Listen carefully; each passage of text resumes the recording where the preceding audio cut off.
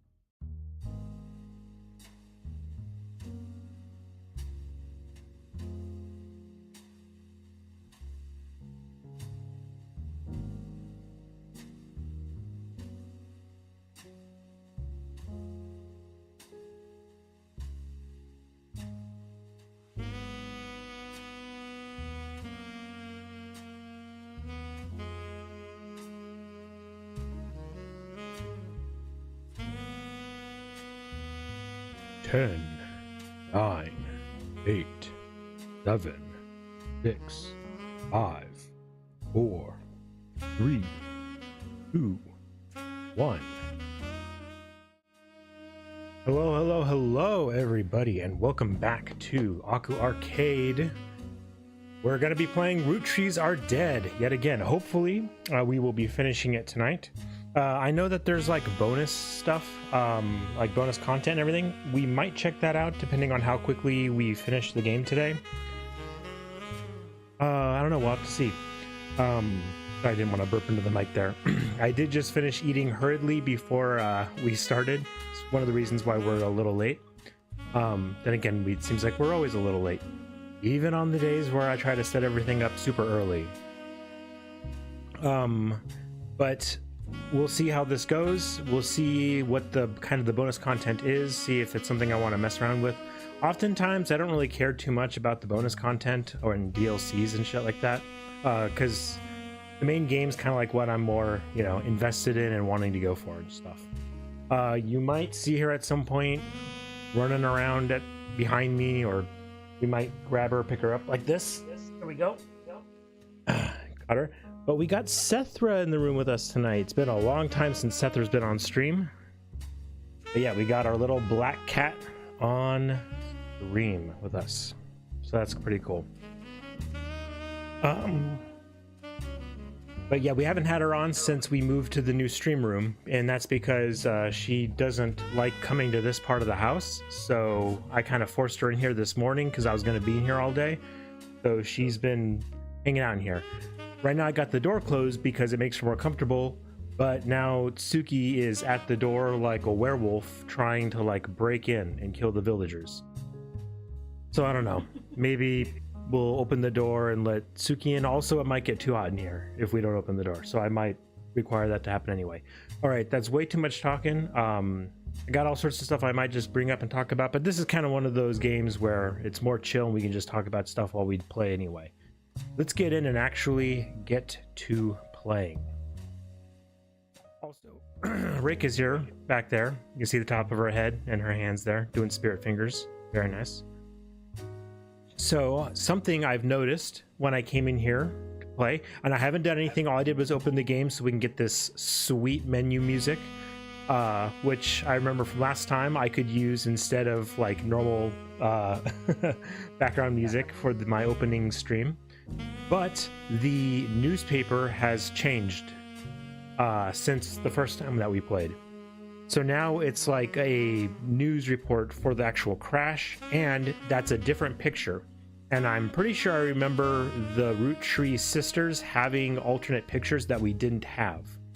So I think I might be able... I haven't done anything yet. Let me just see if I can...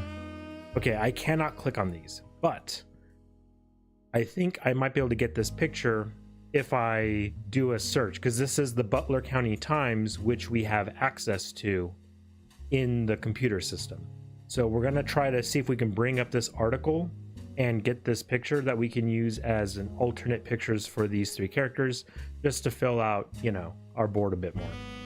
Also, man, look at those chompers. I can't really talk though, because when I was a little kid, I also had really big buck teeth, and I also had a gap. I had a big gap between my two front teeth. Huge buck teeth with a big gap. I was like fucking like Timmy Turner or something when I was a little kid. Okay, let's continue. Also, am I crazy or did they look like Hanson?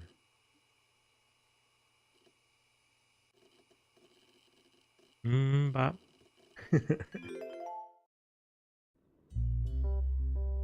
All right.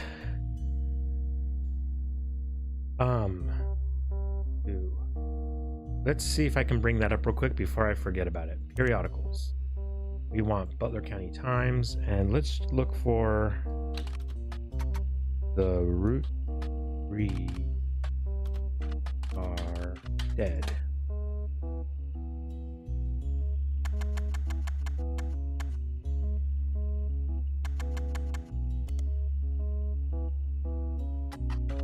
Plane crash. What was one of their names? They had kind of weird names, didn't they? Which one? Okay, no. So only one of them has. Oh no. Okay, so the these more are popular one. No, wait. These are the pictures we have then already. I could have sworn we had more adult pictures of them. Huh. Okay, never mind then. I don't know. In my head, they seemed a little bit older. And in that picture, they seemed really young. Okay, so then how the hell do we get this picture here? Roottree Reina. We know, let's just look her up. Rhayna. Oh, I just remembered how much typing is in this game. God, I'm so bad at typing. I'm pretty good. I think I'm pretty decent with tech and computers and stuff. It's just the one thing I'm not is actually typing. I'm pretty bad with typing. Ooh, Starlet.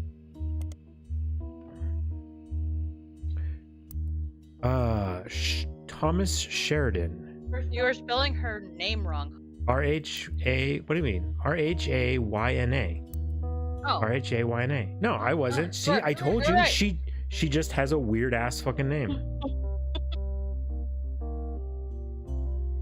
I don't know. We'll come back looking for this picture later. Who knows where it might pop up. Okay. So, I gotta remember what we were looking at, what we were doing. I think we were trying to discover the identities of all of these people and fit them in. That's what we were doing. Some of them were easy. Some of these people. Let's look at the whole family tree. See where we are at. Yeah, definitely someone I think we can go with though is this Guy Hudson. You definitely take a look at him.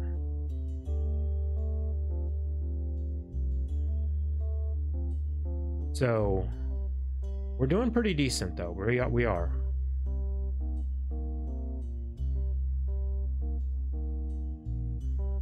Doing pretty good. Okay, well, something definitely to note is Guy Hudson.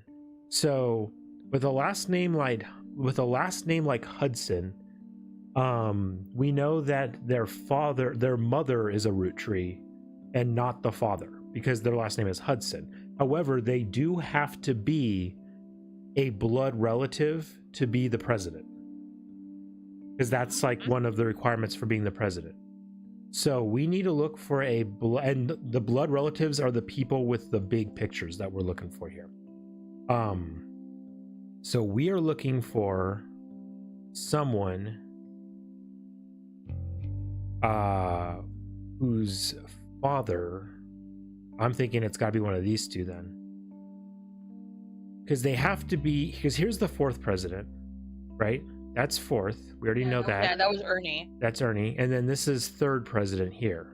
Carl. I think fifth president. So second president was right here. Zachariah. So that means that Guy has to be between Zachariah. Guy should be between Zachariah and Ernie, like in age.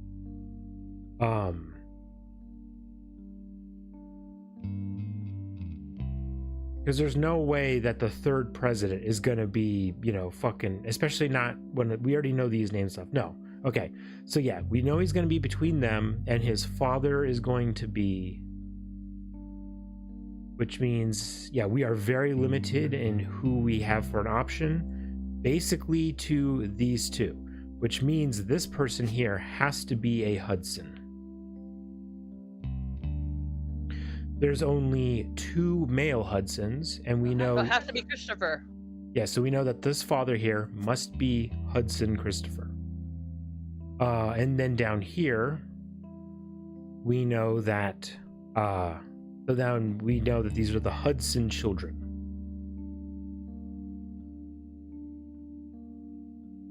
Also, there's only two more Hudsons, correct?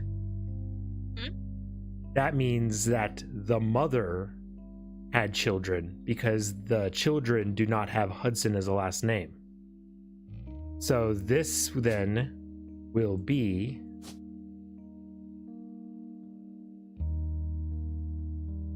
Bonnie Hudson, and this will be our dear Guy Hudson, who we already know is the third president. Would you look at that? Now we just need to figure out his picture. Bonnie and Guy are both in this picture. Yes, Bonnie, next president Guy.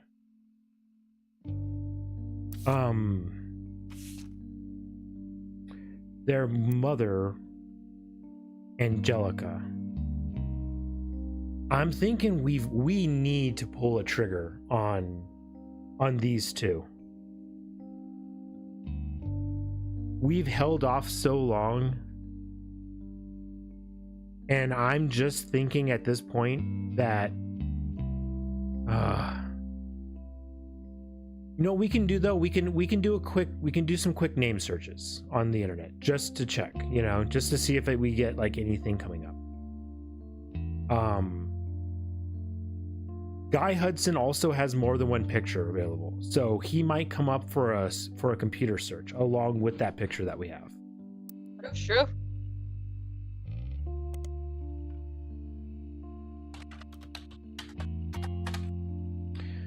Fancy Flavors was an addition to the 5-piece product line for less than a year in 1979. It was Guy Hudson's first and historically most cited move as president of Roottree. In an attempt to cater more towards what he thought the average person wanted, Guy looked at his own wealth, which was often a source of envy for others, and decided to tap into the idea that if they added fancy flavors to 5 pieces, anyone could live like the wealthy. God, that's so full of shit. This philosophy led to a flavor in 5 pieces that was meant to mimic caviar. What the fuck? That's so gross. Caviar candy. Okay, well, I gotta tell you, folks, I'd be down to try it. And you know what? I might even like it. 5 pieces sold less that year than it had any other year, except in some foreign markets. It was very quickly, probably France. It was very quickly announced that caviar was meant to be a limited flavor and would go back to normal as soon as possible. That's it. That's all that comes up for Guy Hudson was caviar 5 pieces. All right, not stellar. Not exactly what I was looking for here with this. All right.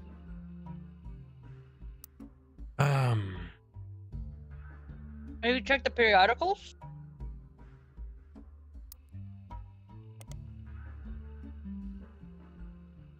Business Watch. What? Caviar? Or, see, that caviar is an A. Is it? Hold on. Caviar, yes, it does have it. I don't know why I put E. Caviar. Okay. Let's try Hudson. A small article from 1977. Guy Hudson, along with his twin sister. Very interesting. Are no strangers to the public when it comes to Roottree snacks. Wait a minute. Am I remembering that we already heard that they were twins at one point? Possibly. But the thing is, okay. To be fair though, twins does not mean that they look similar though. You can have twins that look very, very differently if they're for. I also said Father Angie and Christopher. Anyway, okay, well there we go. We already got confirmation there, so great. Not that we needed that.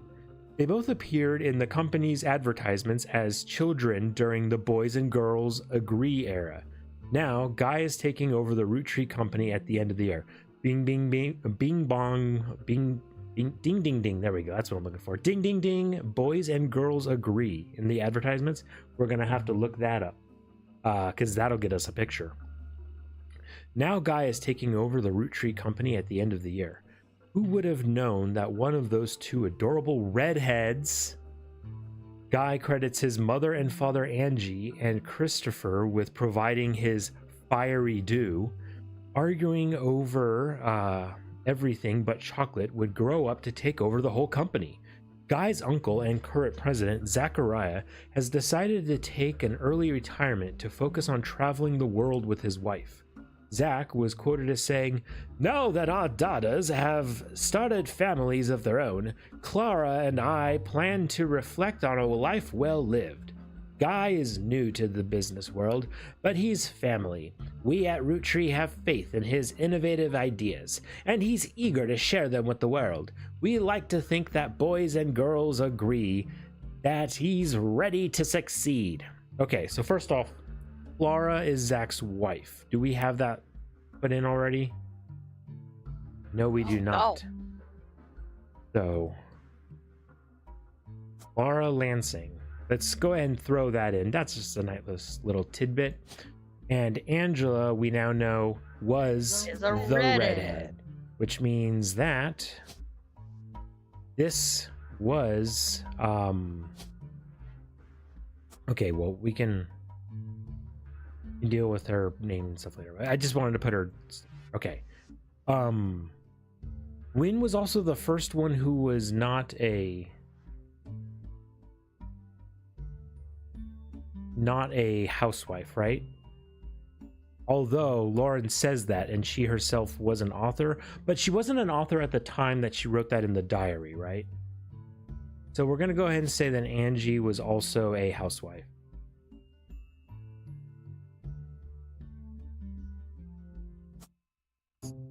Oh, well done.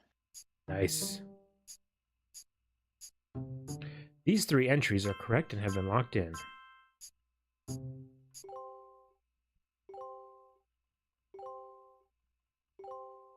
Oh yeah. Oh yeah, give it to me. Wow. Hell We got yeah. pictures too. Booyah. Booyah. All right. Yes, I like seeing these yellows. All right. Let's call them gold. I like seeing these golden ones here. Nice. Okay. Dude. Okay. So wait, what was her name again?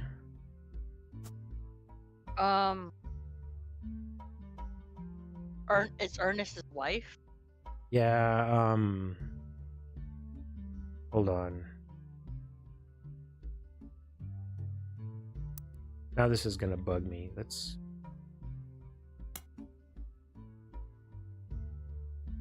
5 pieces. We need Debbie. next generation. Debbie or Deborah Bean for Ernie. No, it is Ernest, not Ernie.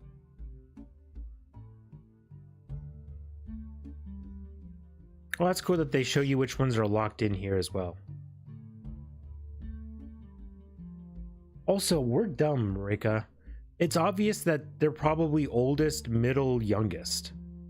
Right? I mean, Yeah, we know she's the oldest, but she's also a women folk and they tend to be pretty short. So, more than likely oldest, middle, youngest. So, we can probably just throw those pictures in and see if that fits. Okay,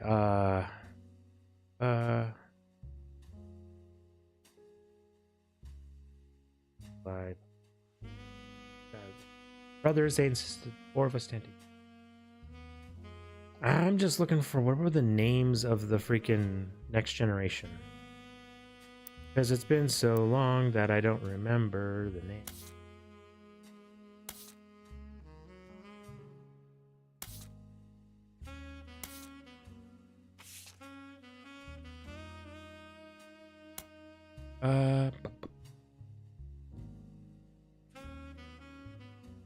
Margot.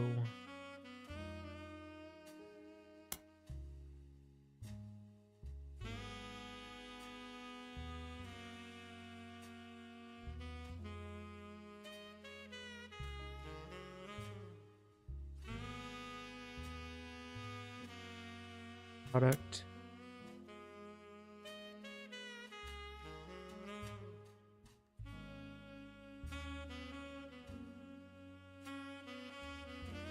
Yeah, and I'm telling you, Sam is so like involved in all this shit. He's like the super mysterious person.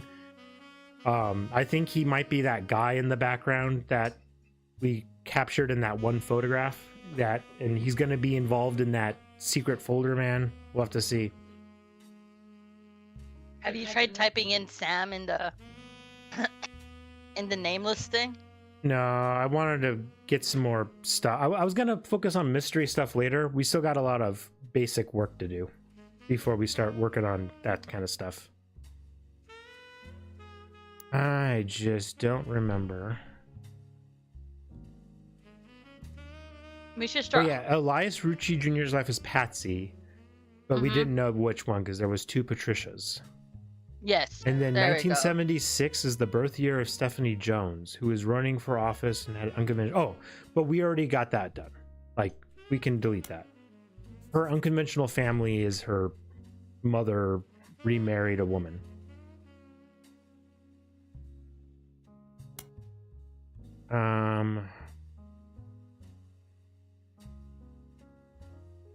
You think it's Debbie?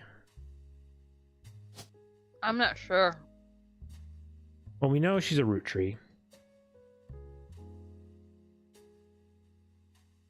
And Rudy. And we know it's a female Roottree. Nina, Tessa.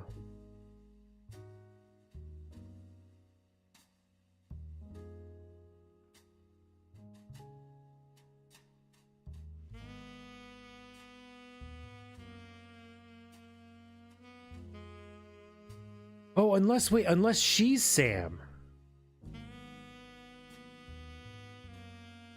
No, because there might be another Sam. That's why I asked. No, I think we're dumb because I think it has to be because it talks about her being in the picture.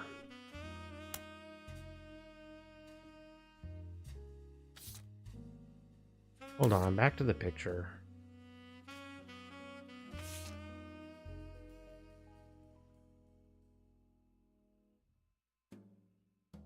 Attempt to recapture the spirit of the 5 pieces photo with our generation for all time's sake. We gathered on the warehouse floor. I wanted Eli to stand all the way on the left, since to me he looked a lot like Pop did in the old one. But I was outvoted by my brothers. They insisted the 4 of us stand together, and so we clumped up in the middle and let everyone filter in behind and front. The only one too good to make an appearance was Gwyn. So everyone's here except for Gwyn. Grandma insisted we include Sam even if we didn't want to. None of us understood why, including Sam.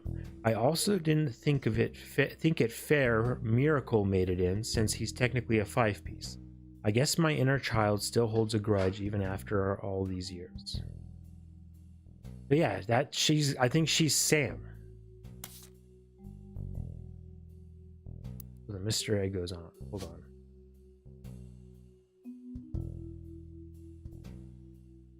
But then what was up with that other thing? Hold on. Yeah, let's go check that other diary then. I mean, I understand what you're saying too.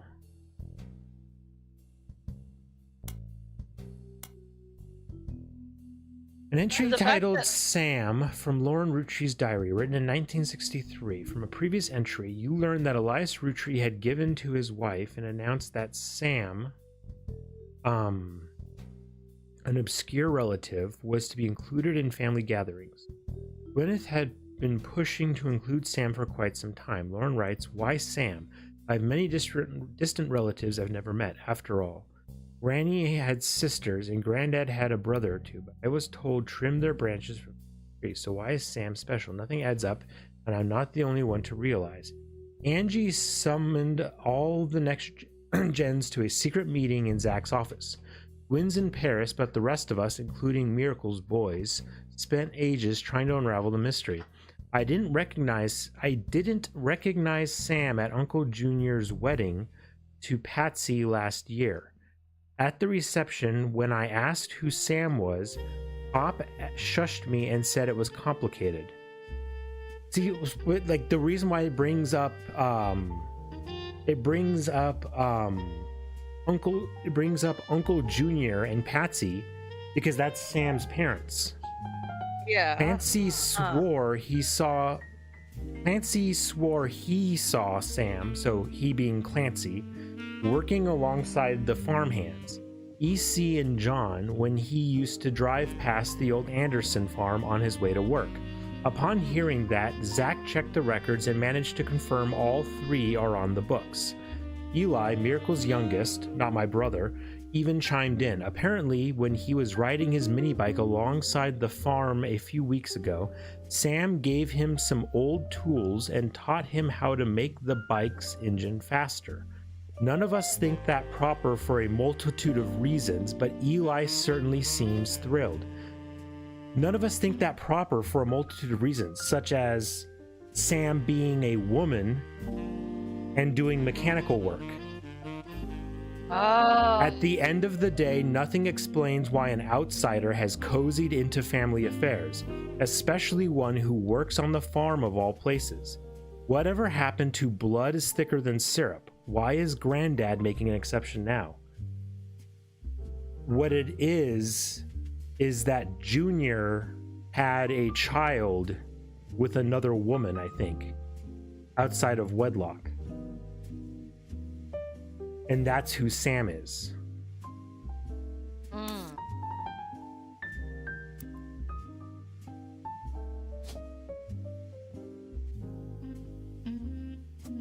Samantha Roottree. Maybe we should try looking her up to see. Mechanic. But yes, let's do.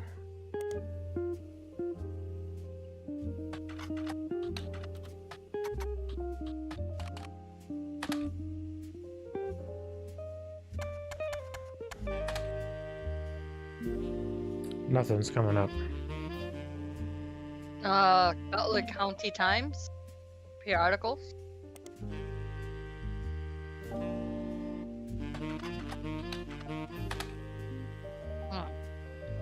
Just try Sam. Nothing. All right. Oof.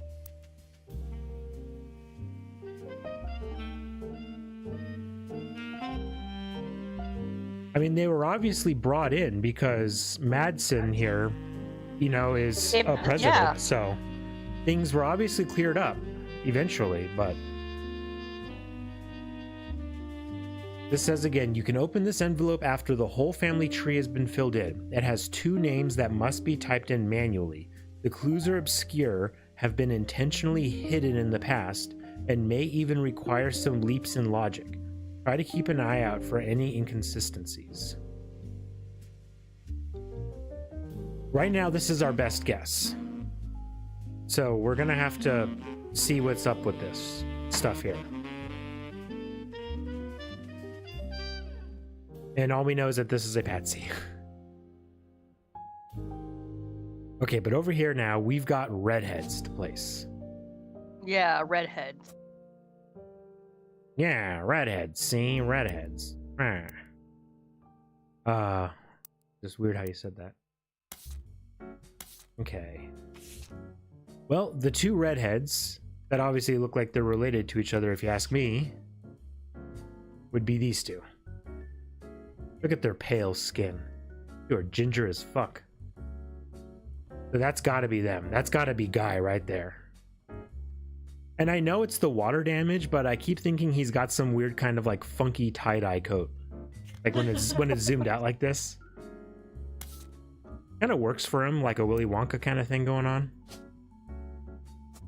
Oh, he does work at a candy factory.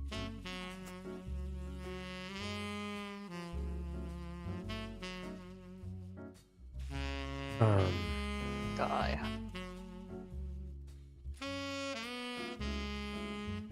Guy Hudson.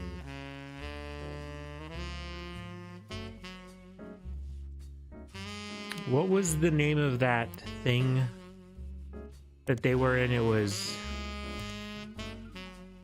Boys and Girls Agree. Boys and Girls. These are from advertisements.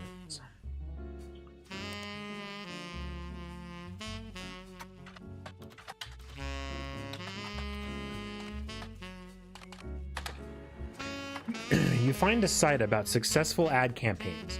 One of the ads listed is from the late 50s. Boys and Girls Agree. It is a series of television and magazine ads for Roottree chocolate bars. The ad campaign is described as having the premise that boys and girls are often diametrically opposed, except when it comes to one thing. Both of them agree that the Roottree is their favorite. The first advertisement in the series was the most memorable, due to the bright red hair of the boy and girl involved. One of the magazine advertisements has been added to your evidence. Nice.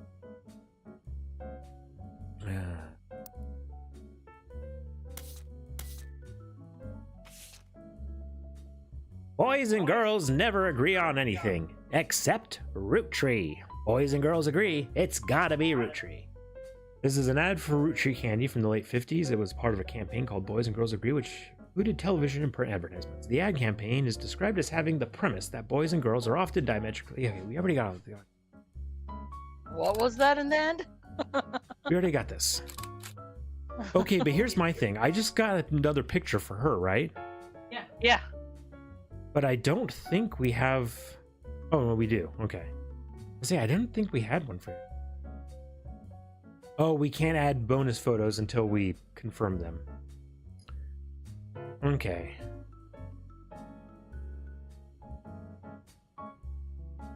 Alright. Now we need the Gwendolyn picture.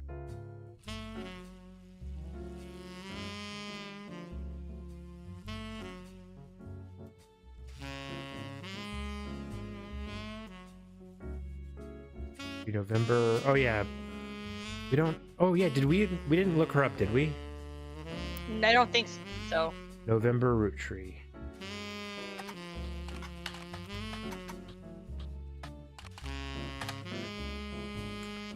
Nothing for November. Butler Times? Yeah, we will, but I just also remembered that we wanted to slot these in. No.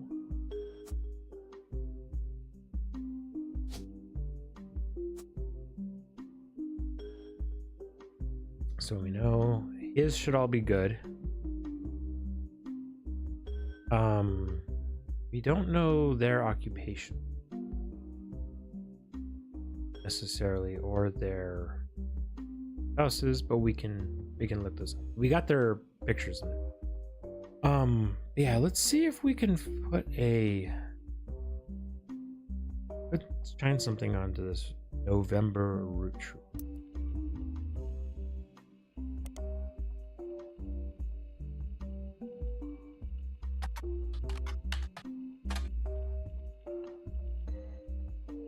Charlotte.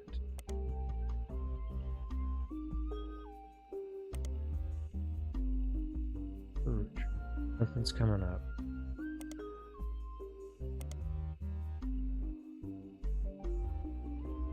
Butler County 10. Okay. So not all that's dead ends for little November for now. She might just be a student in that picture. Yeah, but it's supposed to be their latest occupation. And unless she's a student, you know, for the rest of her life, because she's in an older generation there. Oh, that's true. Remember, in this picture, she's a student, and Carl is a teenager.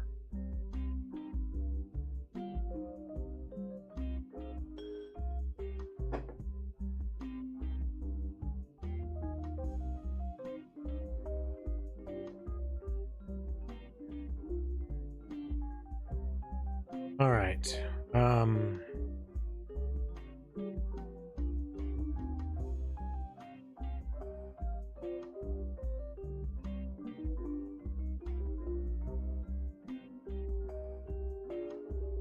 Just kind of thinking around here. We've got two Madsons. So wait, who else is in this photo? Because there's still quite a few people hanging around this photo back here.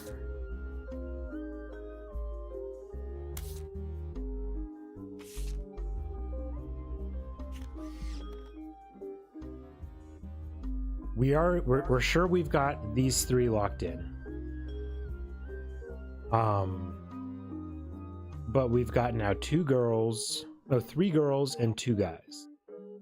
So I say let's work on the two guys first. This one here just seems so creepy to me.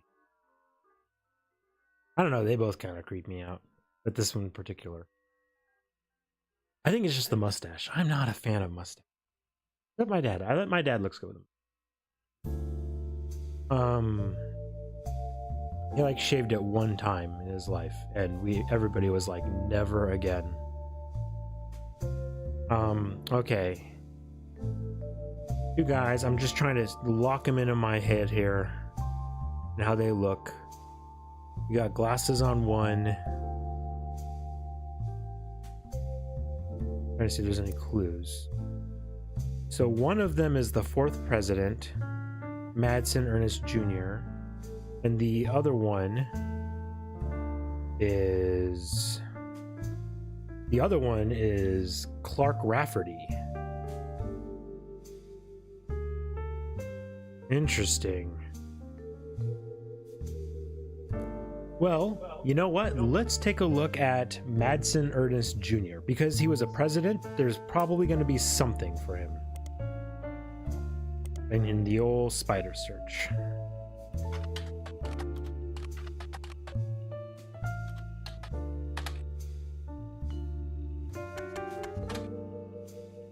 Try to peer Oh, articles. you know what? No, I did Madsen. It's Ernest Madsen.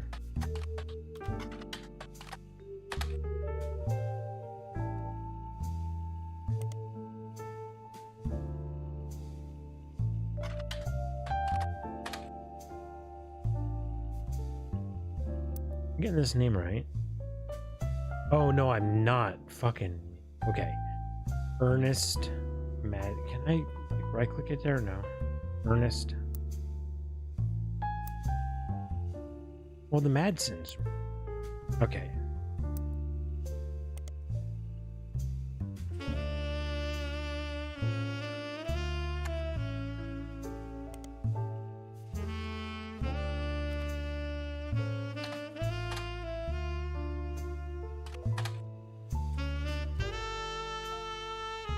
Maybe just Ernest without the Madsen. Or type in Ernie.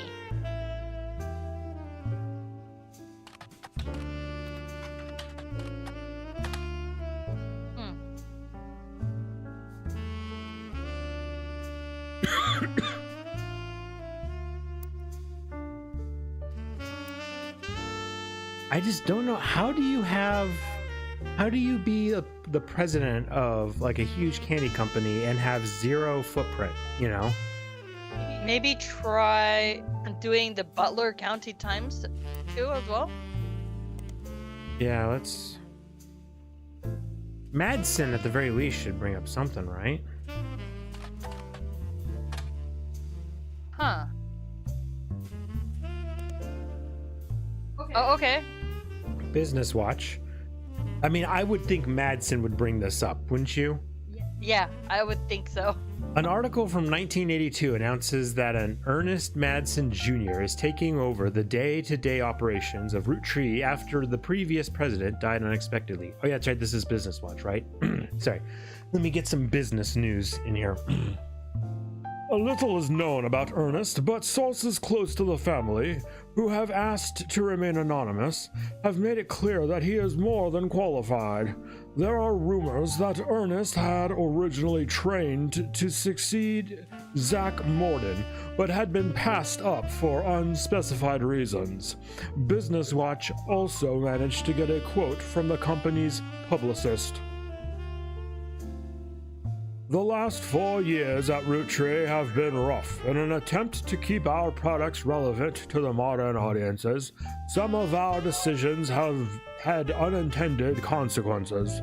From the fancy flavors misstep to the batter up bar, we've taken a bit of a tumble in the public eye. But Mr. Madsen is committed to getting back to basics. By the way, batter up bar, that's something we should search right That sounds now. awesome. Batter up bar. Batter search. I'm gonna keep the voice. The batter up bar was a failed candy bar released by the Roottree company. Launched with great fanfare in 1980, it was meant to evoke a classic combination of pancakes and maple syrup. The name came from the fact that its recipe used a creamy imitation of pancake batter as its filling, and the packaging had baseball imagery. Consumers loved the taste, and the candy launched to stellar reviews. But after a little less than a month on the shelf, it was discovered that the filling of unopened bars began to separate and developed an off-putting texture described as powdery chunks floating in oily goop. This odd consistency made it the punchline of late-night jokes for weeks, solidifying its reputation as a failure. Yeah, I was gonna say, like, actually, this sounds like it'd be pretty fucking sweet, like a pancake candy bar. Yeah. But then, yeah, that last part. Hoping to get something from here, but no, just some lore. No picture, no anything? Nope.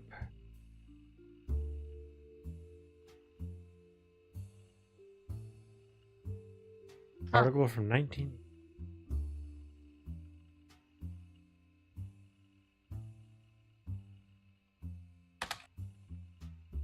I'll probably try doing the batter up in here too.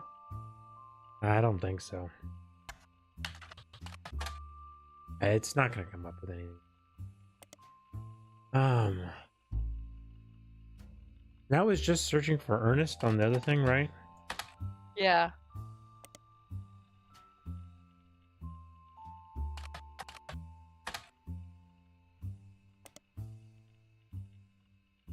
That's not gonna bring it. I remember. Okay, well, we know he died, right? Yes, he died unexpectedly. Let's take a look at that. We might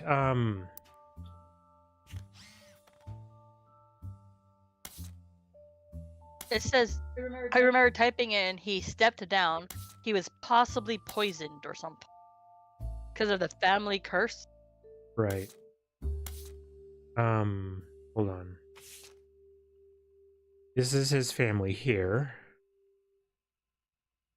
Traditional to have it. Ernie, blah, blah, blah. Leave a candle.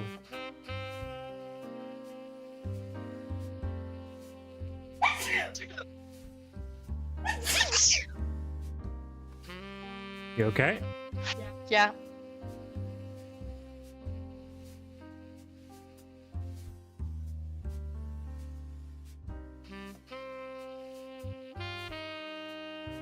It went unsaid at the time, but Ernie and I knew. Okay, so as for myself, it is impossible to express my gratitude enough for rescuing us from the panic and burden of endless bills. Though we caught it too late for him to get on the donor list, the company took care of us beyond our wildest expectations. It went unsaid at the time, but Ernie and I knew it had to have been Carl that convinced the trust, and that it was no coincidence that it happened shortly after your visit, Brenda.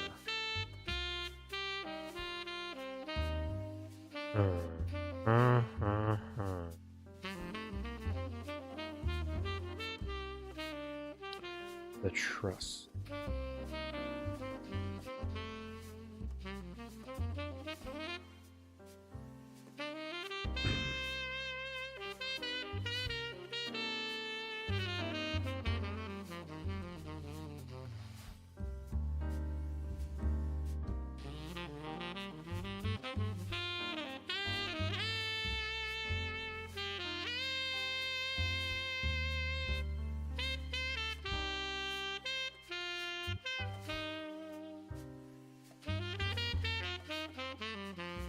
Outside of the...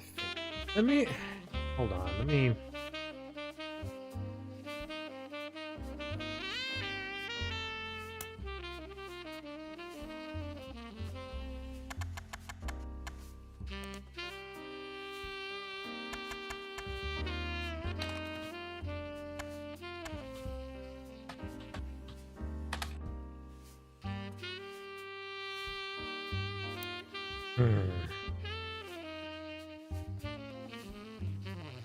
Get on the donor list. It was with the curse, wasn't it? The Roottree family curse?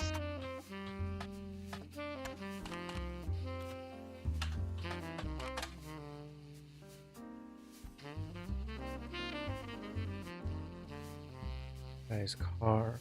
It was said that guy's car was hit by a drunk driver in 1982. Then Ernie Madsen Jr. stepped down.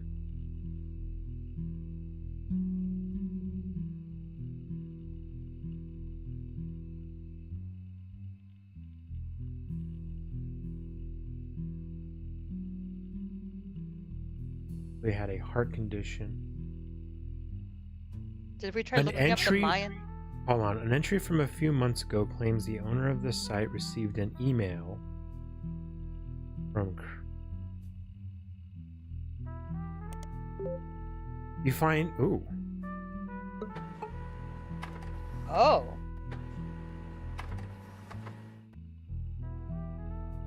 Chris Raff 75 Prodigy US. You find a simple page called The Art of Rafferty. Copyright 1997 on Prodigy that lists the author's email address as chrisraff75 at prodigy.us. Below, a bunch of GIFs say under construction there are a few art pieces. The first is a painting captioned "Me and my fiance Lulu." A painting I did for my first year of college that I plan to give her when we get married in May. Go Tartans. There is an odd collage called Cousins, which seems to be made up of 3 scrambled images. The accompanying artist's statement says, "We had to create a piece of art about our family. I asked as many of my extended family of cousins for their pictures as I could, even some I've never met. Only a few of them got back to me. And my teacher said I wasn't allowed to use pictures of Raina, Riley, or Rose. So I had to get creative and use only my 3rd cousins. This includes Davy, he swims for Yukon, and Bethany's yearbook pictures. She's Davy's younger sister. And Stephanie, who is only a child. Chris's artwork has been added to your evidence, but the cousins' photos will need to be unscrambled before you can use them. You've downloaded a new application, Pixpop, to edit the photos."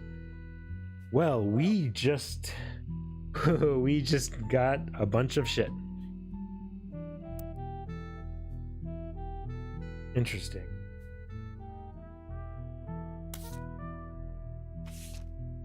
This art piece was found on the portfolio of college student Chris Rafferty, who was referred to as Self-Portrait of Me and My Fiancée, Sick Lulu. Sick meaning that's how the person writing it originally wrote it. Alright, so this is Chris Rafferty, and let's go to the board.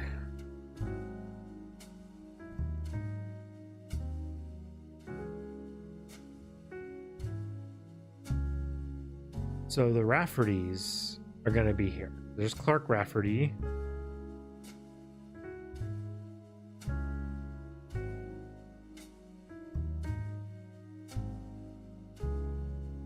Which means one of these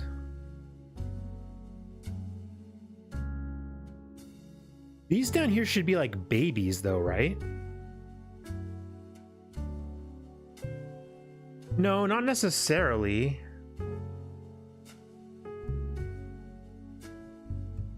Damn. I don't know. And you know what's weird? We've got spouses here with multiple pictures. That's a bit wild. So either this or Lulu.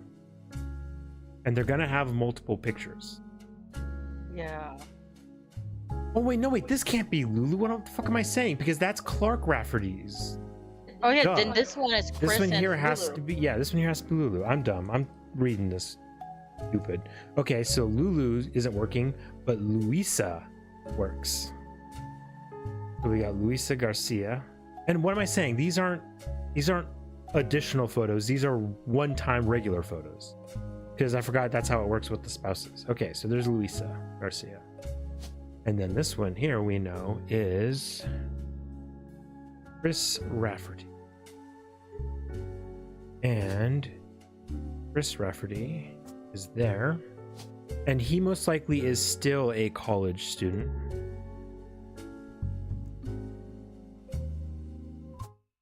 Oh, well done. Yeah. Here we go. Oh yeah. Oh yeah. Here we go. These 3 entries are correct and have been unlocked.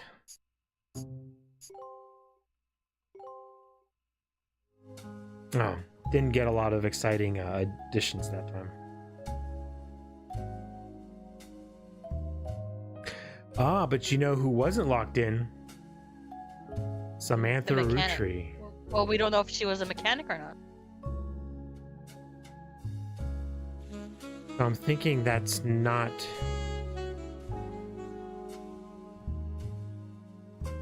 So maybe not mechanic, but she did work on the farm, right? Was farmer on here? Let's put farmer on there and see if that comes up. And if it doesn't, we can try housewife. Okay. Let's go back to here. This is that scrambled up cousins. This is Chris Rafferty's cousins. All right, so let's go deal with that. Pick spot. Oh, this is fun. Yay. Restore the photo. Zoom with your mouse wheel or left right. All right.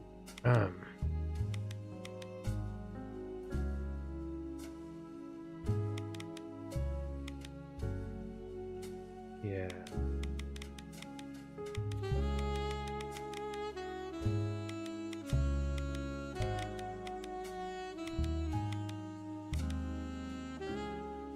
Yeah, this is gonna be something, all right.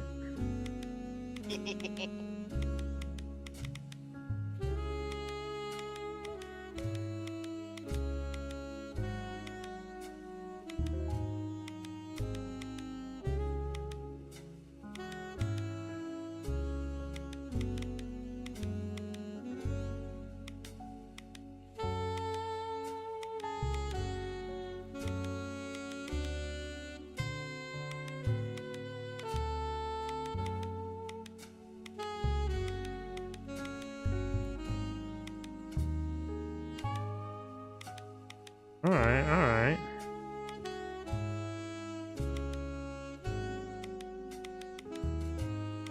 I'm gonna use my Photoshop skills here. My GIMP skills, actually. There we go. Yay. Dicho Tumai? All right. Cousin rotated. Ooh.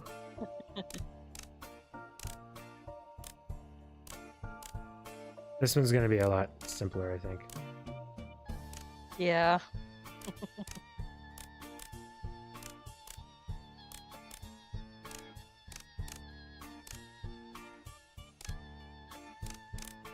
Oh, they almost got me with that center one, though. But I noticed them buttons were on the wrong side.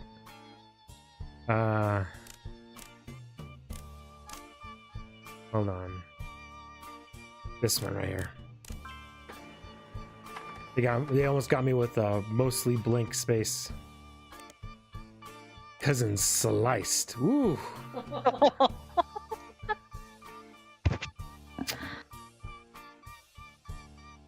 All right, content warning. There is a nipple. I feel like Chris had a lot of fun doing this.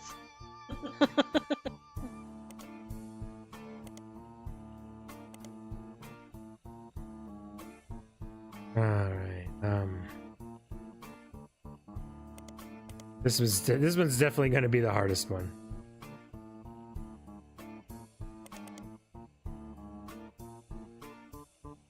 Oh my.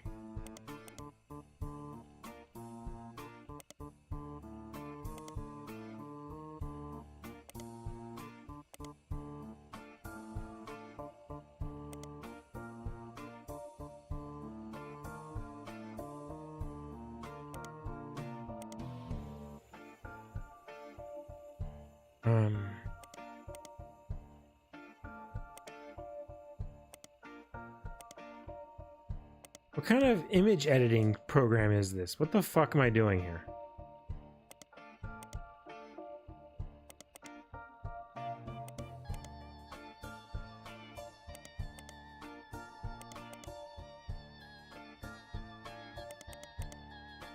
Jesus Christ.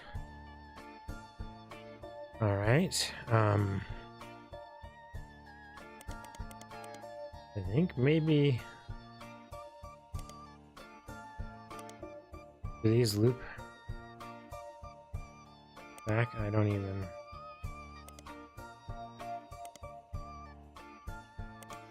Yeah, they do.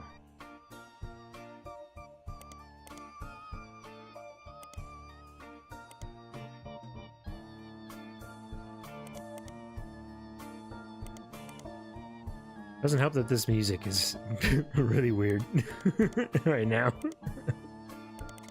What the fuck am I listening to? Oh my gosh. that was weird. All right, well, hey, that hair looks familiar, huh?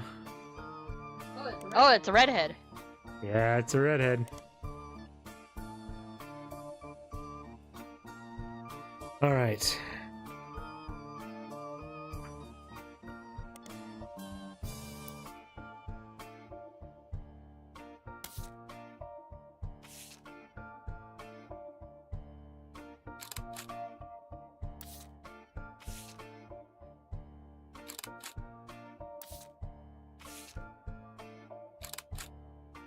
All right, nice. Well, we got middle school back there. So this said,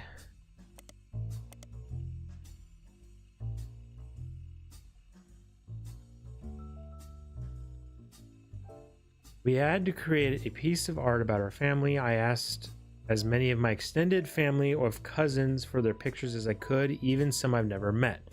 Only a few of them got back to me, and my teacher said I wasn't allowed to use pictures of Raina, Riley, or Rose, so I had to get creative and use only my third cousins. This includes Davy and Bethany's yearbook picture.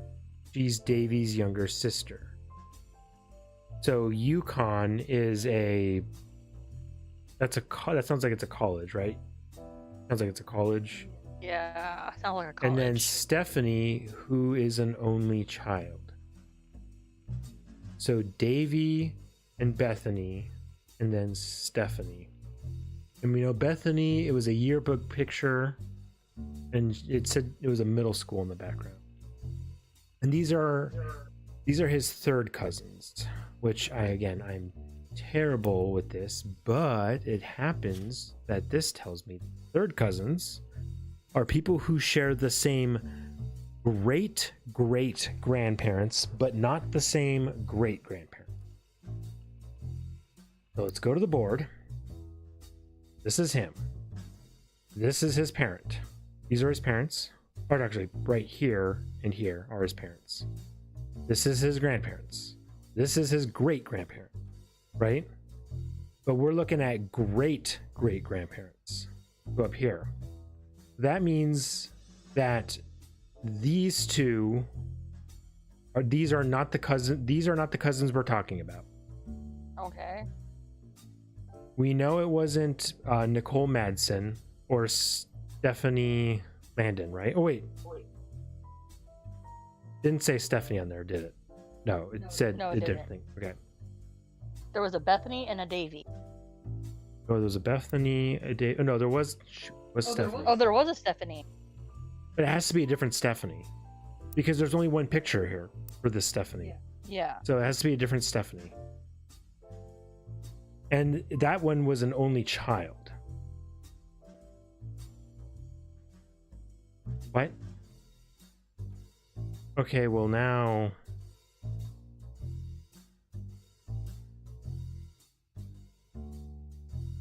Oh, okay, so then it could be here. Then this has to be that Stephanie. Did it say a last name? It said No, Stephanie, right? it did not. Oh, but okay, so that's right. I was gonna say, but there's no Madsen. But we know that the father would be someone else.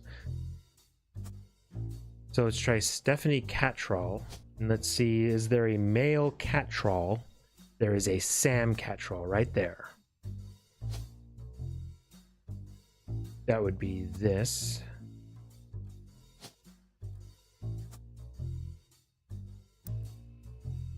Stephanie, who's an only child.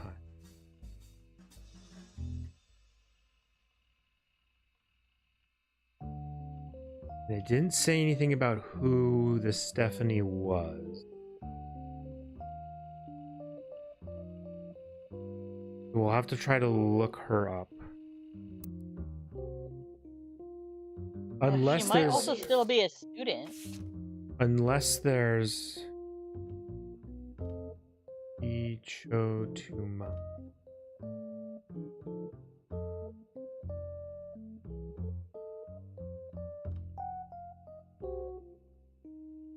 Dichotomy?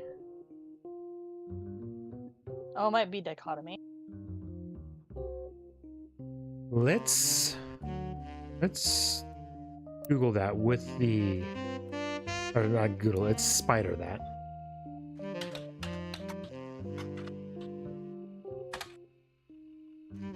Oh, it would help if I could fucking type.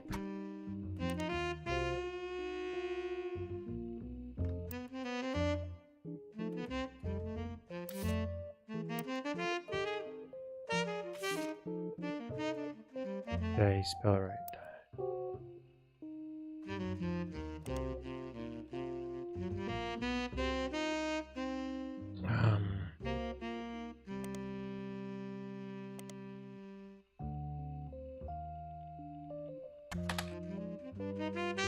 Okay, what did we say her name was? Stephanie Cattrall.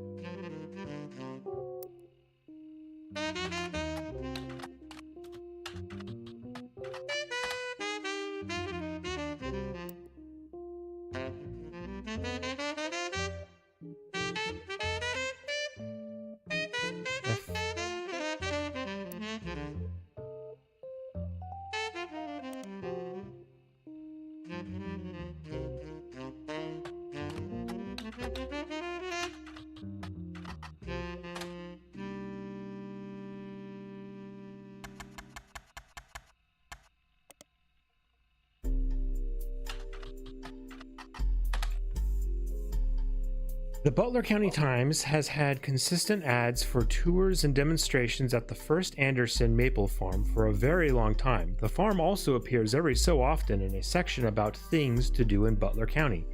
It seems that twice each summer the Roottree Candy Company's current head of farming, Mrs. Cattrall, returns to Butler County to demonstrate how 5 pieces were made at the beginning of the century. The demonstration provides free samples of the original 5 flavors. They cost quite a lot to attend and sell out every time, so the Butler County Times recommends getting tickets the moment they go on sales. The ads and blurbs do not have any other relevant information to help with your search. However, you do learn that the farm offers discounts on Tuesdays. Oh.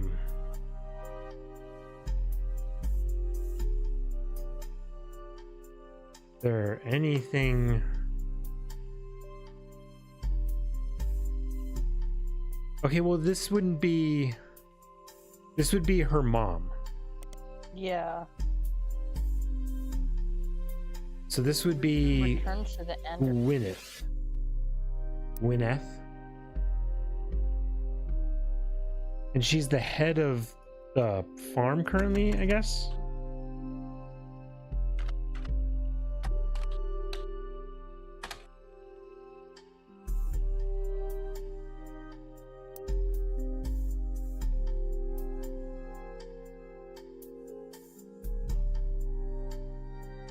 Interesting.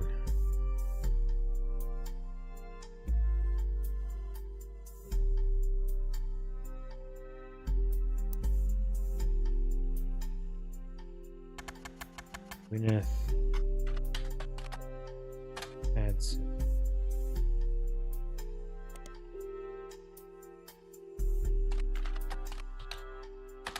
Gwyneth.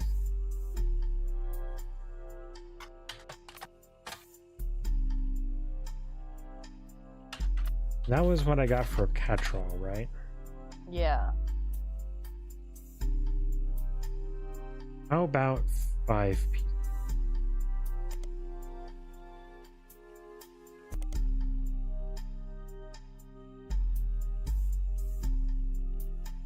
With the reasons.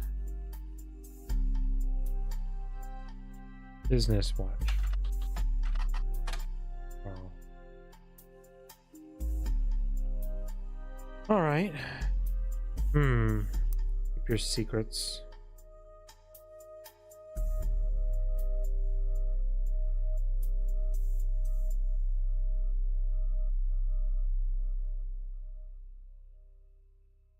So the other... Okay, well, the other two had that red hair, right?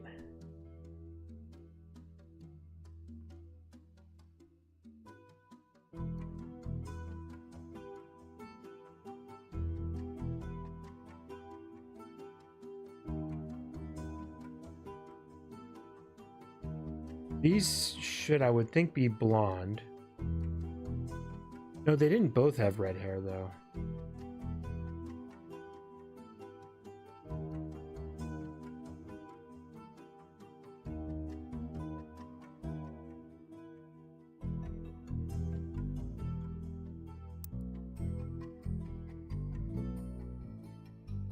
This one. All we know is that she's... What is this dichotomy thing, though? Maybe it's just a magazine.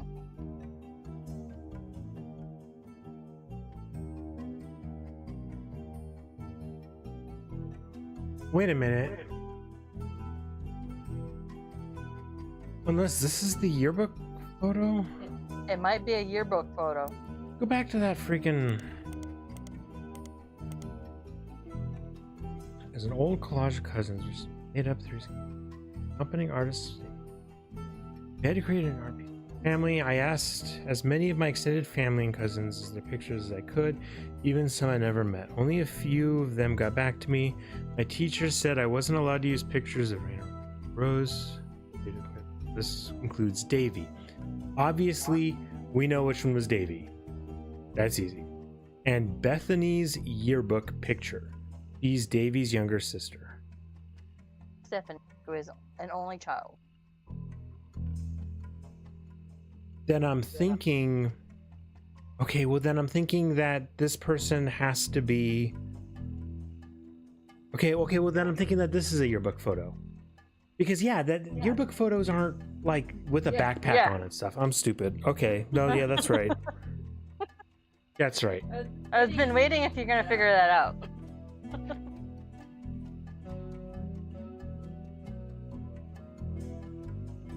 Okay, so back to the board. That means that this is this one here. That's no, not. Which means this is all wrong here. And that one is Bethany. Unknown name. This is Bethany. Wait, no, that. What? Because Stephanie's the only child, and Bethany had a sister. Duh. Yeah. Okay. Sorry. Yeah. No. We're getting mixed up on what we're mixed up on. Yeah, we had this right. This is correct here, like this.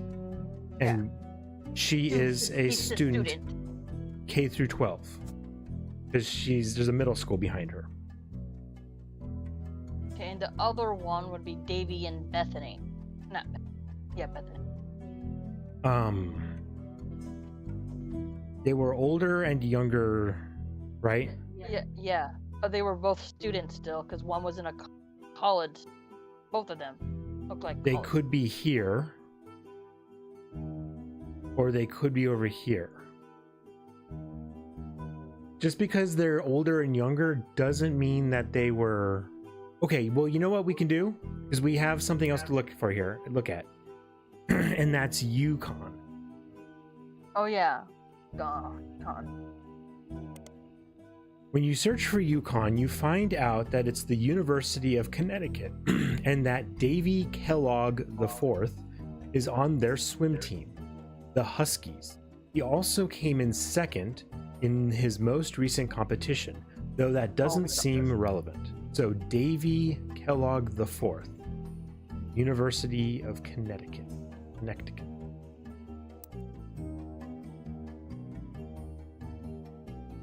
Kellogg. Well, both of these, Gwendolyn and Hudson and Bonnie, so both of those are women, that most likely the men. Either of those could be Kellogg. Over here, though, that wouldn't be. Also, too, they've been kind of like over in Paris and stuff, like over in France, so I don't know if they're going to stay over there. And we know there are 2 males over there. Yeah. So they're going to be over here. And I'm thinking with that red head, I'm saying we just work on the idea that it's going to be over here. We've got an older and a younger. Well, you also did say like it seems like a lot of the genes. Oh, okay. Here's the other thing too: is Kellogg. We only have 3 Kellogg's, not 4. Oh yeah. So here we have the 4th.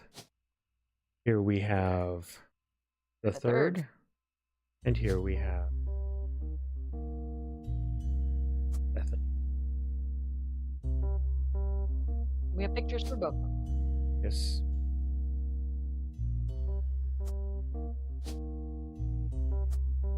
They're both.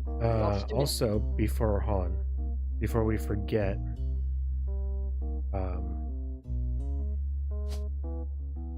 let's see. Clap his on.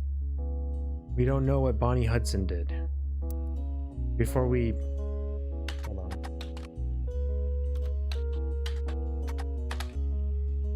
Hudson doesn't bring up anything, but that's okay because she married, so she might come up as Bonnie Kellogg. Bonnie Kellogg doesn't bring up anything either. I don't think searching for just Bonnie is gonna bring up anything. We could try looking in the county times here for Bonnie. Yeah. We can try we can do the old tried and true housewife. Oh my goodness. Man, these women really did not do jobs. Oh, farmer worked. Look at that for Sam. Hey. Something about this little kid's face with booyah.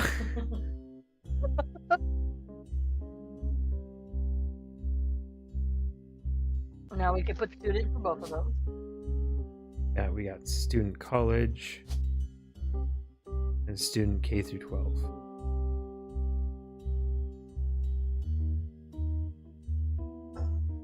Okay, so I got my ghost energy drink done. Now I'm just drinking some Gatorade Zero.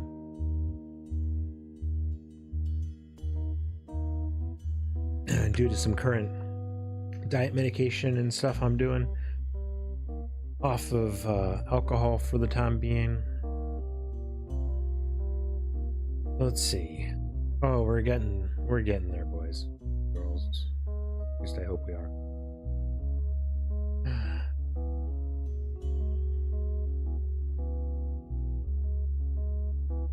We still have so much to do. Oh, we can put in her other picture now. Or Bonnie Hudson. Okay. Who the fuck did Guy marry? Holy shit.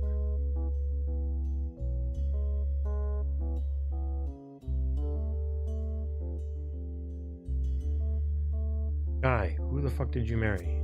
My dude. And we tried looking up a bunch of stuff for Guy Hudson, didn't we? Yeah. We like couldn't find shit on him. We had to look forever just to find this stupid this advertisement. How the hell are we gonna figure out who he was fucking married to? He didn't even have any kids. Oh wait, he died. Yeah, he died did. in a car accident. Yes. Ah.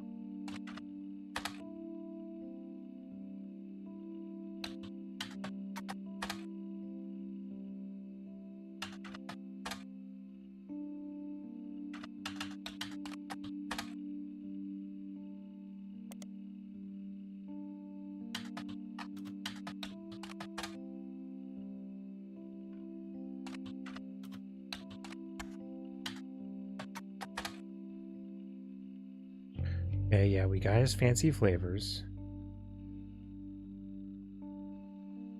We ever search for fancy flavors? No, I don't think so. No, that was the caviar stuff. Yeah, and the caviar. Alright, well, let's do the curse again. Roottree, family curse. That was a great... Man, finding that,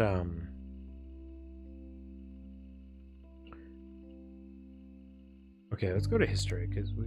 Oh, sorry, Roottree family.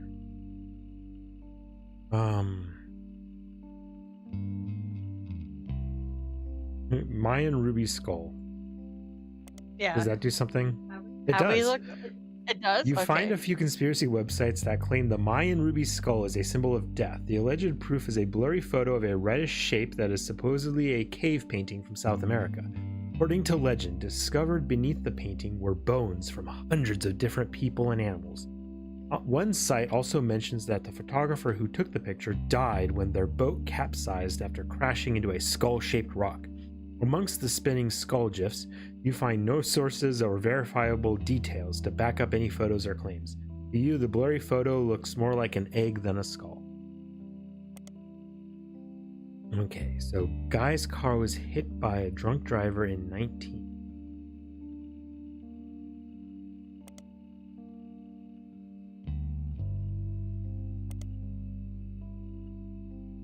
To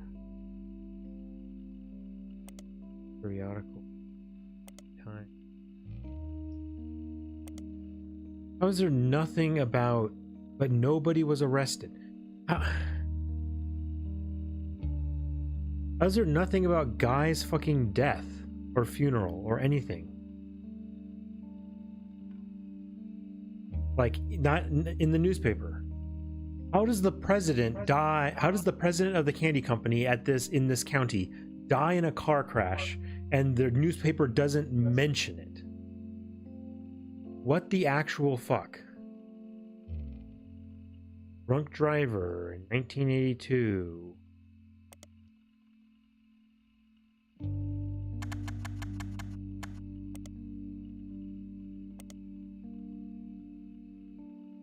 Guy's car hit by a drunk driver.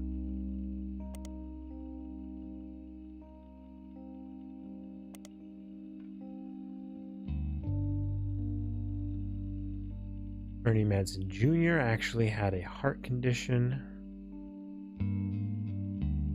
Wasn't. Did we check the Operation RT-29 already? Yes, I think so.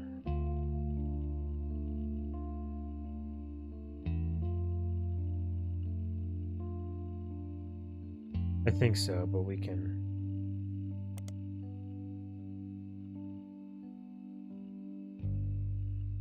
Yeah, this is the one where they're poisoning some kids and not poisoning others. Yeah, it was that thing. All images and ideas by Thomas Overwood. We look at this. Thomas Overwood seems to have a few different sites about mysterious deaths and curses. In addition to the Roottree curse website, you also find one about the truth behind Spirit Cola, which claims that Spirit actually stands for Satan's plague is returning in 2000, and that the year 2000, anyone who has drunk Spirit Cola will die. Well, they will. It's like water. You know, everyone who drinks water does die. Eventually. Another website is Stock Markets and the Devil's Numbers, which claims that if you multiply any stock's price by 666 and then also multiply the current year by the same stock's price, then add those two numbers together and divide the entire total by the stock price, and finally subtract the current year, you'll always end up with 666. Yeah, that's just how numbers work. Mm-hmm.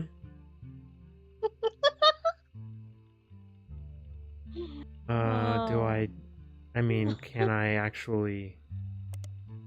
Okay. No, you need to type in Spirit Cola. Spirit Cola is a carbonated drink only found in the southern U.S.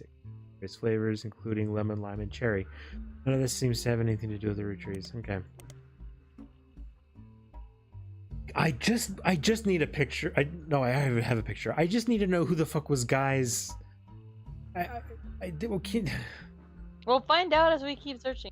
I'm sure we will. Let's just go off to someone else. Okay. Don't get stuck on one dude. Gwendolyn Morden. I guess we can look into Gwendolyn Morden. Gwendolyn Morden. Don't we have like a fucking list of people? Oh, look at this. We do. Oh, great. And I can highlight them. We can be like, spider search. Now you can go back and do periodical search. Search periodical. Nope. Scarlet. Alright, well, she's not coming up with it. Gwendolyn. How about Gwyneth Gwyneth Madsen. We've already done some searches for her, but I want to do them from here.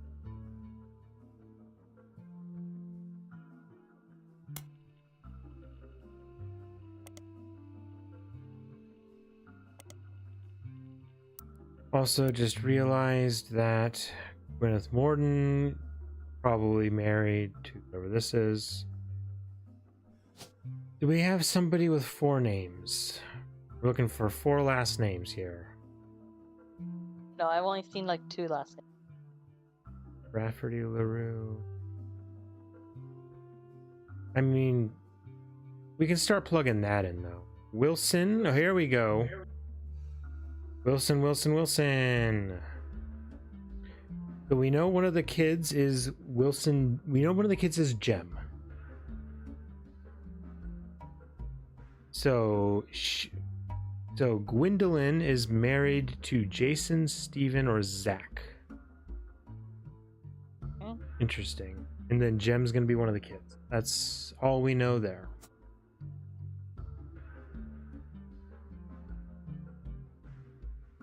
But over here, we can definitely say this though, for show, is that this is gonna be a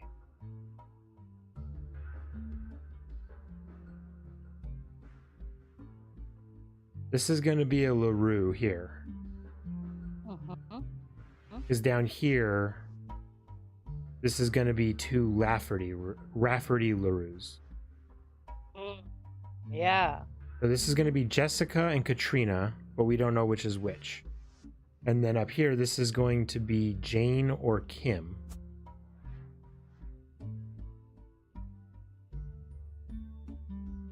Well, maybe we could look more on these people.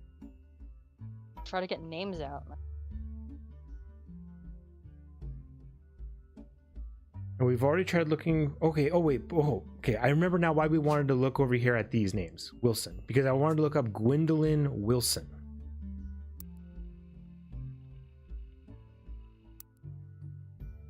Because her name is changed after she married. Oh yeah, that's true.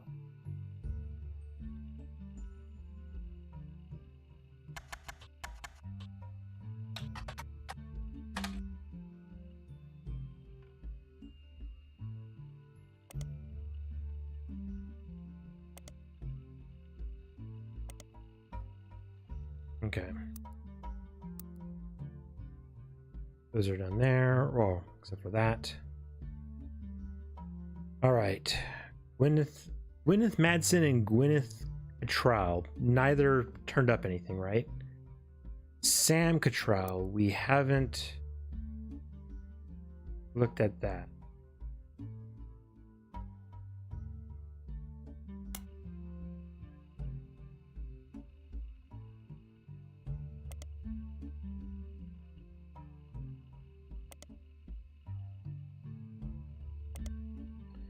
Okay, nothing's coming up there. Belong. Ernest. Maybe we. We have a picture. We have a picture for Ernest. We just don't know which one he is. What pictures we have left? We have the one with all of these guys together. Because you used some of them too. None of them. Which two are left? So one of these is the C person, and one of them is Ernest.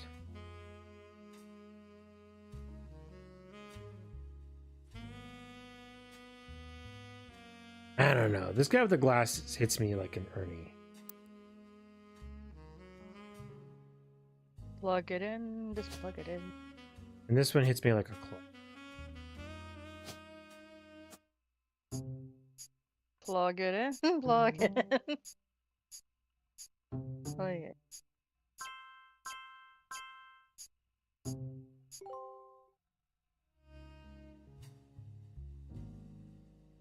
Go.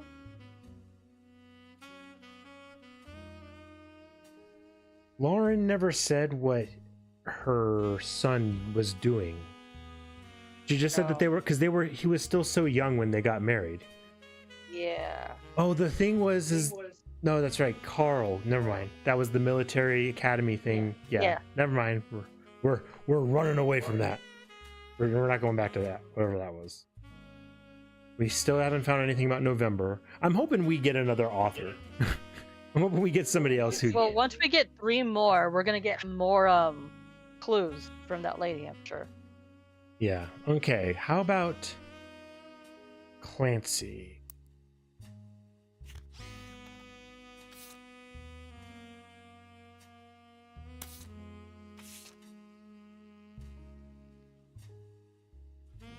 Roottree Clancy Jr. Didn't he take over the firm? No, that was the other. That was Eli, I think. Oh, that was the youngest one. Where are we?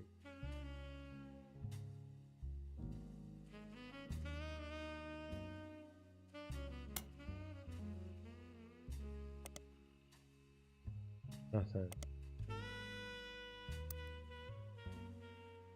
That was Edward. Edward took over the firm. Oh, okay. And it's because he married a black woman, which pissed off his dad. All right, Elias C.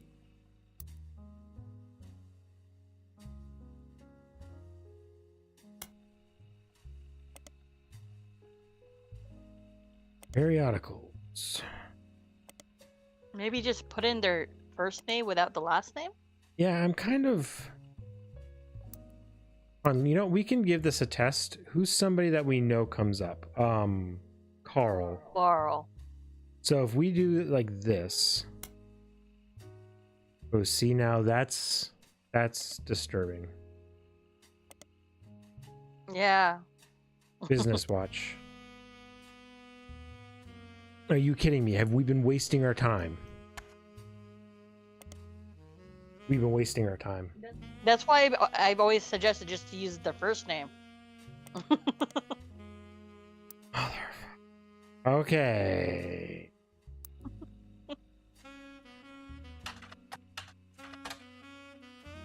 Clancy. Okay, well, for this though, I think we gotta at least do like Clancy Roottree. You know. No, you could put the first and last name. No comma though. None of that comma shit. Yeah, no comma. And then the other one was Elias. Here we go. No, this is That's the first fucking one. Jesus Christ. You still want to put Junior? No, this is probably. not Junior even. It's Elias C. It's just that like half of them are fucking named Elias. I guess remove the Roottree part.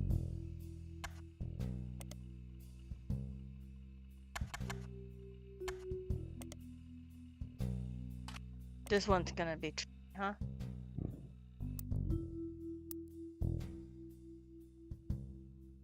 I don't know what you guys do. Oh, I was gonna say, what about fuck me, he's Elias. Okay. Oh, Well, you know let's- what? We know what the C probably stands for is Clancy, right?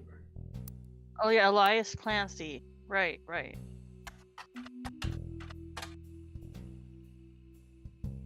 Try periodicals.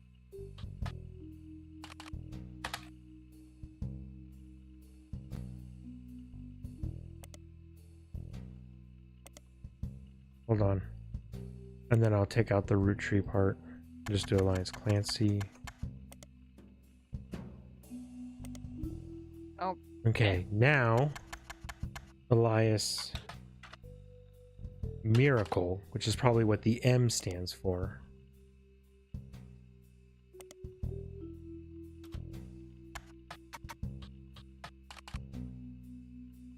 So much of this is just trying to figure out what the search terms would be. Charlotte. Okay,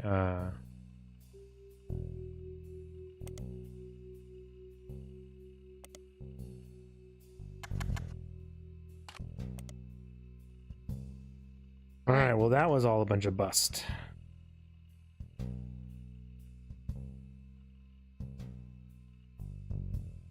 Alright, well, now is a good time to go ahead and hit that restroom. Get up, stretch. Let's go massage our brains like we're the freaking doctor in Nightmare Before Christmas. Just pop it open and give it a good massage in the gray matter. You know what? I'm just gonna keep it on this nice relaxing music, I think. Lovely. Really is, truly. Alright guys, be right back. Don't go nowhere. Reika's gonna make sure she mutes her mic.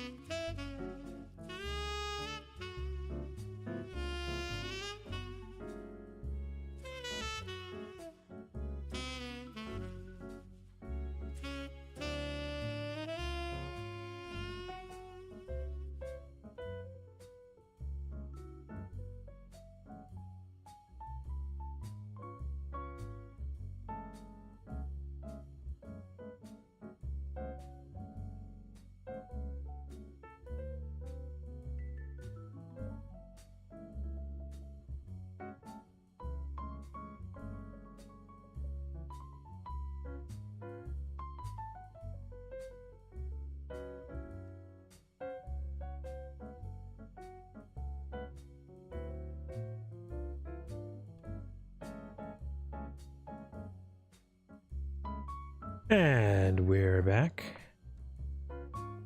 Back to playing The Roottrees Are Dead on Aku Arcade with Akureii and Reika back there. All right. So, we leave off here. I'm just like, I'm still thinking like, I don't know. I'm still thinking that there's some pretty sus stuff going on. There's some really sus stuff. I just keep thinking like, there's two things that I'm finding really sus. First, there's everything here dealing with Sam, and this part here, you know. So this part here is sus as fuck, of course. Why is this folder coming off of Samantha? I wonder what the hell that's about. And like, yeah, they could have just had, like, it could be that they had a child out of wedlock. It could be that he had a child with somebody else. Or the mom had a child with someone else. Yeah, or the mom did. No, I don't think so, because these are supposed to be blood relatives, unless that's supposed to be the secret that they're actually not. But I think they would have made some big thing about that, you know? I think they are related to him. But then what's up with this? So that's the one thing that's sticking out in my head. Switch at birth. Maybe she's not the real daughter and someone else. The other thing that's sticking out to me is in the pictures. Let me go to the picture. Oh, hold on, I need pictures for guy. Here we go. Is this guy back here. This bearded farm worker back here that I was able to click on and get his picture in the very background of the oldest like photo we have for the 5 pieces.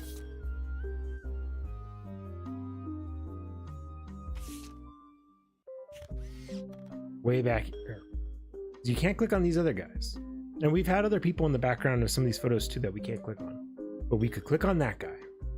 And so he's somebody important. So that's another thing that's got me like, who the fuck is that guy? And look, he seems to be he's older than the 5 pieces, right? So that's the other thing. So that's the second mystery that's got me wondering. Now here's the third one. And some of these, I don't know, feel real fucking dark to me almost. And the third one is Miracle. Miracle is sus as fuck. First off, he's born 14 years after the second youngest. So, who was it? Her? Yeah, she's the second youngest. And then 14 years later, Miracle is born. He's also born completely blind. And then as he gets older, he ends up getting sight like in one of his eyes. And by the time he's an adult, he has sight in both of his eyes. And that's kind of like where they start the whole Miracle, ministries thing we learned about. So it sounds like, I don't know, a kid born 14 years later sounds like he has birth defects. I don't know, man. Maybe there was some kind of weird incest stuff going on. Like maybe, again, I hate to just kind of speculate, and especially on darker stuff, but maybe she's not the mom. Maybe it was like one of his sisters, and they're trying to like hide that fact. You know what I mean? So like maybe it could be so it could be the daughter, it could be the dad maybe the dad did something with one of his daughters. That'd be like the super dark thing, okay? And then like they tried to hide it and say like, oh, it's the Miracle baby, which that would be like the birth defect thing with the eyes. It could be something even more so that like maybe one of his sisters is his mother, because again, that 14-year gap, you're talking about like sexual maturity at that point, you know, for his sisters.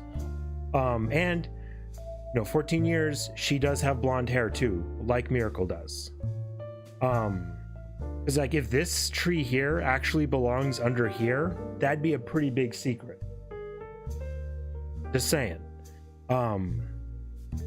Well, that's not the secret. Top secret's in a different lane. Yes, I know. I'm just saying, like, I'm just shooting stuff out there, okay? I'm just throwing stuff out there. But like, I'm just saying, there's also that mystery guy, and he has lighter hair. Like, it looked like he had blonde hair. It was a black and white photo, but it looked like he had blonde hair, like Miracle. But we'll find out. We'll see. I'm just throwing stuff out there right now. All right, so we really don't know anything about this section over here still. And trying to look up stuff about Elias is just, it's not coming up. So let's instead maybe look at these two, whose names we do know, and we even have pictures for them. Because we know that these are her boys. And we do have pictures for them. And there does seem to be an obvious older and younger, so I think I'm going to go ahead and lock those in.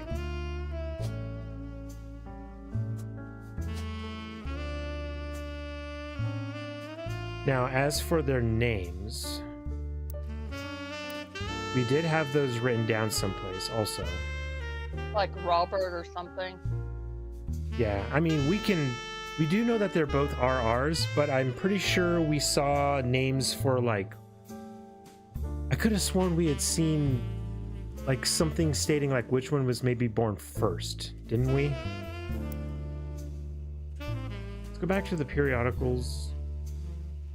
I know Starlet had a lot of stuff about this. Well, yeah, because Gwen was an actor. Yeah, she was an actress.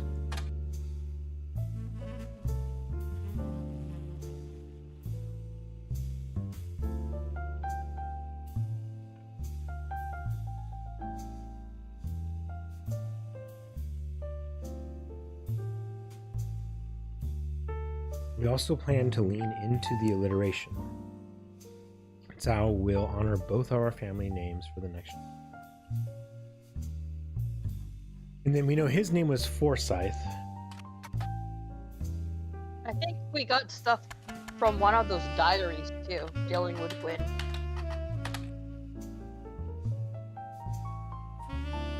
Walter Forsyth, there he goes, isn't it?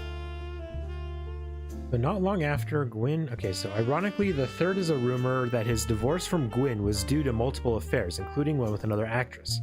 An American reader on vacation in Paris claims to have overheard Wild Bill and Gwyn arguing in public while she was holding a baby and visibly pregnant. So the baby she's holding is the older brother here.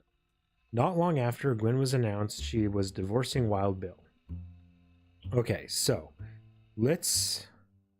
Yeah, it's a good idea. Let's go back and check that diary real quick.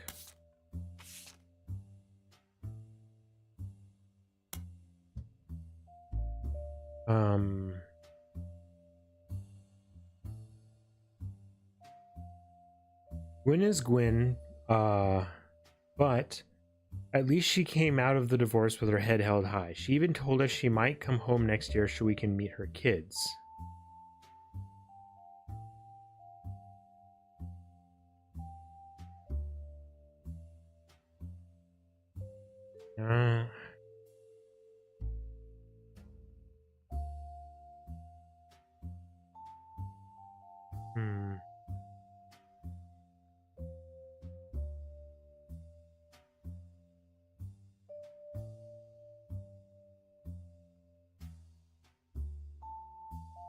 Suki, leave it.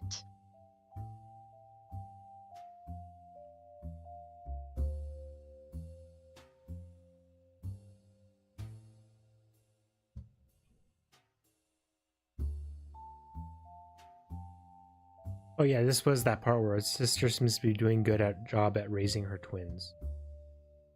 Yeah, it just says Gwyn is Gwyn. Okay, so Here's the thing, though. We do know that they have the alliteration, and that they are both men, of course. We know that they're Robert and Ronald. So I say let's try doing some searches for those.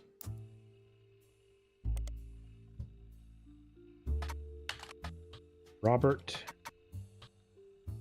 Roottree. Now, with Robert, it could end up being... Oh, actually, these could come up in Charlotte as well. I remember trying it without the last name, too. Yes.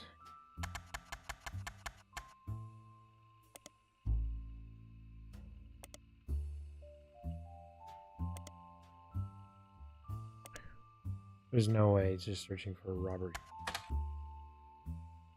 But there's also, if you don't get Robert, you can search for Bob.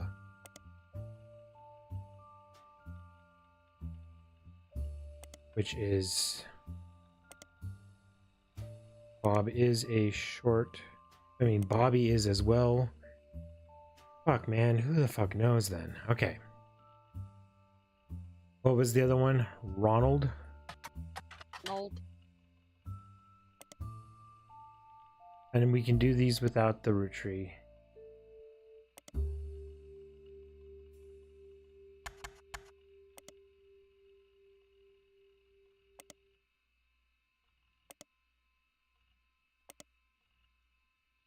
Like, come on, you gotta give me something here. Dying.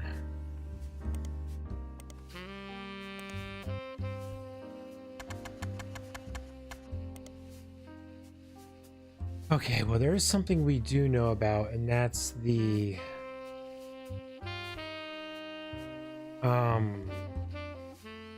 what was the name of that stupid trust?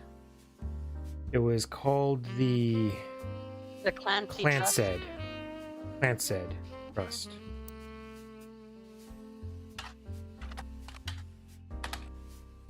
No, Clansed.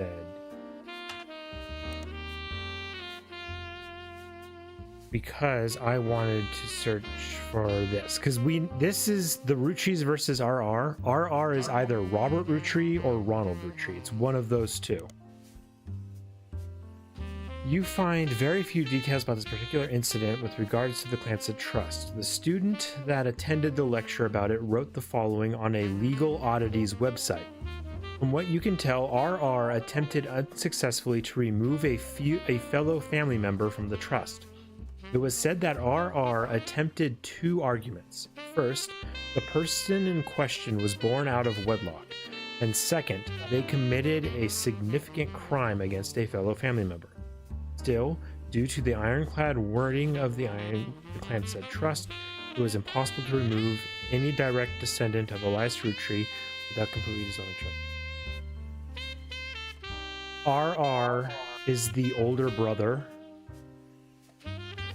and the person he's trying to remove is his younger brother. I guarantee it. Because it was born out of wedlock, right? Because they got a divorce, right? They split up. I think because the thing said that they were yelling at each other when while she was holding a baby. They were yelling about getting a divorce when she was holding a baby and she was visibly pregnant. So I think perhaps maybe he was born out of wedlock because they divorced before then, maybe, and so he's trying to get him like removed. I don't know. Fuck me, I don't know, man. Yeah, you're throwing out speculations. We have no, But then, okay, the whole thing is, why are these people in a box, but then these come out of the box? Oh, we just need more information.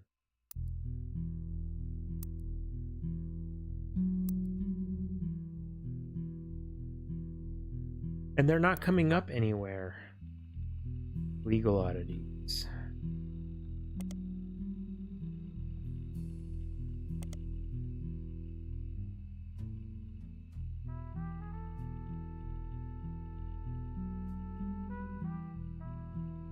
completely dissolving. And then a significant crime against fellow family members.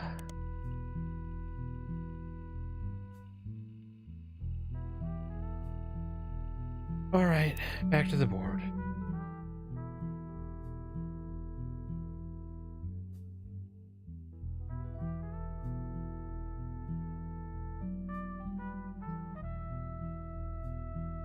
All right, we've got 3 girls now. Well, actually, okay, we've got Clark Rafferty. Have we tried looking him up any?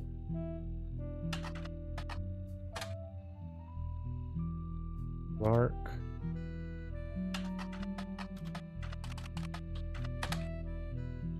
A few fan sites for the band Jim and Diamond seem to mention that he used to make music with Clark Rafferty. They mention an album called These Times. A band called C&J and J&D released one single called These Times.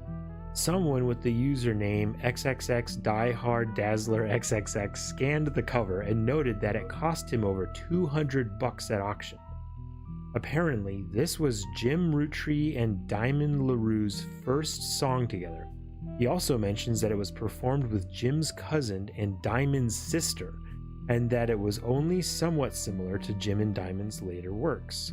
You can't find anything else about Die Hard Dazzler, the band, or the single, so all that's left to do is scan to your evidence. After a blazing fast 35-minute download, the track is also available. Oh boy.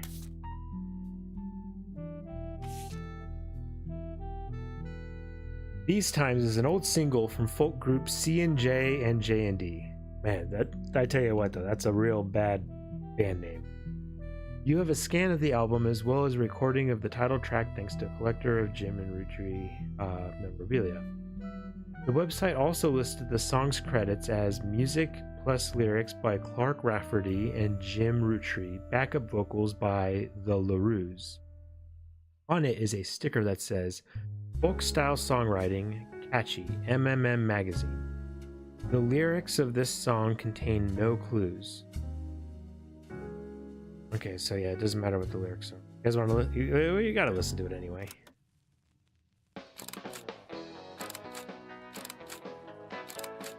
Oh god, what have I done to us? Life is life, love shall be. Me for you, and you for me. Someday will come, though, that this tree will be the last of what. Okay, so she was blonde, which means that's probably in Rivers rambling, onward surge. One source behind old memories, but find their ways to different seas. Someday these times will all be over. All be over. Dew dries on the morning clover. Morning clover. Okay, Rafferty down here. So probably not LaRue, right? Not yet. These times are ours for free.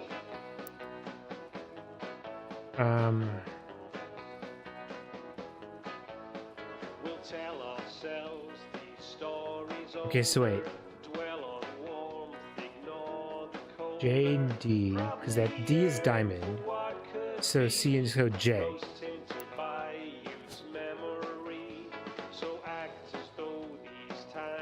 This to be J LaRue.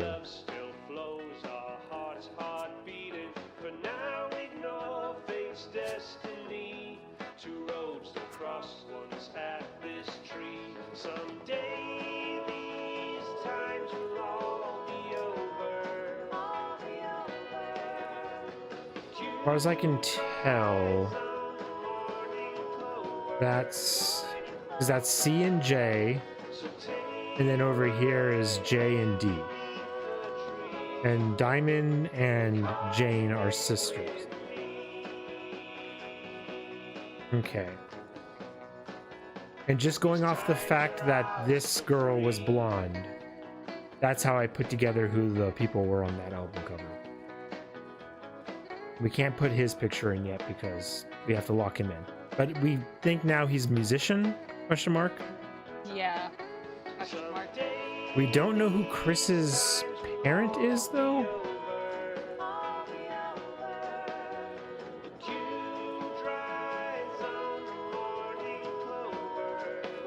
And then these should be the LaRue Rafferty people. Yeah. Hold on, though. There is one more LaRue. Yeah, but she would be a Roottree still. Yes, which has me very confused.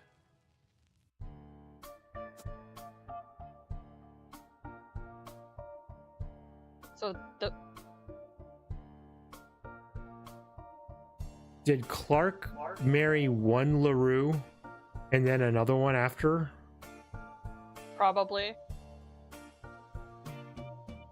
In which case, I'm actually gonna guess. Because this would have been earlier on in his life then. Of course, I'm not locking this in, but I'm gonna guess this then instead.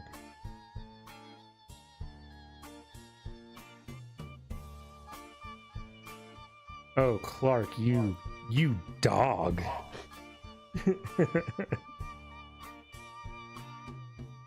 All right.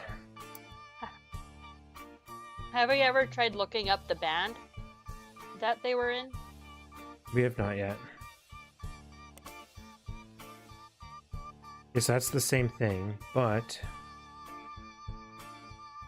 we should also try these out on Starlit. It's probably not going to do anything. However, that's okay because there was instead a different thing that I want to...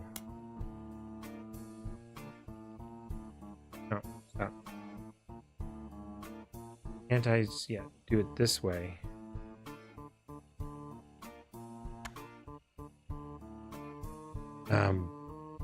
Dang it. And Clark.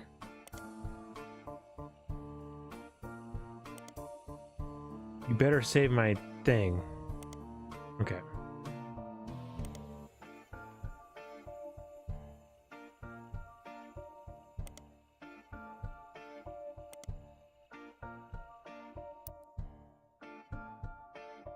I'm just saying MMM magazine, right?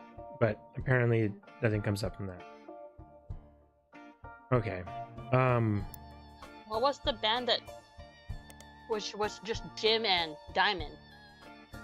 We've looked that up before already. But if you must know, it is I think it's just Jim and Diamond. Oh, you know what? Let's try, instead of MMM magazine, let's just try MMM.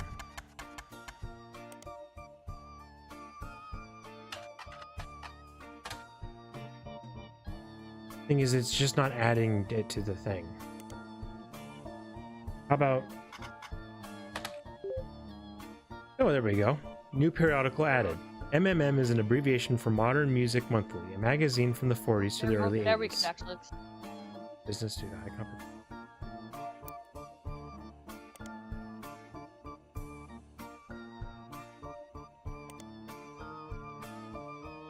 Okay, so now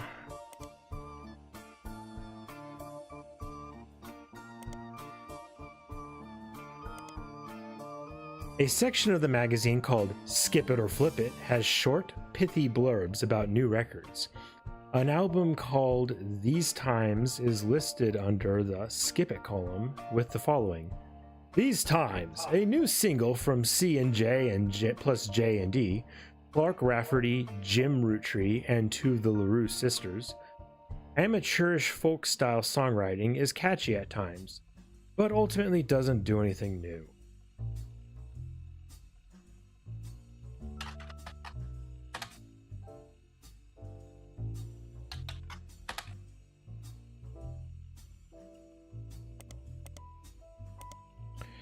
Let's do...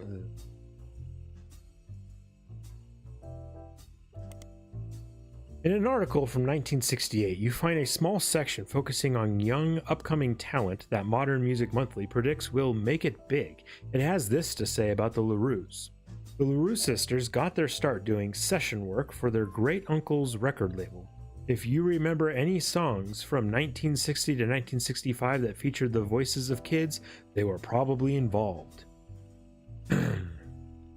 Back then, they were credited as the Lucky LaRues. Now that he's passed, they've moved on to bigger and better ventures, and are going by their full names. Diamond and Jane have been touring with some famous faces. Ever heard of the Roottrees? And are looking to release an album sometime in the next year. Youngest, Kim, is about to step into a prominent role on Broadway, taking over for one of the children in Oliver. The Lucky LaRues indeed. The Lucky LaRue. Jane Del Vecchio is listed on a talent for hire site as a wedding singer. Way down in the credentials section of her biography, it mentions she got her start as a young girl when she was Jane LaRue of the Lucky LaRues. It also mentions to only contact her agent in the event that you actually wish to hire her, and that any and all inquiries about her past or her sister would be ignored. Boom, boom, boom. Right there. Her last name is now Del Vecchio, which means she's no longer married to the Roottrees. So I was right. It is now Kim that is married to Clark and not Jane. Sweet. All right.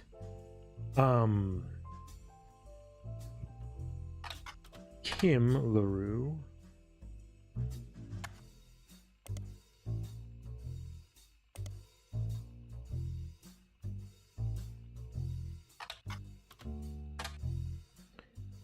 No, that's just the same there. However, she did some acting. No? How about Kim LaRue Rafferty? Jesus Christ.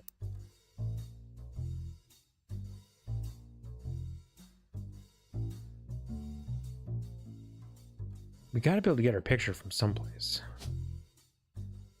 And then we know that her name, we know that their name down here is, oh, sorry, Rafferty LaRue. Ah, babu.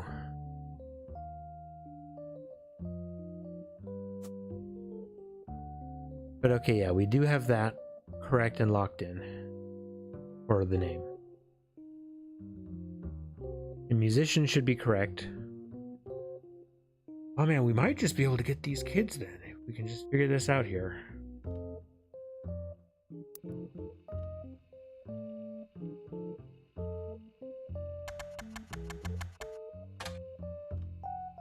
Kim LaRue.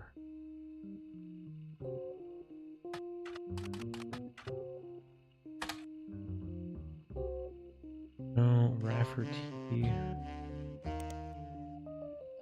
How do you spell it though? Yeah, Rafferty LaRue.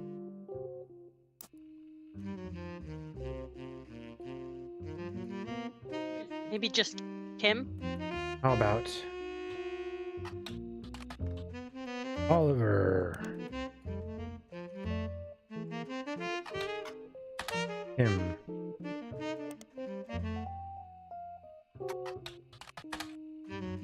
Oliver. How about LaRue over here? That's LaRue. LaRue. Okay, I think we need to head back to this part here, as I wanted to look up this. No, that's just this again.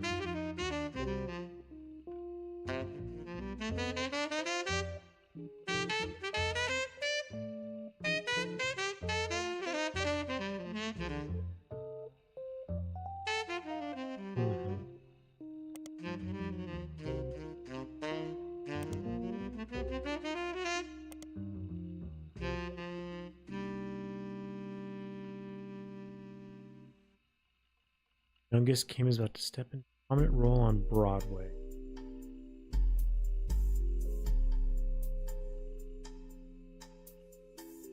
Over.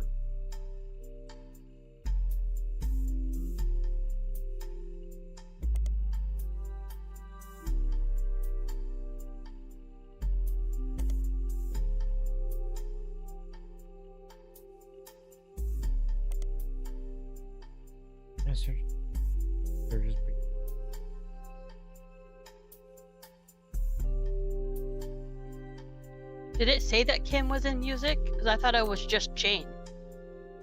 No, well, Kim as a kid was, not as an adult. As an adult, Kim was an actor on Broadway.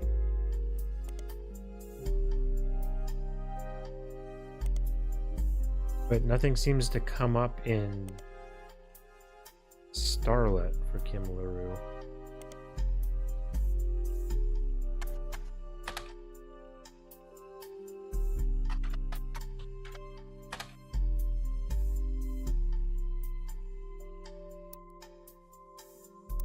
How about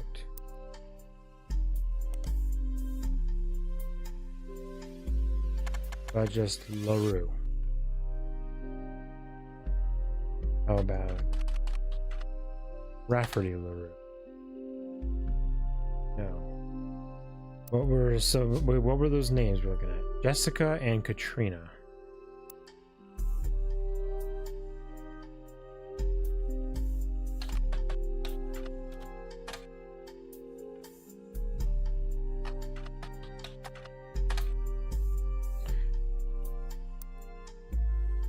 All right, I think we've hit a wall there. We could try looking for their kids now. J and C, D.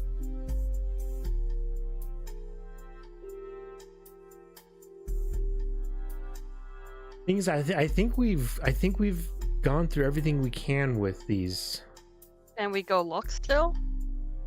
No, I've been typing in. Okay, I've been typing in Roottree and LaRue nonstop tonight. I don't know what you want me to search or where that you think is going to bring up new information about these two. I think we need other information. I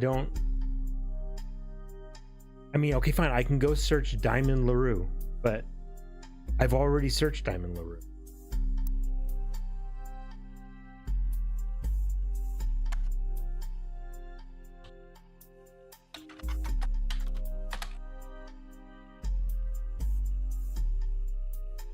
City.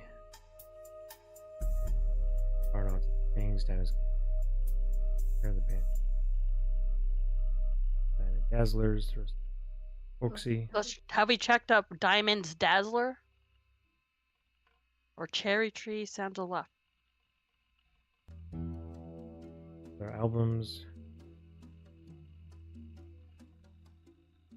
Okay, let's try. Okay, that's the same there.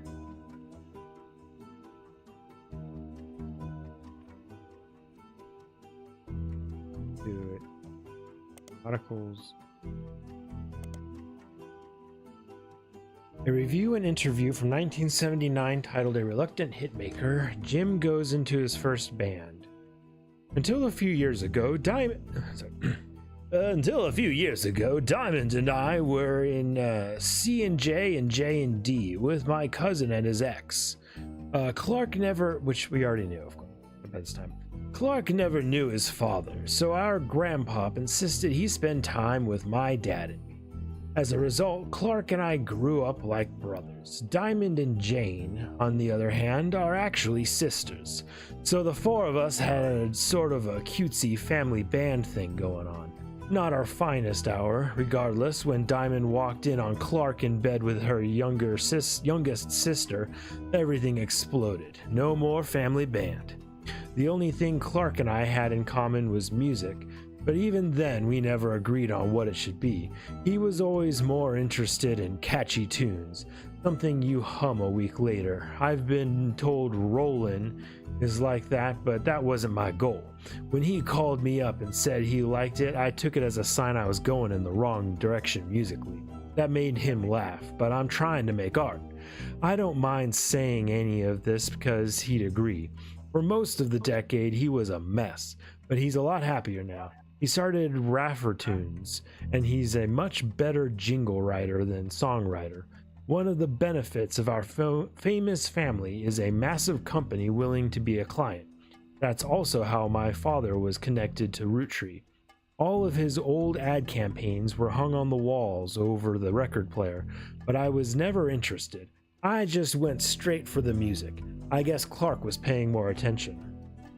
Interesting. All of his old ad campaigns. Okay, first off, boom. That's big. Advertising for Roottree, Elias. Okay, then over here, not over here. So that was already, so that's something there. Okay, see, that was a good suggestion to do more searches for them, because I did forget that we did get a new magazine. So, No, look up Diamond Dazzler. no, we're gonna instead look up Raffertunes. Ooh, Rafferty. The website about Raffertunes, Clark Rafferty LaRue's advertising firm. On it, there is an About page, and you find a picture labeled The Inspiration for the Famous Super Bowl Ad Campaign. Below that is more detail.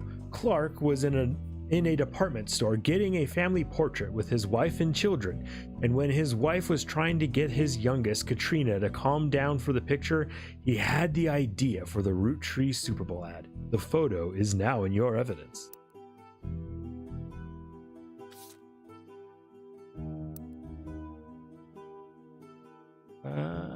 Photos. Oh, Whoa. Jesus Christ. No, dude. People, please. Please, people. Balding does not look good with longer hair. If you are going bald, you gotta keep it super short or shave it all the way off. You can't. Balding with long hair looks gross and creepy. Hey, honey, you're going to be insulting a lot of people. You need to stop. Those people need to hear it. Because people, first off, there's not a lot of people who watch this. That's number one. Number two, that's a lot of people then that need to hear it. Because that's a lot of people who look creepy as fuck. All right, Kim LaRue. Now, we have the youngest was Katrina, I believe, right? They said.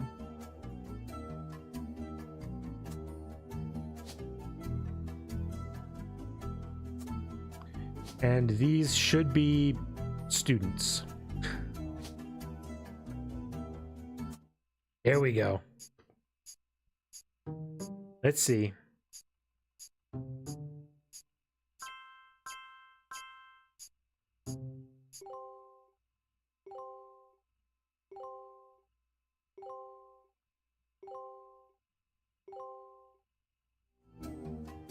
Interesting. Nice. Oh, duh, I'm stupid. Why didn't I change his... I guess it doesn't matter, but I'll change it now. I owed you an explanation. I know what I can't have wrong reveal on everything. uh, Not yet. Clark Rafferty. I got to change him from musician to advertising. Okay, here we go. I'm sure this all seems like deception for deception's sake, so I'll try to explain why. It's true, I'm working with lawyers, but not the candy company lawyers. My publisher's lawyers. Huh.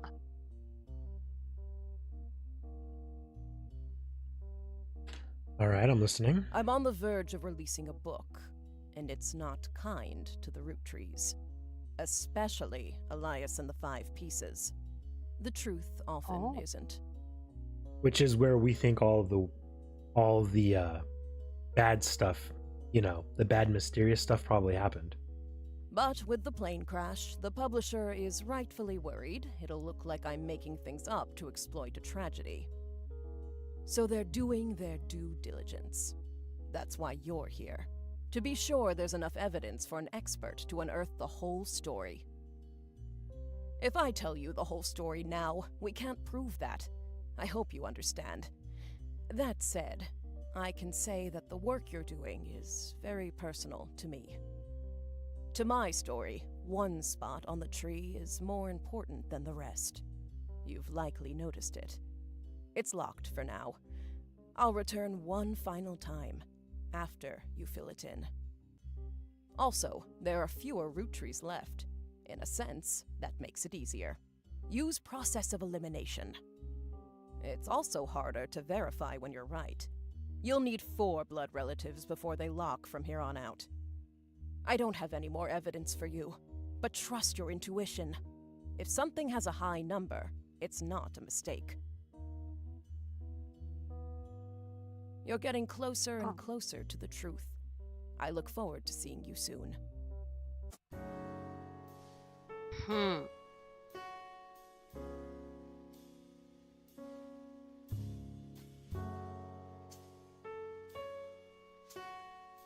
I was really fucking hoping she'd give us some other fucking family photo or something. Ah, Jesus Christ.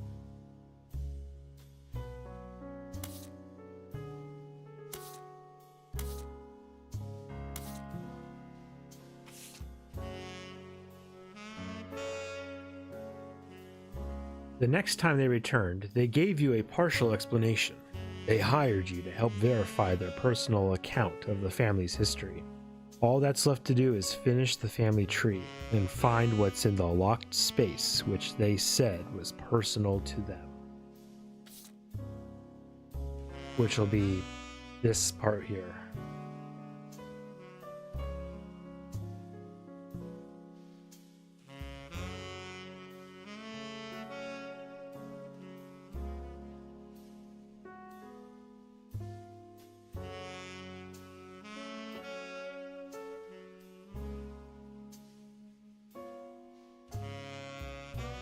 Okay, so we already know we can change him to advertising.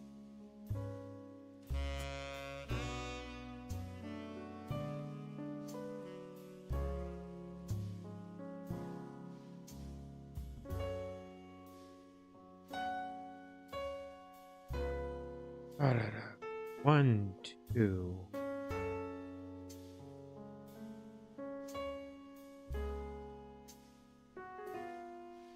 Spirits. Okay, there's only 2 people left on that one.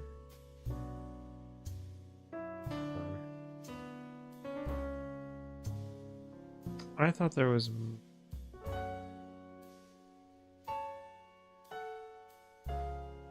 You know what? Just because there's no freaking way, but let's just do that. I don't know. Maybe she died, right? Who knows? We'll put her down as student, K through 12. Because there's no other picture for her, right? So, if the only picture we have is her as a kid.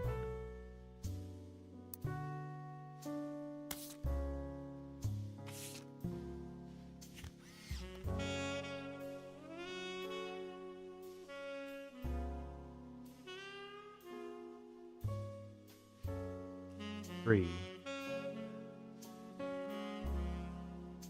Okay, so I'm looking at these girls here.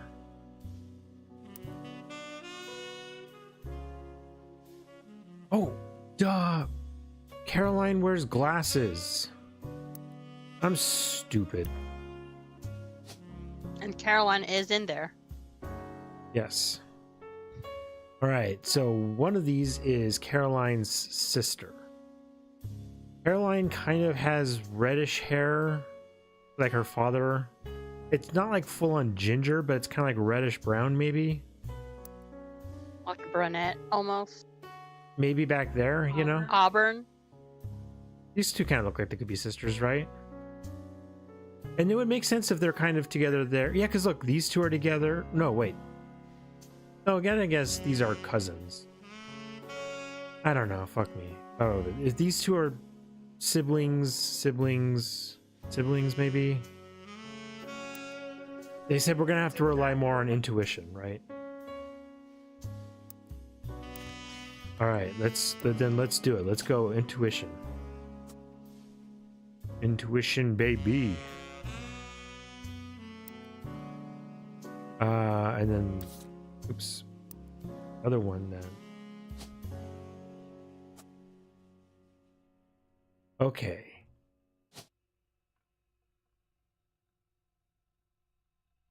So we know that because of the advertising,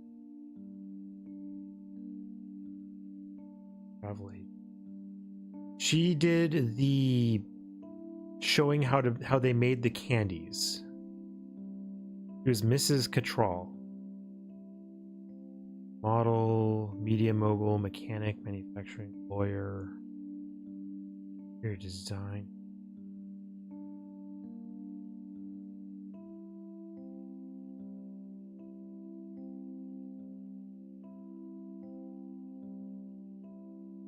Farmer's still on here.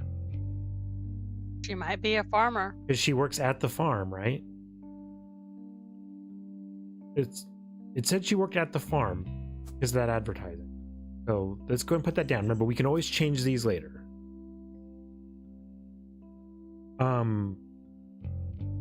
I remember seeing stuff.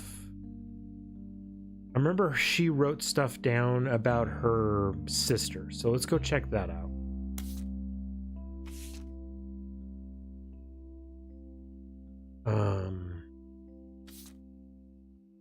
I think we have to look her up on the internet. And she was Caroline, right?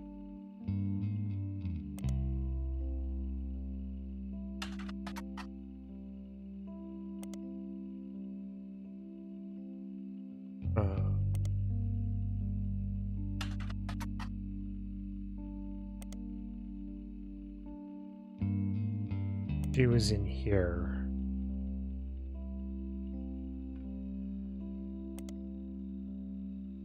Oh man, is that not saved? Okay, this should at least say what her book was. Okay, Art and Beauty of Women. Copy. And it's Caroline Morden.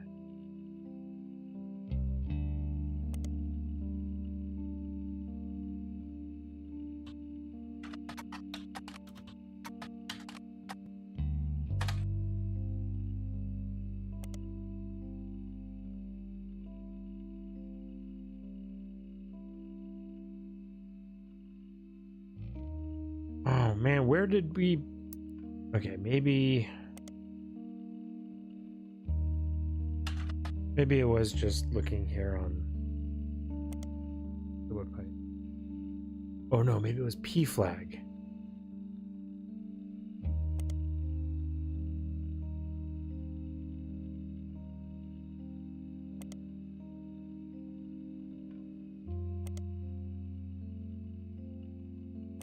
Damn it. Just need to find where it was talking about her.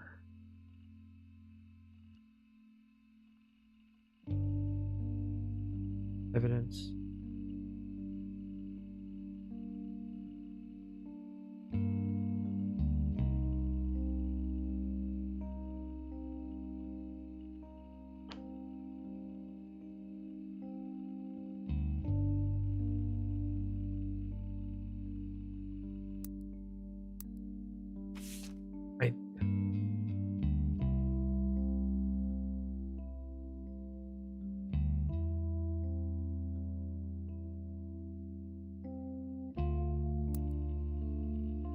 I know. Oh, shoot. The book is called Self-Portrait. God, I'm so stupid. Guys, this is rough. There we go. Okay. She especially dislikes her brother-in-law, Dr. Wilson, who she calls completely bogus. Their marriages led to her double down on her passions.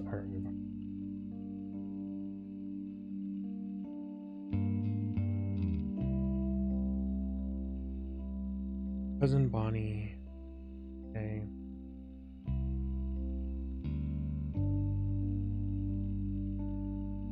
Marriage to Mark. Okay, so... Okay, she married Mark. We already have that. Dr. Wilson.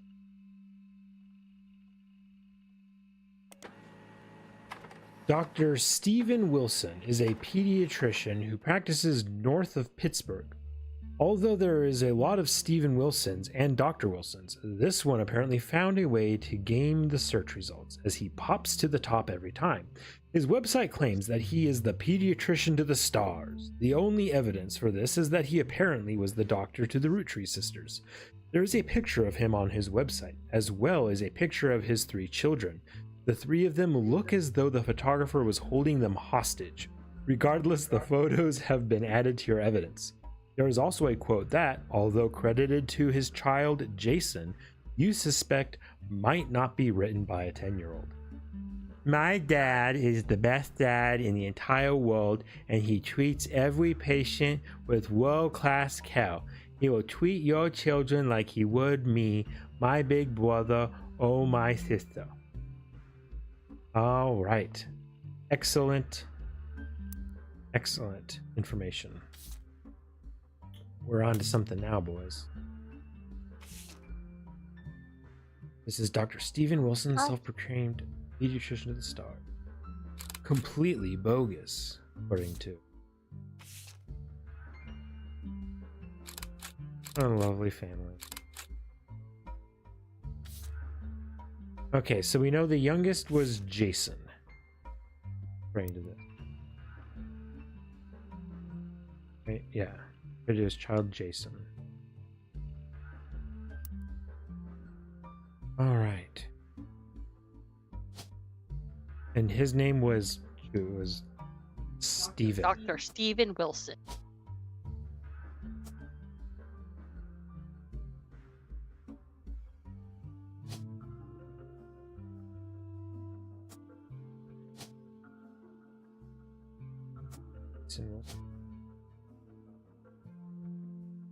Gotta be.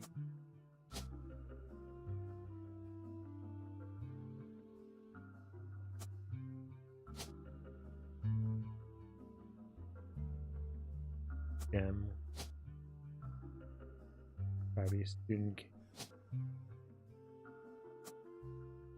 This one. Zach Wilson. And I'm going to say student college. Because this looks like a graduation photo. Mm-hmm. So he wouldn't be in 12th grade anymore.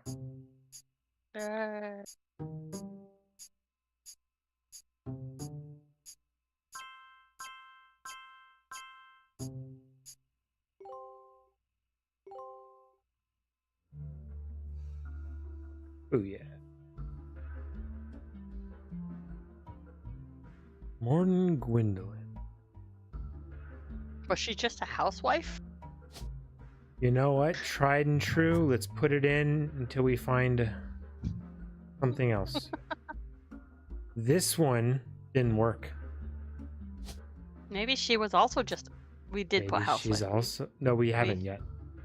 Oh, okay. Right now, you know what we got to do? Oh, also... damn it, you know what we should have been doing this whole fucking time? We should have been putting in a Patricia up here. Oh, yeah. And you know what? Let's throw in another cheeky Patricia down. Oh, wait. Ooh, Joan. Actually, hold on. Just curious. I want to look at the name. What we got? Oh, this isn't even showing us.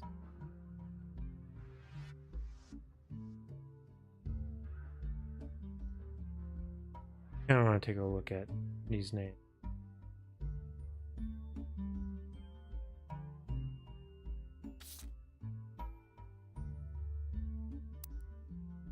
Because there's another name.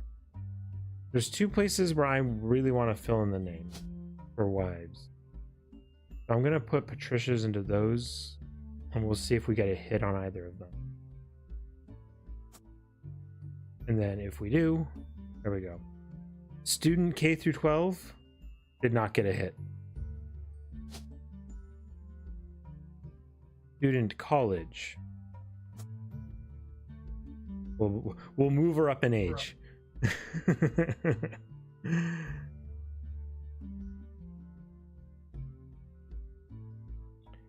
Okay. We got housewife. Filled in a Patricia up there. Do not have another. Oh, do we want to think maybe he went undercover boss? Oh, that'd be funny if he did. Worth a shot, right? Yeah.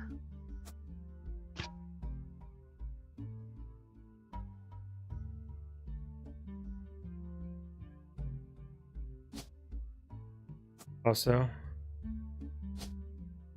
fill in these other pictures down here.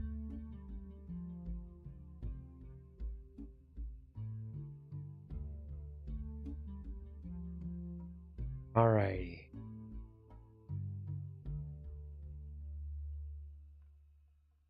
We're probably starting to get low on Roottrees. We were still looking at the musicians. Yeah, we are. We can safely say we're done with this branch. Yeah, of that's musicians. done. But definitely the diamonds stuff. We can go back to looking for them.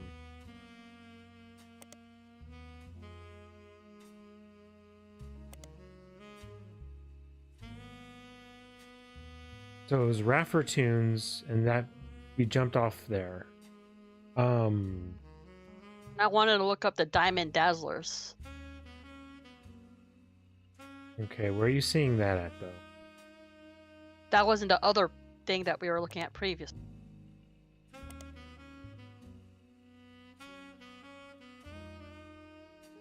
You're getting cut off a little bit, so make sure you're talking into the mic. I think you might be looking away from the mic at another screen. I can't look away from the mic. It's attached to my headphones. Okay, well then speak up a little bit. Then I'm just saying I think it might be falling off a bit, is all. Diamonds Dazzlers is the name of the official fan club for Jim and Diamond. You find a forum post called Cool Things You Got in the Mail on a random forum about video games. Okay.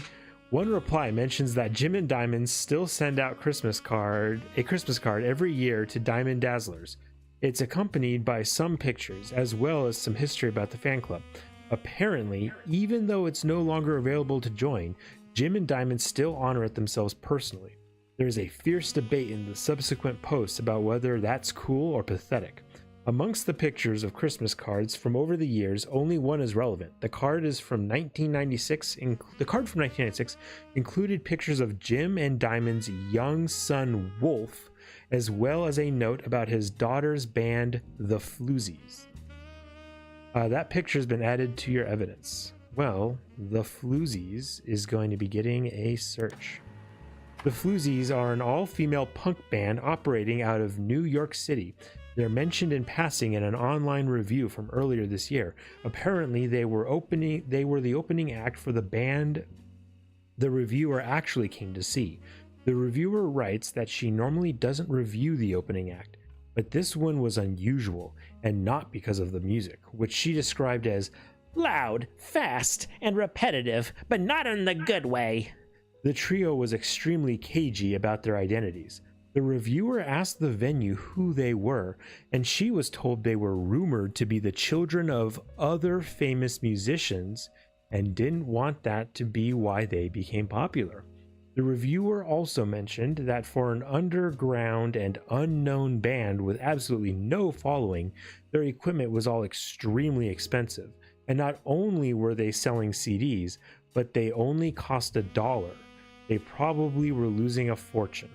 The reviewer said although she bought a copy, she would be unlikely to ever listen to any of it again, except maybe Beef Baby, the 7th track.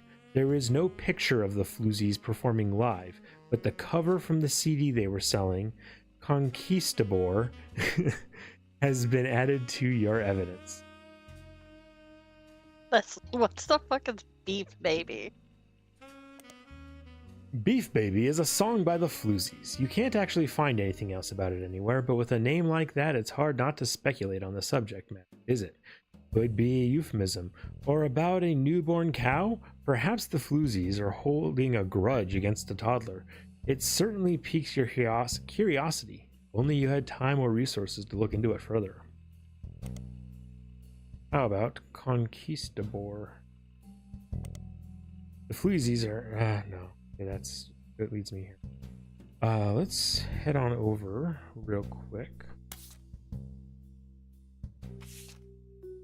You found a picture of a Christmas card from Jim and Diamond to their fan club in 1996, 2 years ago. The description said it included a picture of his son Wolf listening to his parents' latest music.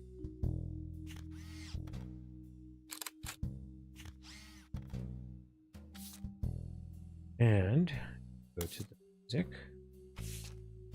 Conquistador.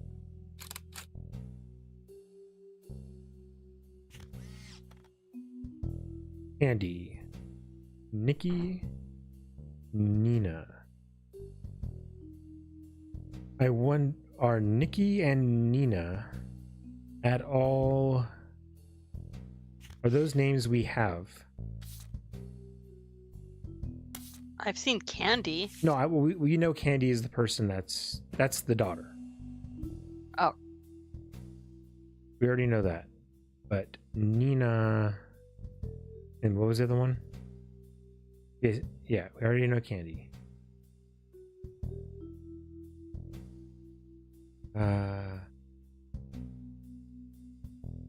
Was it Nicole? Or Nikki? I was wondering if maybe the other kids were also involved in the family, but I don't think so. Okay, well, we know that this is Wolf Roottree. No, isn't Wolf the youngest?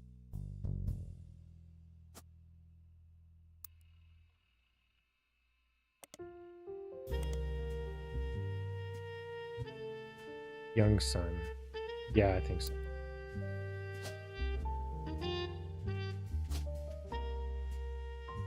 I believe you're right. Andy. This is Wolf.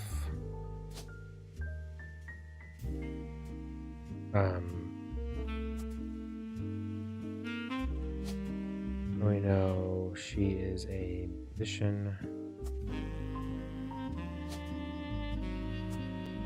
We don't know what he is. He might be a student. Probably. I kind of want to... Yeah, I guess.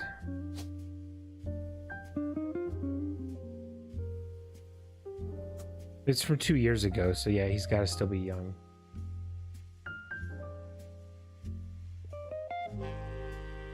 Okay, we got to be running out of Rootrees at this point. So, what are some Rootrees that we have left?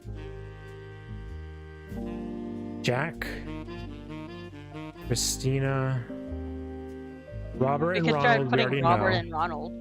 We have Tessa.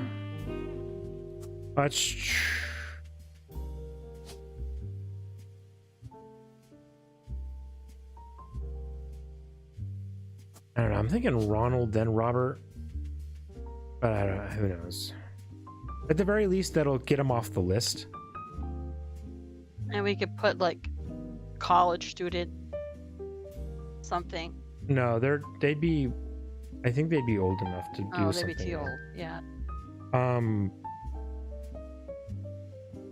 Those should be okay. So now there should just be 3 Roottree names left. So basically these 5 are the only Roottree names not locked in, and these 2 are semi locked in because we know that it's these 2, but we don't know who is who between the 2. But for these 3, which are all Rootrees, we know that one is Tessa, we know that one is Jack, and we know that one is Christina. One of them's an only child, and 2 of them are siblings. but we cannot seem to find any fucking information on him or these two. And that's what's been pissing me off, and I don't know what the hell we're gonna do.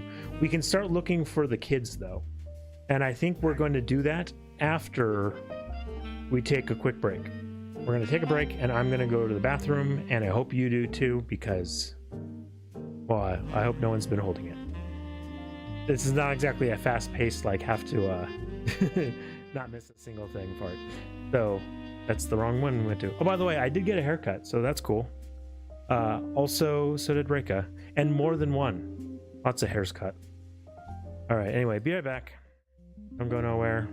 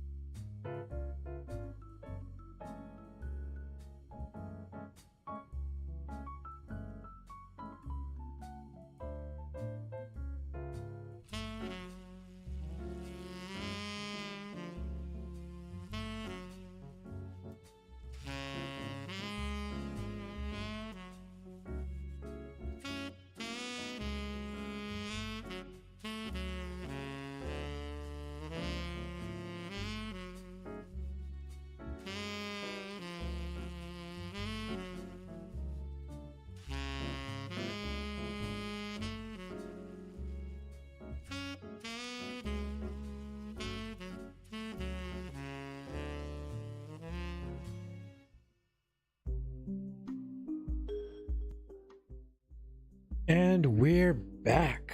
The Arcade, Akureii, and Reika. We are going to be trying to get this finished and get this mystery solved. Oh, get these last few names in. It is a little annoying knowing that we're not going to get any more special evidences. We got to try to figure out too what this mystery is. It's got to be dealing with this lawsuit, with this Clanstead trust, with something with Elias and the five, what was it? The 5 pieces, right? The original 5 pieces. There's some dark secret back there. The lawsuit was dealing with, it said somebody who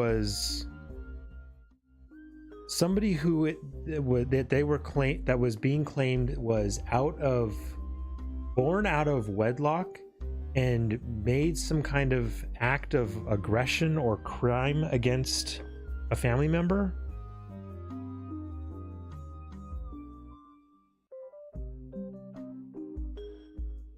You can open this envelope after the whole family tree has been filled in. It has 2 names that must be typed in manually. The clues are obscure, have been intentionally hidden in the past, and may even require some leaps in logic. Try to keep an eye out for any inconsistency.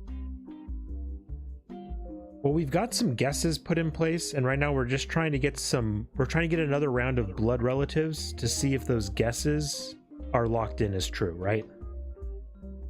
Yep. Okay.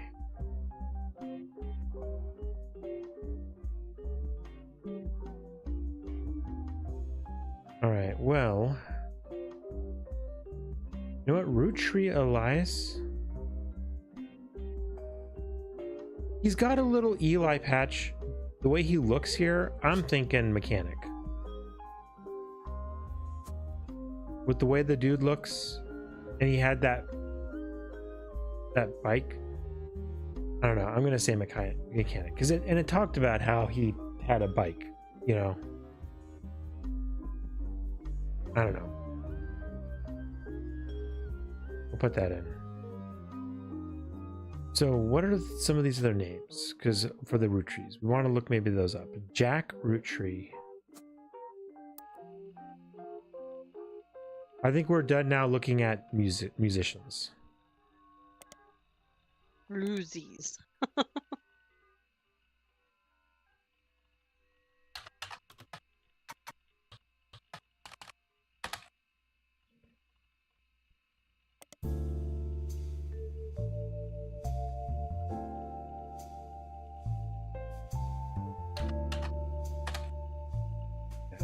Okay, nothing comes up for Jack. Who else do we have? Christina.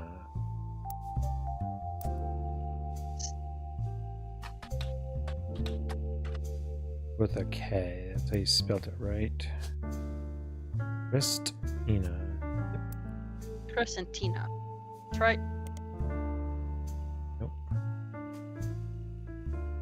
That's our spider search.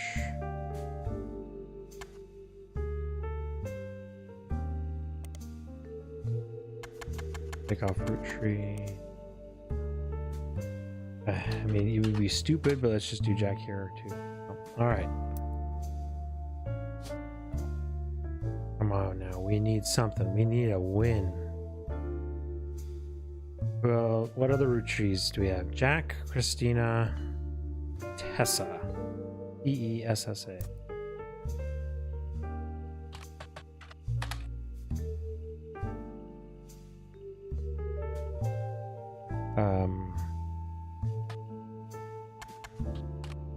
Okay. Roottree.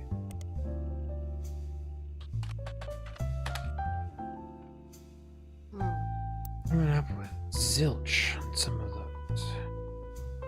We gotta be able to find something.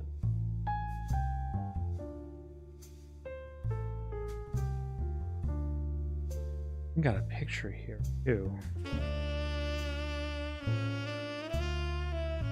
Maybe we try going further down this line?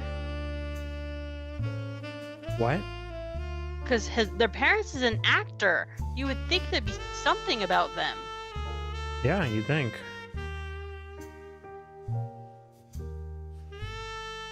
Hold on. For some reason, man, the fucking music's gotten like really loud. Hold on.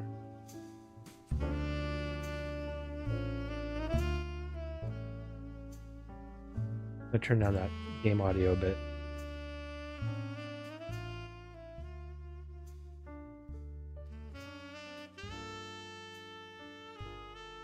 Okay,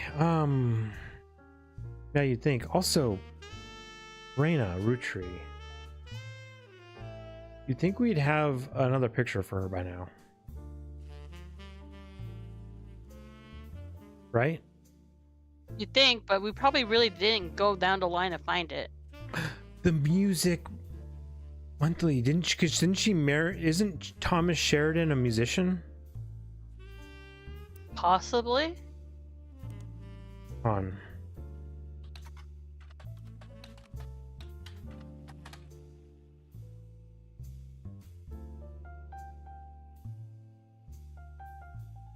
No, he was an actor. Okay. Oh, then he might be on Starlit? That wasn't just for like old stuff, was it? Was this is like no.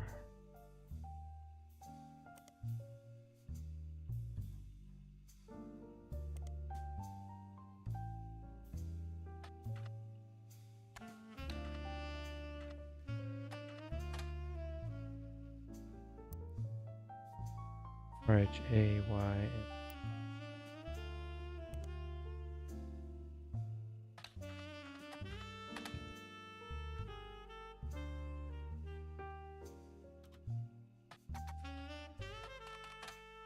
Why is there MS? Yeah, we got that. Oh, now that we're better at searching stuff,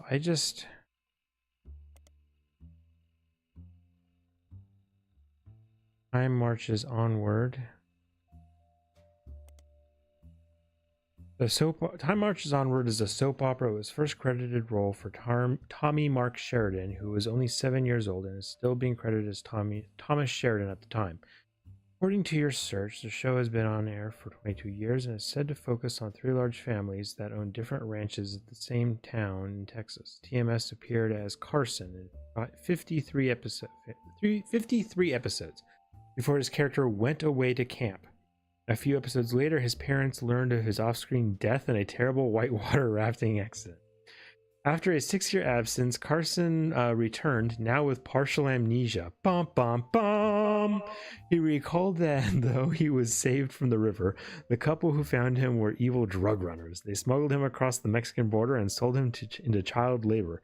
After he managed to escape, he couldn't remember who he was. He eventually found his way home by following the address that his parents had written on the tag of his jacket. During this second run, Carson was played by an actor other than Tommy Mark Sheridan. The discrepancy was explained by covering his face in bandages and claiming that his work in the silver mines left him permanently disfigured and caused his voice to sound completely different. After a plastic surgery operation that happened amidst a hostage situation at the local hospital, the bandages were removed and the new actor played Carson for an additional 3 years, appearing in over 500 episodes. That's a lot of episodes in 3 years. He was then killed permanently this time while saving his younger sister from drowning in a whitewater rafting accident that happened at the same river where his initial accident took place. Fascinating as all this is, none of it seems related to the Roottrees.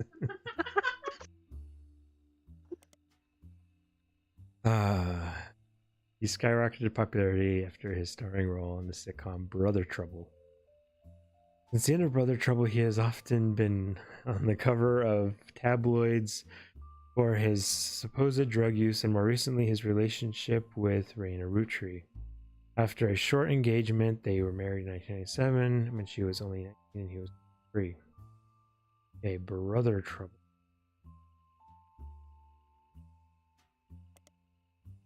Brother Trouble was a 1989 sitcom about 2 16-year-old brothers the same age, when adopted, played by Tommy Mark Sheridan and Dustin Christopher Baker. Their single mother, played by stand-up Penelope, their single mother, Whoa, whoa, whoa.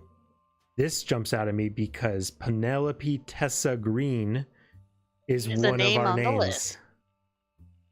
Which I'm surprised jumped out at me because I'm terrible with names. So their single mother, played by stand-up Penelope Tessa Green, often had to navigate her job as a magazine columnist, as well as the troubles that can't come with raising two boys who were extremely competitive in sports, academics, and even romantic pursuit of their next-door neighbor, Roxy.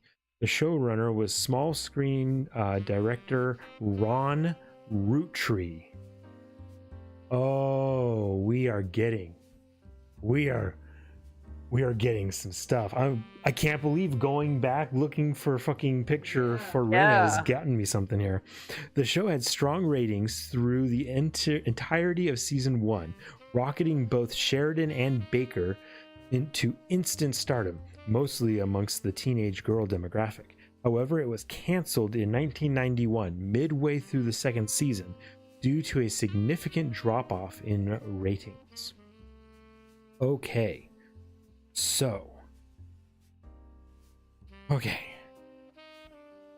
Where to start here? So at least now we know probably how he ended up even meeting the Roottrees, huh? Yeah. Okay. Now, Ron Roottree is a director, small screen director. All right. Yes, and Penelope Tessa Green is a stand-up who was on this show. Oh my gosh, Yes. We've got so much to look into here. First off, just to make sure this isn't going to be bringing anything up, because I just want to go left to right, let's just do this guy. Justin Christopher Baker is often abbreviated DCB by his teenage fans. Since leaving Brother Trouble, he has appeared in a few straight-to-VHS movies that adapt classic literature to a family audience with minor success, the most popular one of which was Jane Eyre, which reimagined the Charlotte Bronte novel as a high school romance with a focus on skateboarding. He doesn't seem to be associated with the Roottrees. Okay.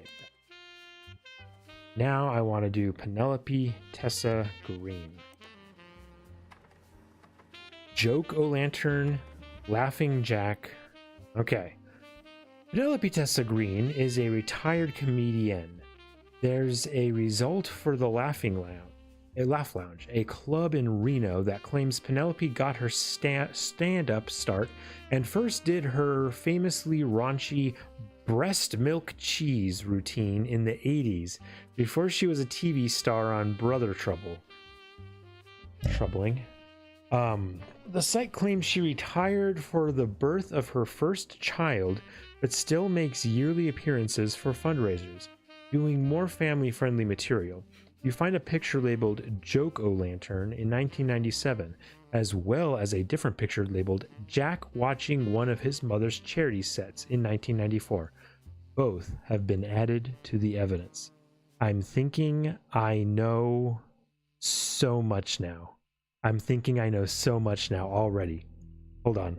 Let me fill some stuff in. And then we can continue looking and see if I was right. Let me grab those faces.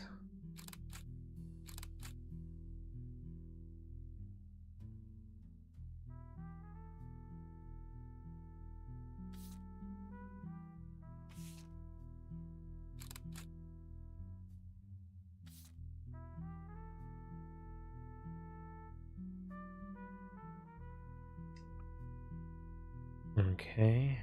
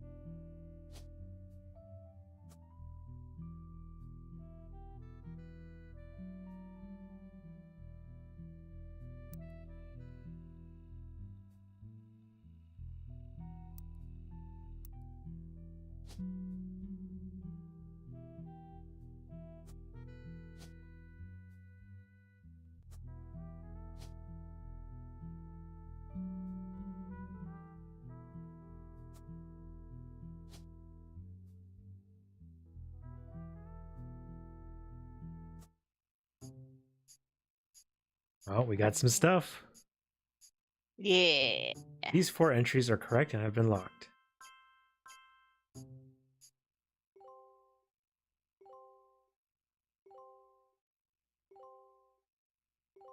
Oh man. Booyah. I can't believe we got the mechanic on Elias. You put the clue together. He's wearing a mechanic outfit. Okay, hold on. So first off, nice. And yeah, that's definitely gonna be with Ron, right? The director problem most likely, but we'll confirm. We'll confirm.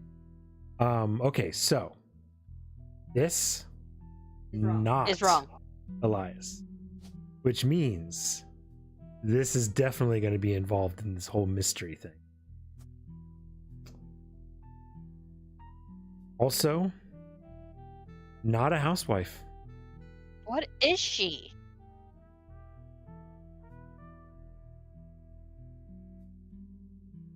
Wait, didn't we change her to farmer? Yes, we did have her as farmer before. Oh, and then we changed her to housewife, and she's not either. Yes. Chef. Maybe. Oh my gosh, she might be a chef. Because she teaches how to make the candy. Right? Is there like a baker, candy maker? Oh my god. Wait, there's a name for candy makers. There's a specific name for a candy maker. I can't remember what it is right now.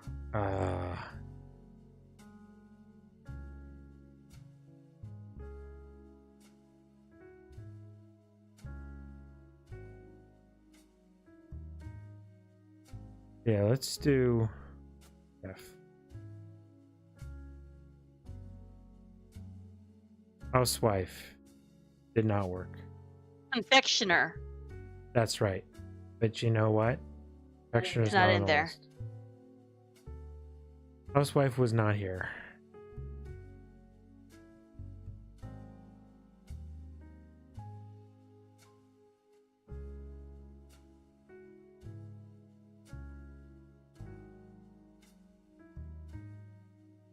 The husband is a...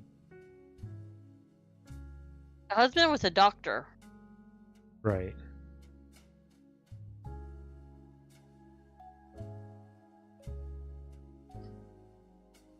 Is photographer on here?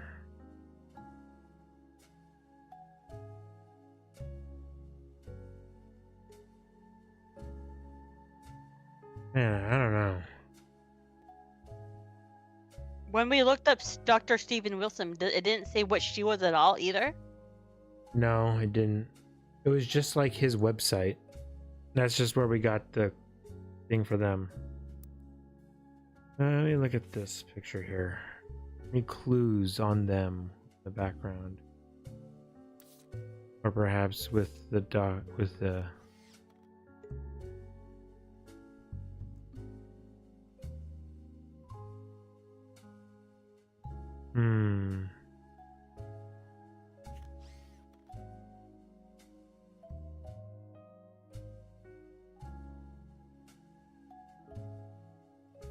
Steven Wilson. Deviation to the stars, Roottree, children. Teach your children like you would. Made them look like photographer was holding them hostage. How about pediatrician to the stars?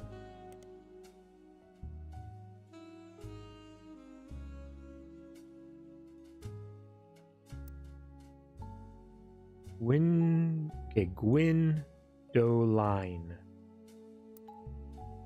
Gwendolyn.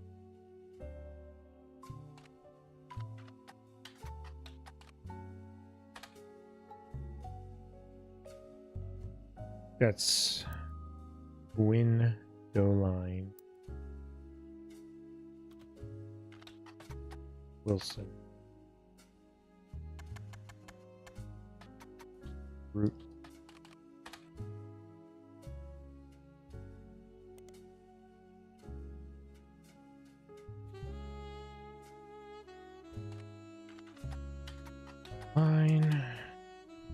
Oh, did we look him up also in the Business Watch? No. What was his name again? Steven? Dr. Steven Wilson. Nope.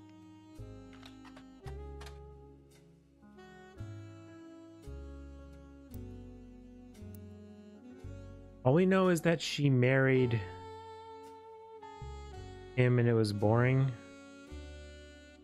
This picture, okay, so it's a picture where they look bored and it looks like they're being held hostage, right? It looks like they're at a school. Hmm. Yeah, his best and her sister.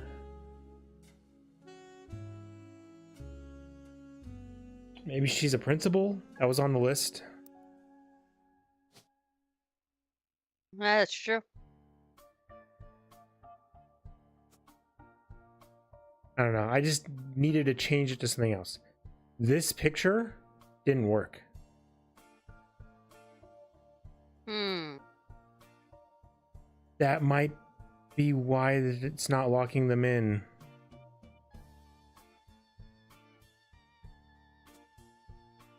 Oh no, we might have them wrong. Yeah. You know what? She's wearing a beret in this. This could. That actually looks closer to how the girl looks like in the Yeah. picture. She's wearing a beret. This could be like the artsy person. Yeah.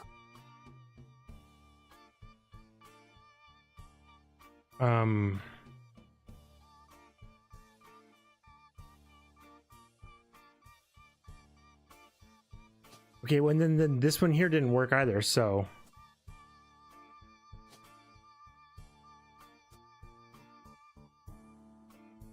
Let's keep the housewives, but we did the picture swaps.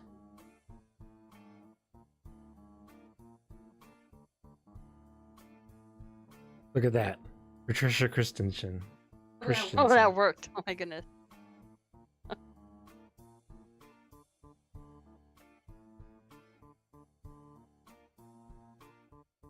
This Patricia Jones did not work.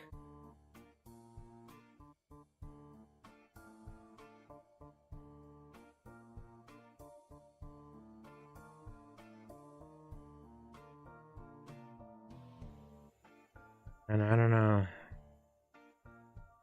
Did we actually look up Edward Roottree?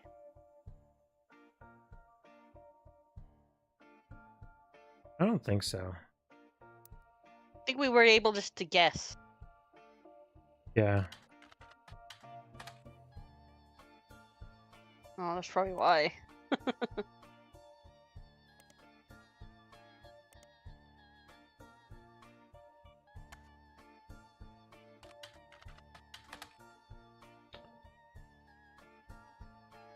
All right. I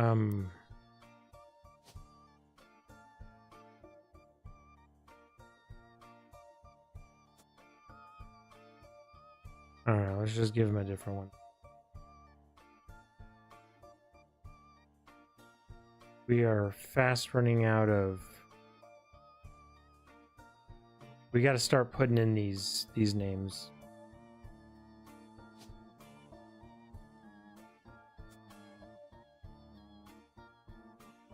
Because we are basically down to the wire now.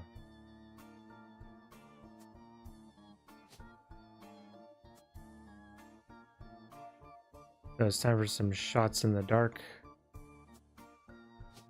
You know, this one here is gonna be Christina Roottree then.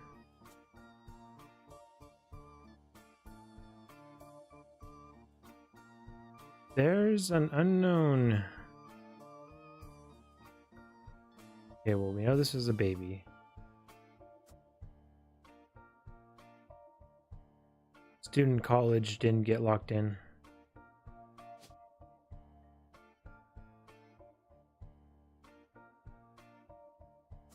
I don't know what they are. And we know this one is a director. We don't know if the picture's right. I mean, actually, I guess we can swap them just to see if it locks anything in. No. Oh. And then this baby here, you know,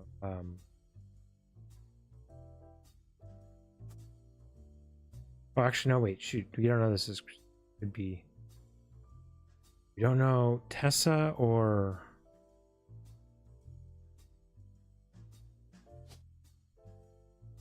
well, let's try Tessa. Rich.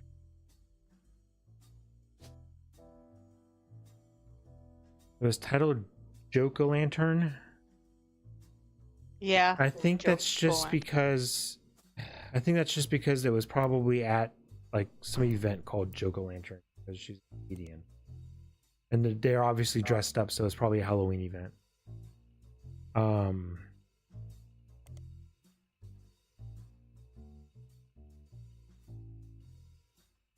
We got Jack. Go back. Oh. Brother Trouble. Ron Roottree. Ron Roottree is a small screen director and head of RR Production. He directed episodes of a few other shows before showrunning and creating a one-season hit, Brother Trouble, that was canceled partway through.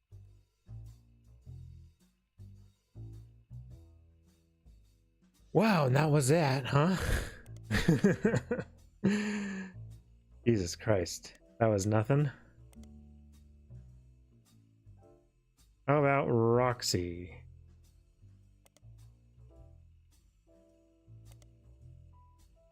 How about Joke-o-lantern 1997? The Laugh Lounge Comedy Club hosts several fundraisers throughout the year, but the most famous one seems to be Joke-o-lantern, which happens every Halloween. Comics and patrons are encouraged to wear costumes, and it seems the person with the best costume wins a voucher which can be redeemed for 5 pounds of buffalo wings. There is a 2-drink minimum and a 0 tolerance policy for heckling. Every year we tell people not to heckle the comics, and every year someone ends up getting kicked out. Don't do it.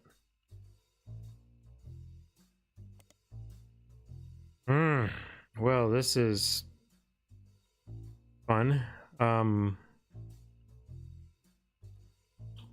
Laugh Lounge.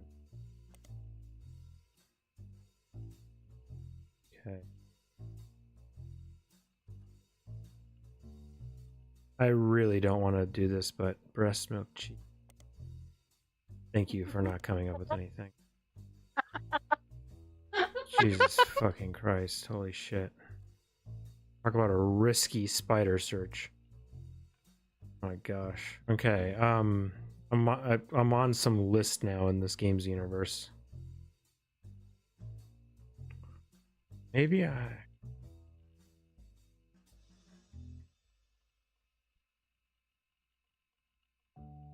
How about Tommy Mark Sheridan? No, it's just gonna bring up...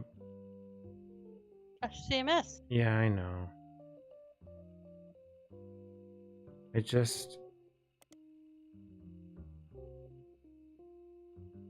just don't know where we're going to get this freaking other picture of Reyna. We're missing some stuff here. Well, what's their generation called? The free generation? No, they're not. They don't even have a name.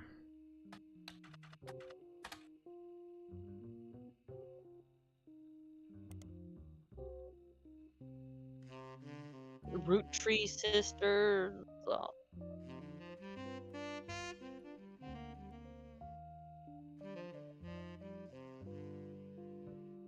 Brand Root.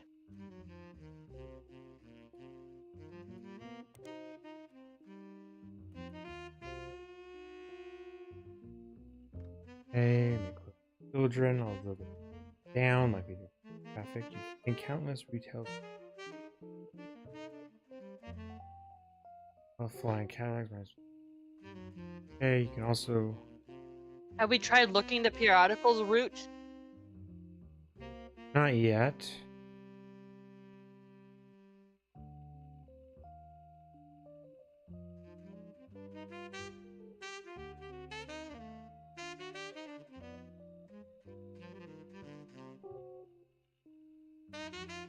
Okay, it says apparently it has released 2 catalogs per year every year since 1984, and Reina appeared on almost all of them. There is only one that the webmaster considers a collector's item enough to mention.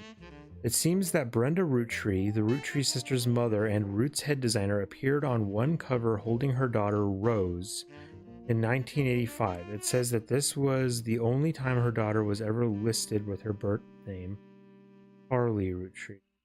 Okay. That's just the one. Okay. And Reina's on most of them. So it's a clothing catalog.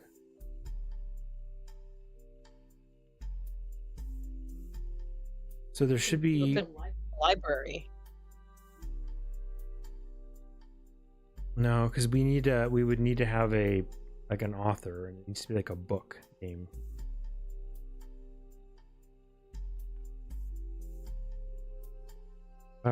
Maybe Brenda.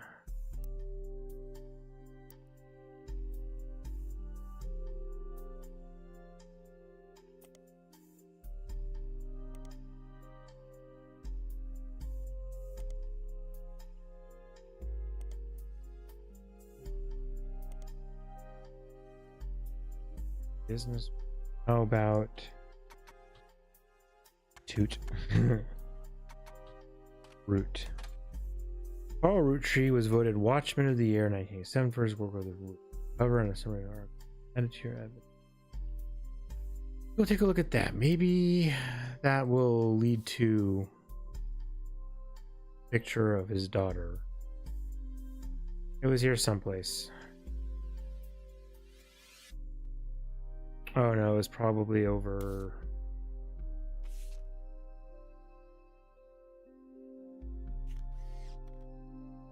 Oh look, there's the pictures in the background hanging on the wall.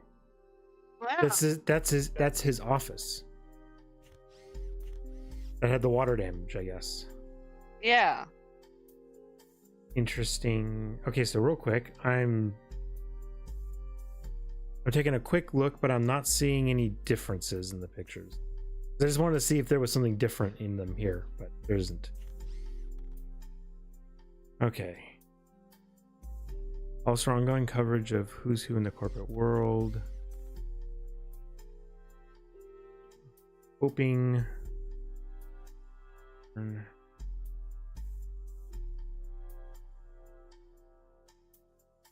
Including Carl's cousin. Notable singer, had a young daughter on Red.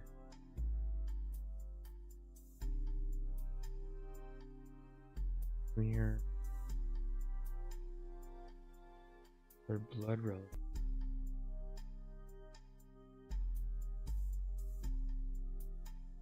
I just try to search that. Okay.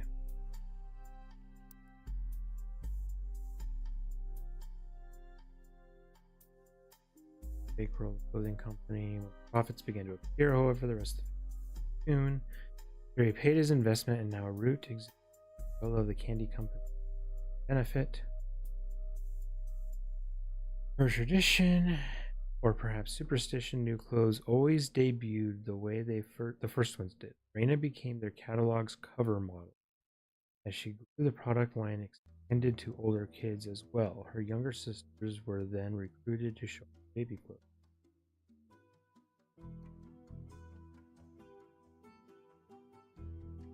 Yes, need another picture of.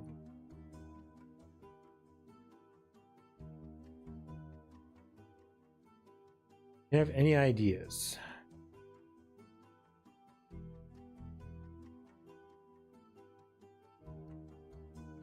It talks about the cover of their catalogs, right? Yeah. So it's a magazine.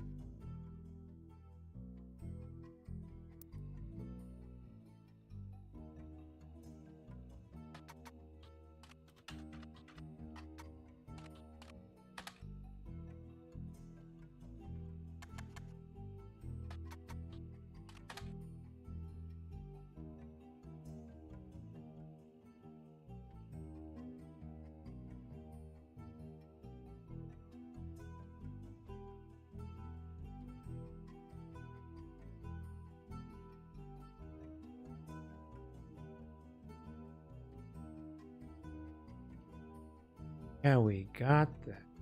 Got that.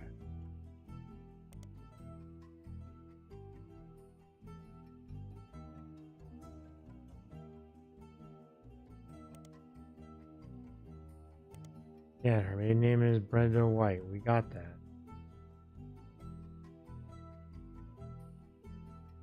Roottrees sisters.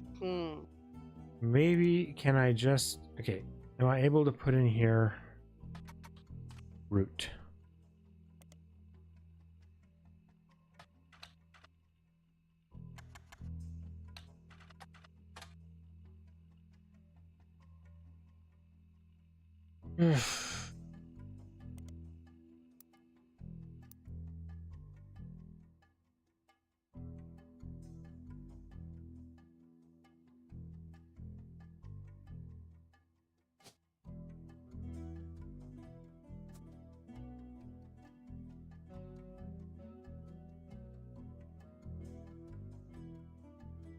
It's like picture-wise, we are killing it, except for Elias up here has a picture. Reina down here has a picture. And then whoever this person is. These are the only 3 pictures we are missing. Right now I'm trying to get this one of Reina. And it's so annoying because the other 2 sisters should be the harder ones to get pictures of. Reina's the main model. Reina's the one married to a freaking TV star.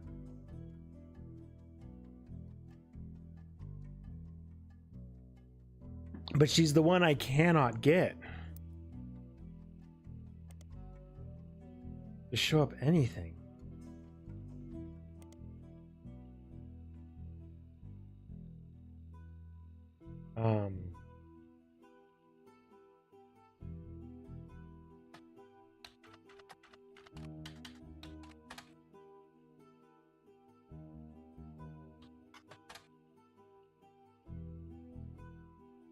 Okay. Cover of tabloids. Okay, so he's been on the cover of tabloids because of his relationship with Reina. Are the 2 of them on a tabloid together? After a short engagement, they married in 1997. That doesn't give me. How about periodical? How about Butler County Times, 1997? How about TMS here? What's his name? Thomas?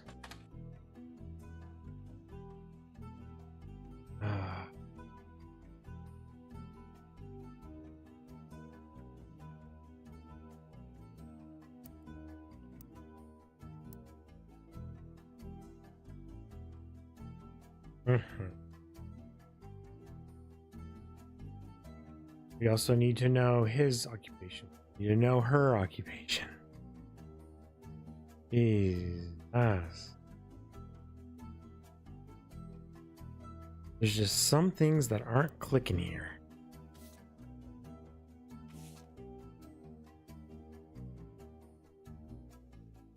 Look at the name. Go through maybe some of stuff here.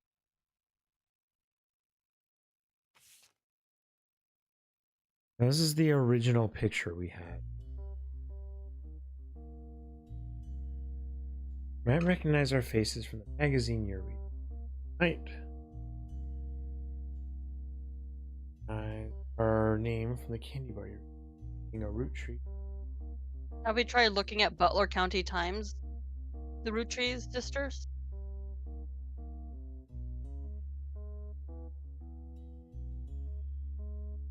The Galt Milk picture.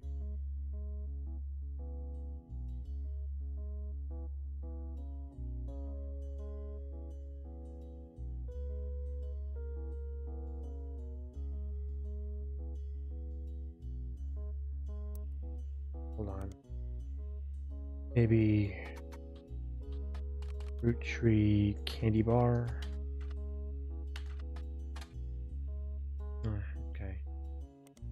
What are we doing? What would you say? What? Looking up the sisters in the Butler time?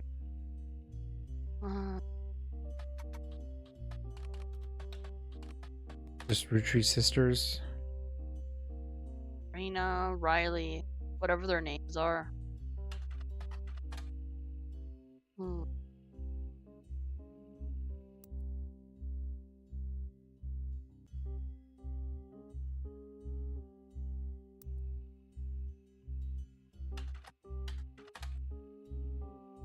How about...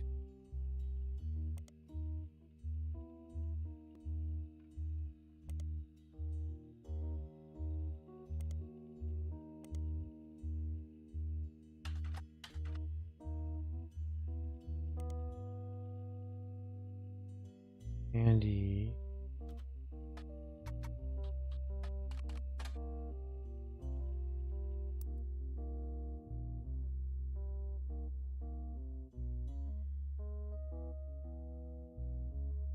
What about...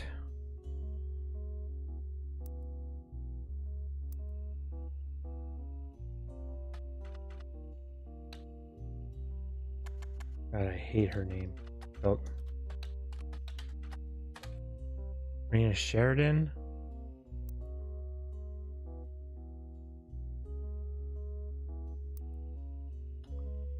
No, it didn't bring up anything.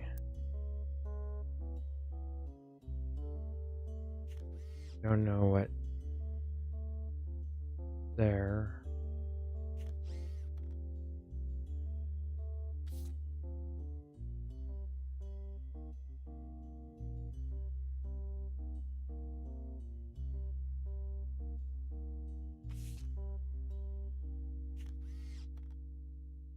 Oh, I just saw too that he has film school on his jacket. The guy who's the director. Oh yeah, Ron. Okay, so Robert, though, does not have film school or mechanic written down. I don't know what his...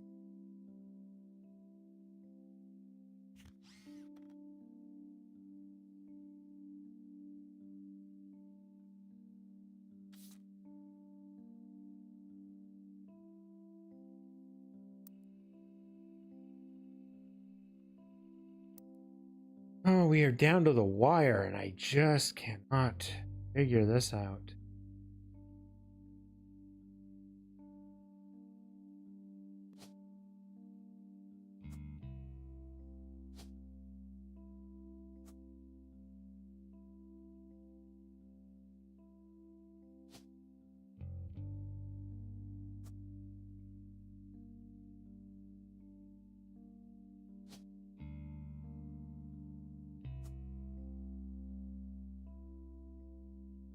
Let me think. I think I'm... Scream!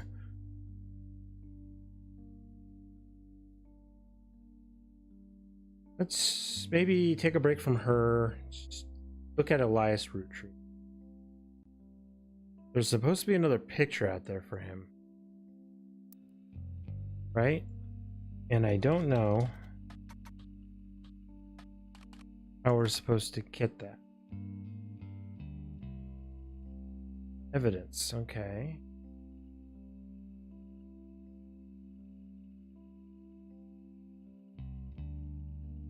Family Man, The Roottree Legacy by Bess Williams.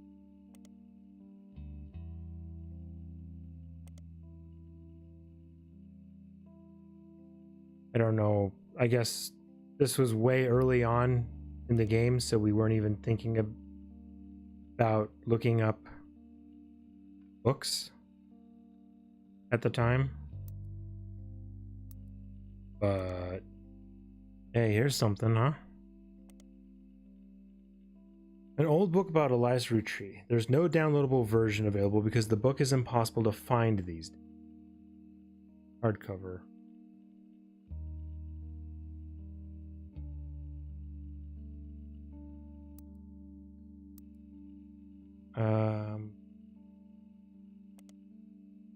Maybe I can still do a search for it on the internet.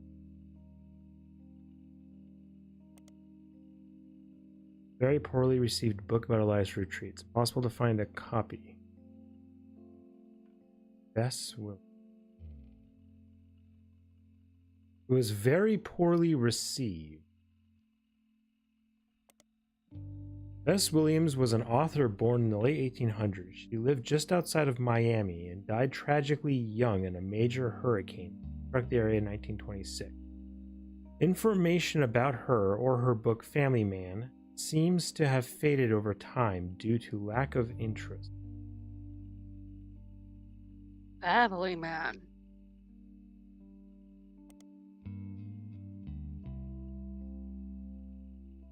Very poorly received.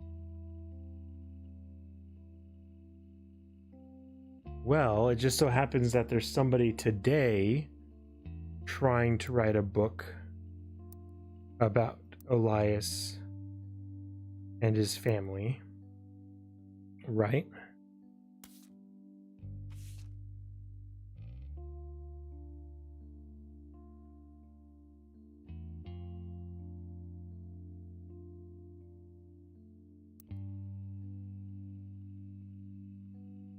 So that's interesting.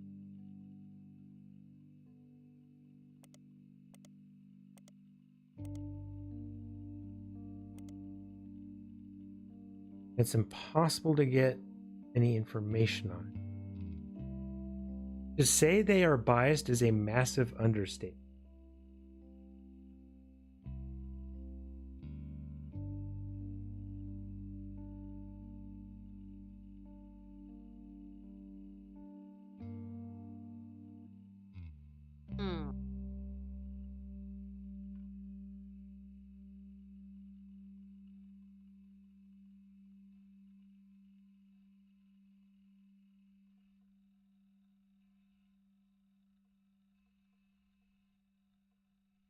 And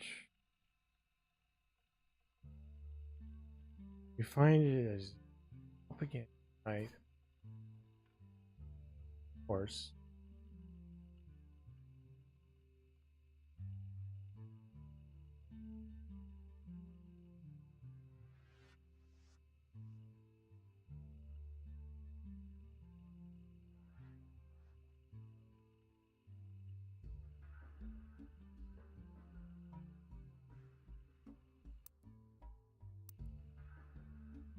Well,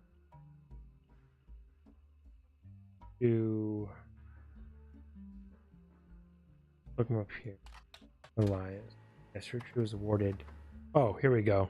I just got something. I think I solved the big mystery. Business Watch. Elias Roottree. I'm sorry. Elias Roottree was voted Watchman of the Year by Business Watch in 1936, and a painting of him appears on the cover. The magazine says he was voted Watchman of the Year specifically to recognize the global rollout of 5 pieces. Inside the article is a timeline of 5 pieces.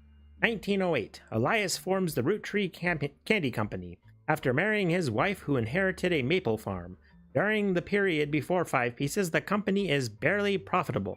1909, Elias has a daughter, the first of 5 children. 4 more follow, leading to 1922. Elias invents 5 pieces. Each of the 5 flavors is chosen based on the initials of his 5 children, 1 flavor per child.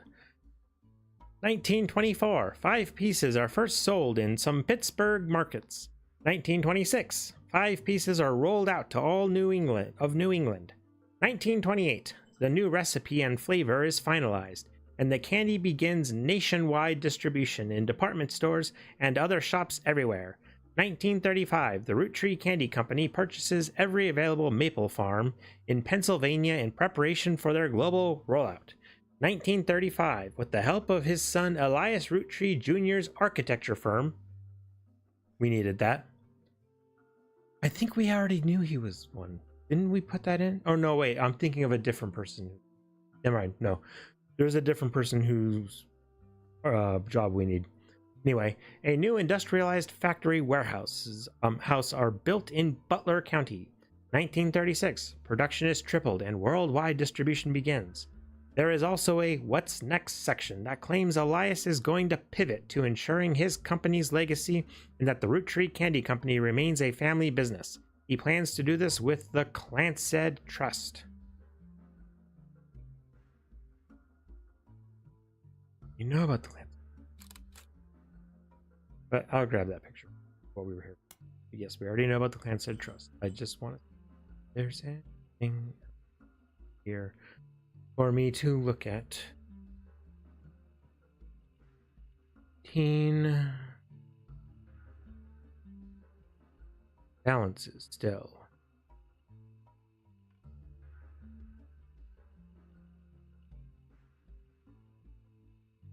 University Law School, which apparently had a guest lecturer talk.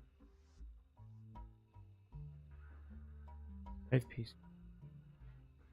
Time. But let's go ahead and click on that just in case, because there might be something that we just haven't clicked on in the past, you know. Isolation is baffling. Okay, 25 cents, now it's close to $4. It's just, this is what the president's being paid per year, their annual salary.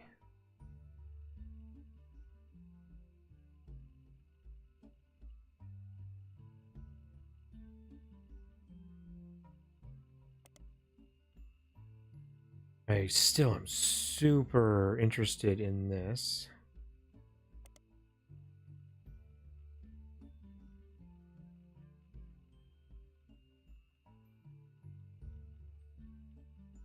Student that attended the lecture wrote about it. RR Trust. So the RR attempted 2 arguments. First, the person in question was born out of wedlock. Second, they committed a significant crime against a fellow family member. Still, due to the ironclad wording, it wasn't.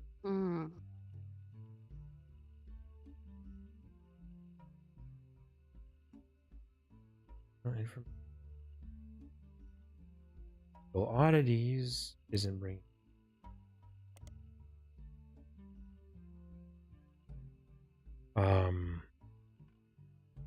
RR brings nothing up.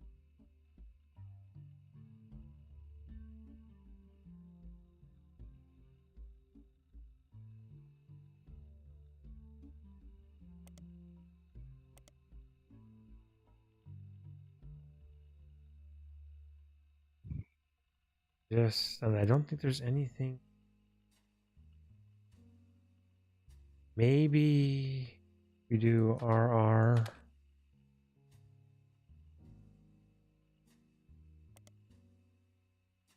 Maybe put Clansed Trust into peer articles?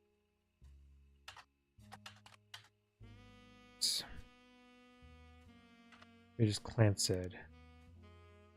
The Clansed Trust was mentioned many times in Business Watch. Most results are from the 40s and 50s, but occasionally more recent references creep in.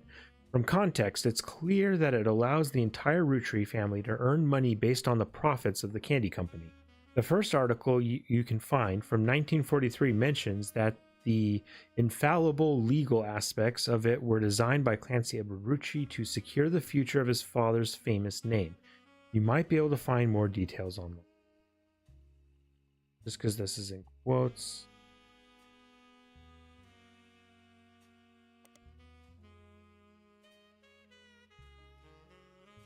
Actually, I was in quotes with a period at the end.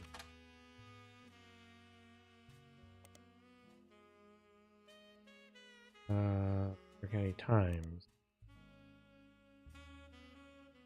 Yeah, it's pretty much. All right. Well, at the very least, we can pop that picture in.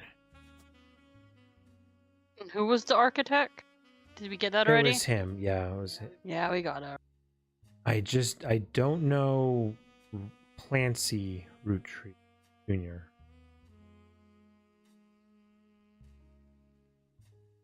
Clancy Roottree Jr.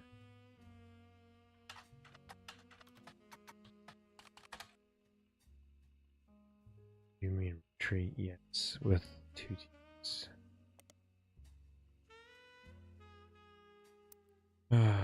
Hey, some of these people. Wait, Clancy. Oh, you forgot. Is it just a CY? The f- CLANCY. That's so weird. What's wrong? Nothing. What's weird? I said the spelling is weird. I guess maybe. I mean, we know his picture.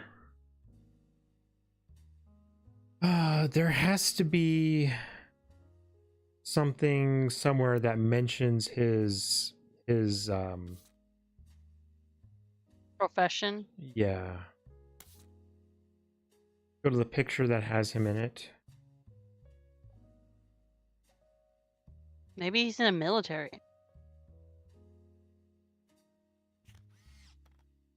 He has a bow tie. Oh, he's a fucking nerd. Okay, maybe he's a professor. Okay, there is one thing I can think of, and that's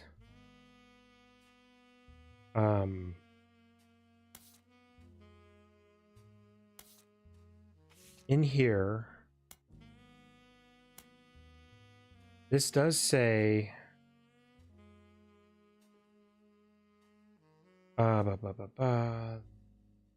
maybe I'm just getting old, but our generation was never so bad. My brothers all seemed to pursue paths of knowledge, and the most the most rebellious thing any of us ever did was bring home someone who would be illegal to marry if we lived anywhere south of Pennsylvania.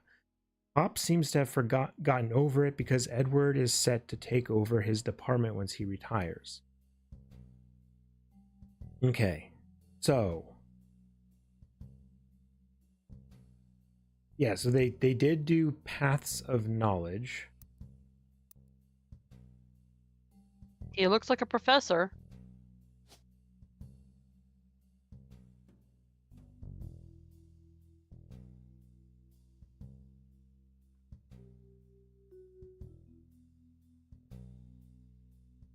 He's probably not a lawyer because he didn't take over the firm.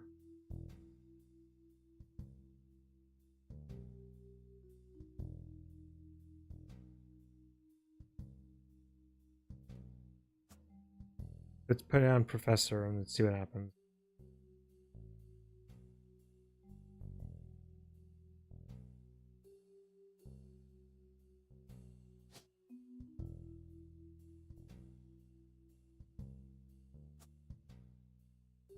We know these are girls. And that's about all we know. We tried searching for their names, but we couldn't find anything. Right? Yeah. Oh, I'm oofing big time right now, man.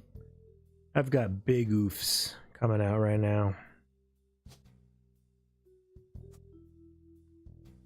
And I still... What does the... Have we used that magnifying glass for anything? What is it for? What magnifying glass? What are you talking about? The one right there next to the board. What is it? Oh, that's just the clues. Right. Those are the clues. Yeah, this is just the Oh, clues. man.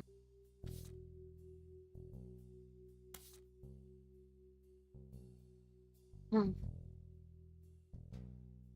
That's the book. That's... I'm not seeing... There's not like a monogram or anything on here.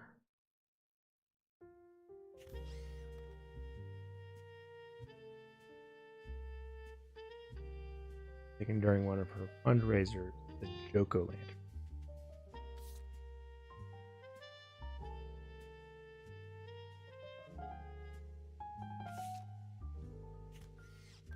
What's your secret? Why do you have that weird document attached to you? And We what's really your have profession? one picture not here, man. Gosh, one picture. What's your profession? Screenwriter, secretary. Principal. He could be a principal. No.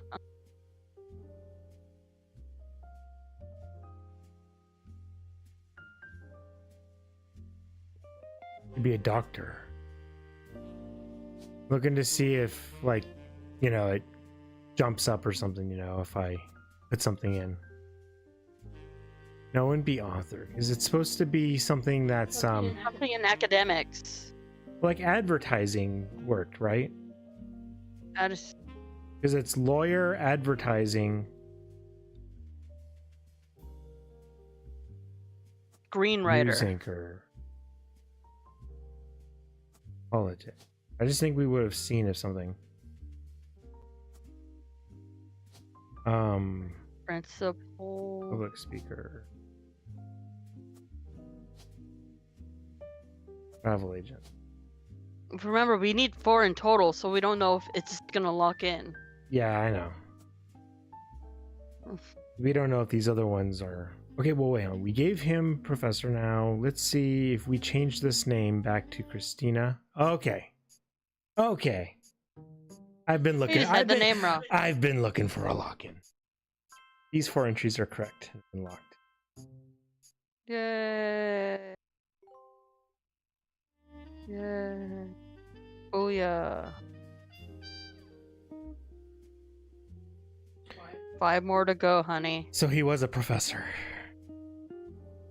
I was just saying, he looks like a professor. which means a last root tree.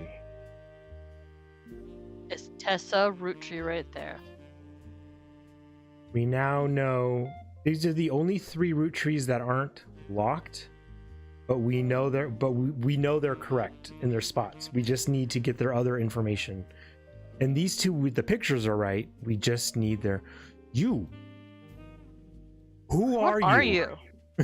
Not who, what? Well, I mean, what are you? yeah, okay. And then we also know that a bunch of these people's spouses are incorrect. She's not a housewife. Oh. But you know what? Okay, She what might is be she? No, she might be a farmer though now. 'Cause you remember, we thought farmer was wrong, but so she probably is farmer.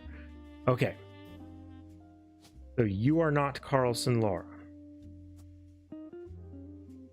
That's not your spouse.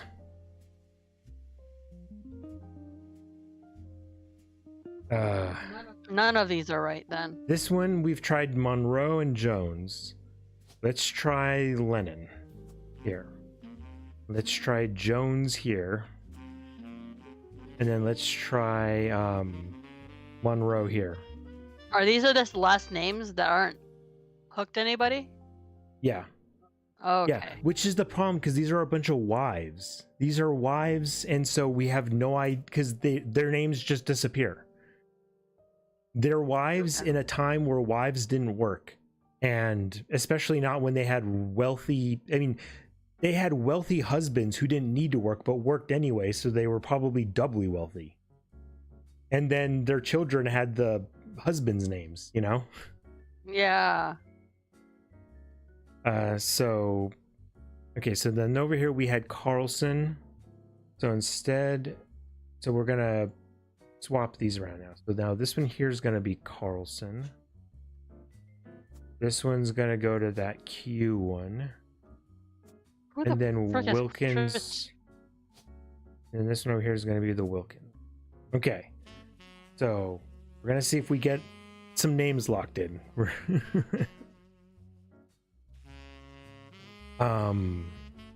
God dang it, I just want to find Raina's picture.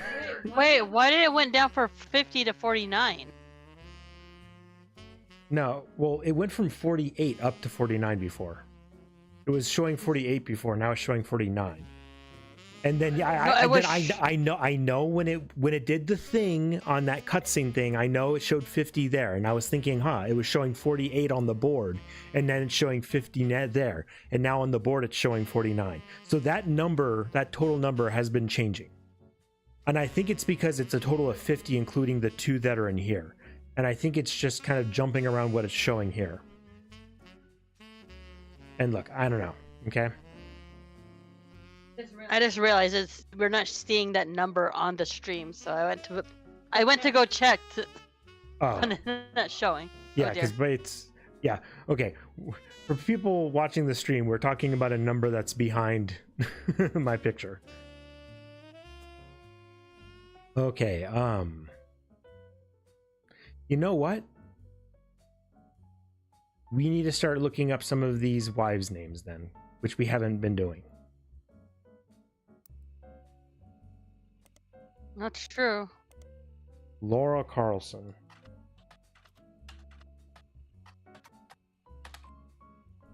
No. And we're just gonna be hitting, for the periodicals, we're just hitting up. I don't even know if it's worth doing the periodicals. I'm just gonna do web searches for their full names. April, oh my gosh, what is this name? I'll just type it out for you so you can copy and paste. Oh wait, no, you have that paper thing that you could look at. Yeah, but I can't highlight on here. Okay, you know what? We gotta do it from... That one page that you have a list of names of. There we go. Yeah. April I got. No, actually, I can do it from... Just remember, you can't do that other thing, but... Oh, how do you say that? Okay, those didn't do anything. Helen Lennon.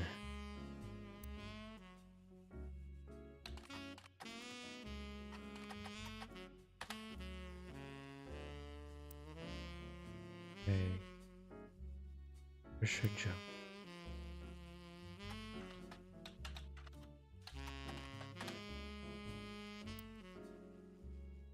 Joan Monroe.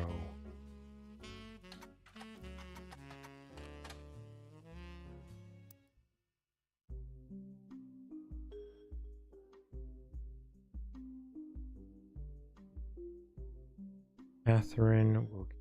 I don't like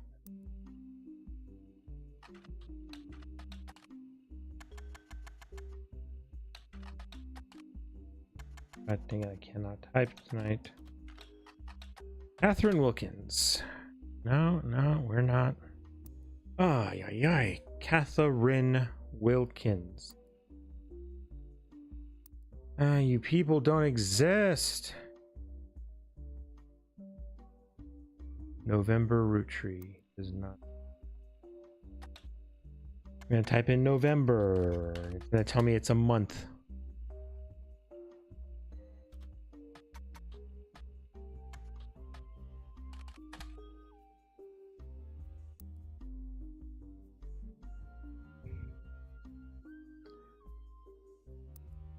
Rob.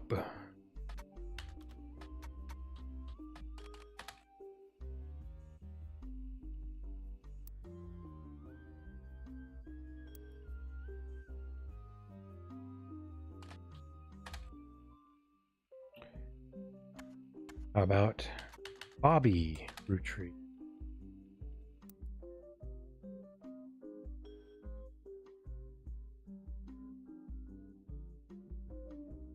Tessa, I know I've already checked for Tessa. Tessa Roottree.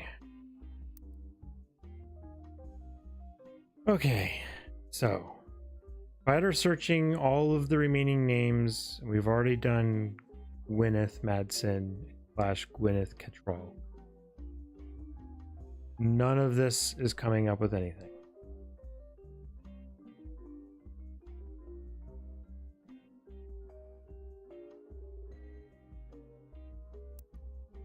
Go back to what we have already in our notes. Those easy to find ones have already been found.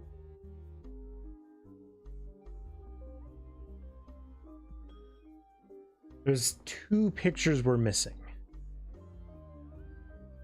Which makes me think that there is still something, it's getting hot in here, that there's gotta still be something that we need to find online, right? There has to be, because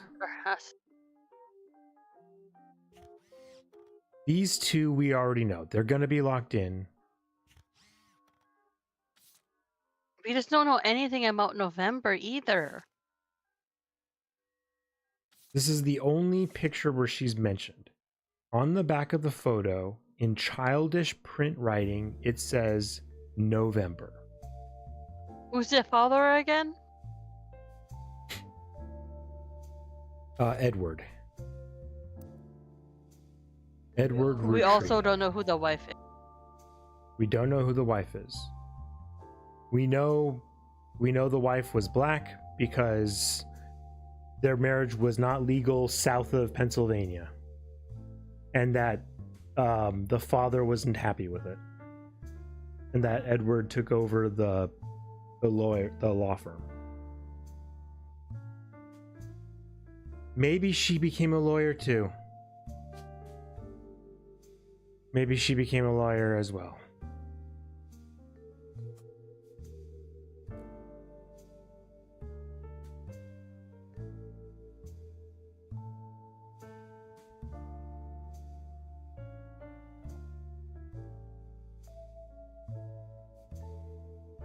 And I cannot find anything about Robert Roottree. The only place he appears is it talks about him it only talks about him while she's pregnant with him. It only talks about him when she's pregnant with him. And then he's in this picture here where she says, like, we can't come. It's mentioned that she's living in Paris, like, with her boys. And then the only other thing is that he could be the RR that's mentioned in the lawsuit.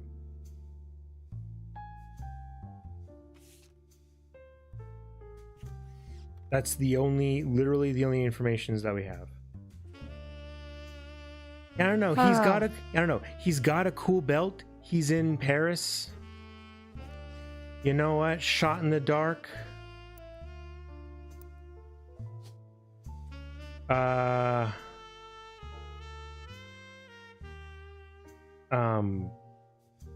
I know I saw it right here. Hold on. Artist. No. Model. Close. No. You're dancing around it. I could have sworn I saw.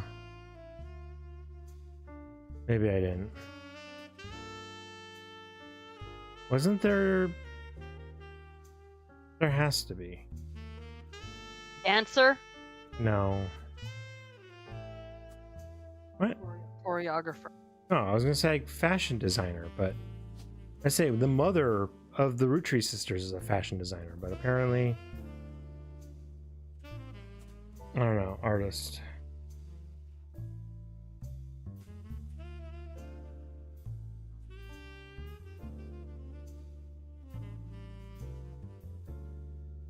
What are we missing? Let's go back in our clues.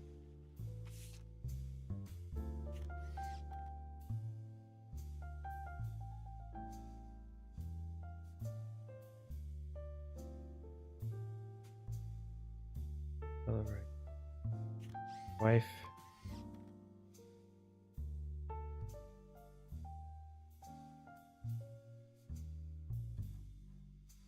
From 9.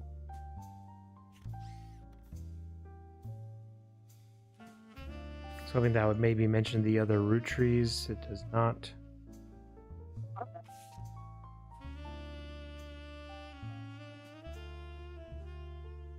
Didn't you say there was an advertiser? Well, what was his firm called? Who?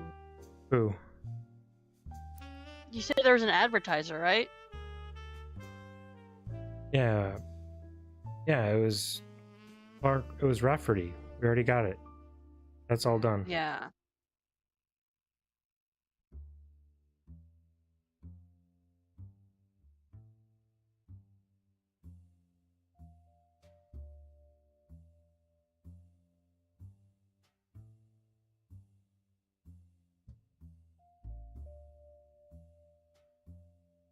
I don't know. I'm almost thinking we gotta call it and come back next.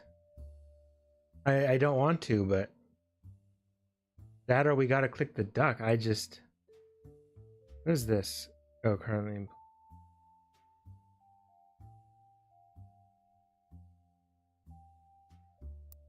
I just don't know.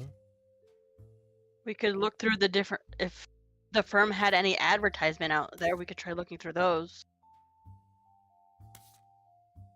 firm? I don't know what you mean. The advertiser, he probably did stuff for the Roottrees, you said, like the music and publishing stuff. Maybe he did other stuff.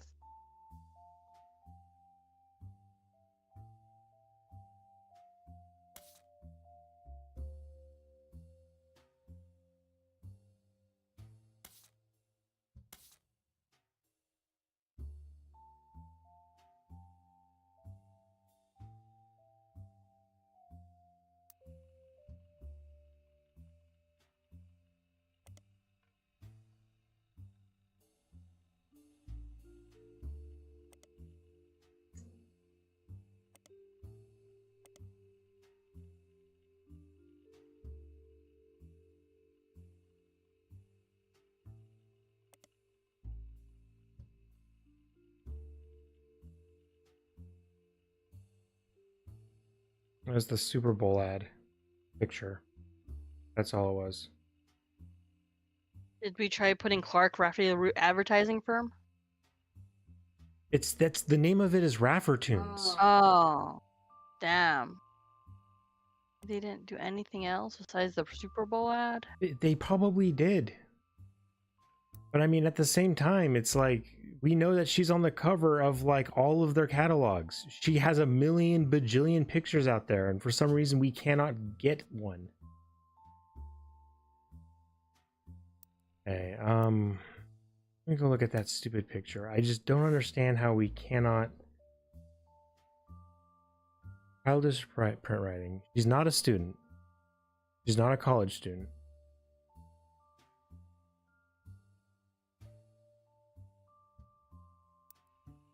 And I don't know how we get a picture for this person.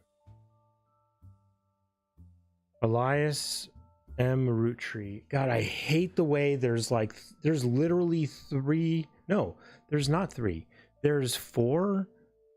There's at least four people named Elias Roottree, and one of them is like the most important person in the family. I hate it so much. Why did they do this to me? This is someone who's a little on the older side, right? Tessa. We know their name is Tessa. We don't know anything else about them. We gotta check everything. Tessa. I don't know how we can know their name and not know anything else about them, or like have a picture for them.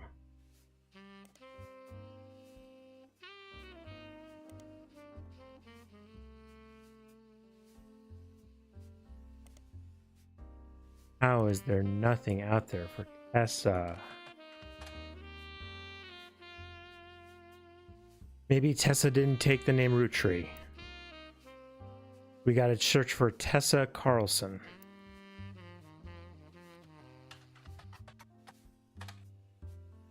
We gotta search for Tessa Warrich. Oh my god, that fucking name.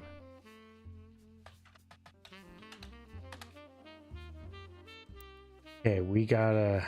I gotta make sure, I gotta double check that name. We gotta search for Tessa Lennon.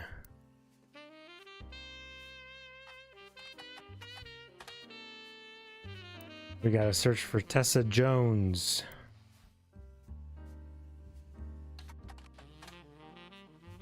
We gotta search for Tessa Monroe. I'm gonna cry. How does this person not exist? There has to be something obvious I'm missing. There's got to be something obvious I'm missing here. Tessa Wilkins.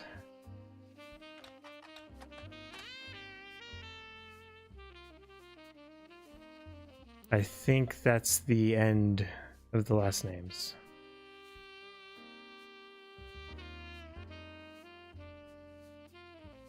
Okay, their name doesn't exist.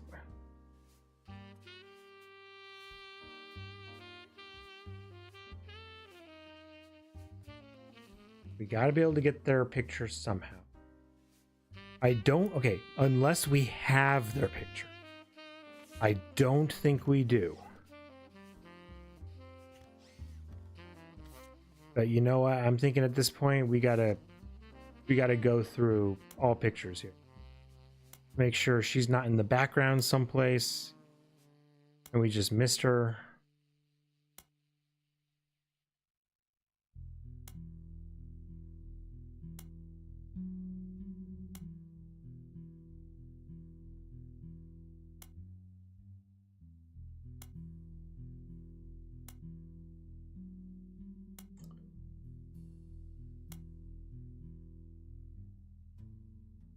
So is that you?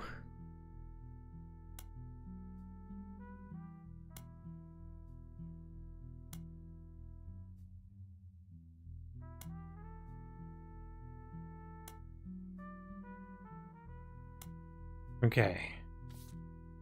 At least there, no. But some of these have pictures, even though they're not picture. Is this a statue of Tessa?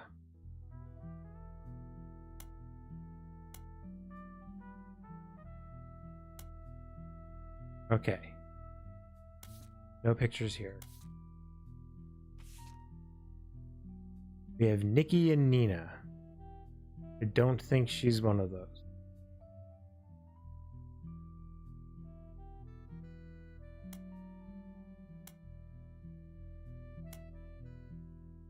Okay. I think we're safe What's there. the other clues that we have?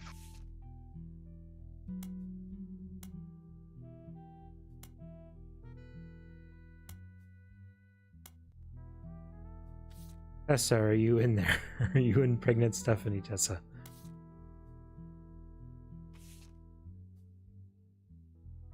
I feel like that guy in the beginning on the news. I feel like that was somebody important. Is that the person who made the game? Is he like a YouTuber? I feel like he should be something.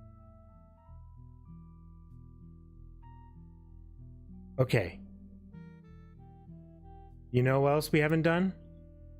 We haven't looked around our own room. We haven't gotten meta with this. Tessa, are you Riot Girl? Tessa, are you one of the notorious Montjoys? Is this important at all, or is this just supposed to be showing us how a family tree works?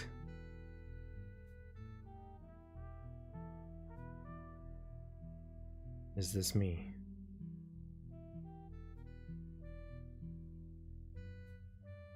Got a sweet leather jacket.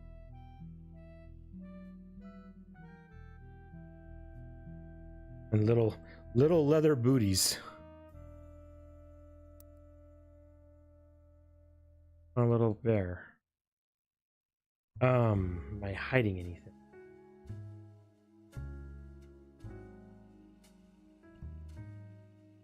Oh, that's right, we do have Alphabet Davis and Erased Names of the Genesis. Alphabet Davis's Ends and Beginnings, a Young Alphabet Adventure. Family Doku. Alphabet Davis Reversus. Alphabet You're Davis going Secret crazy. Searcher. The fuck is an Alphabet Davis? The duck. Oh, look at the Game Boy. Password.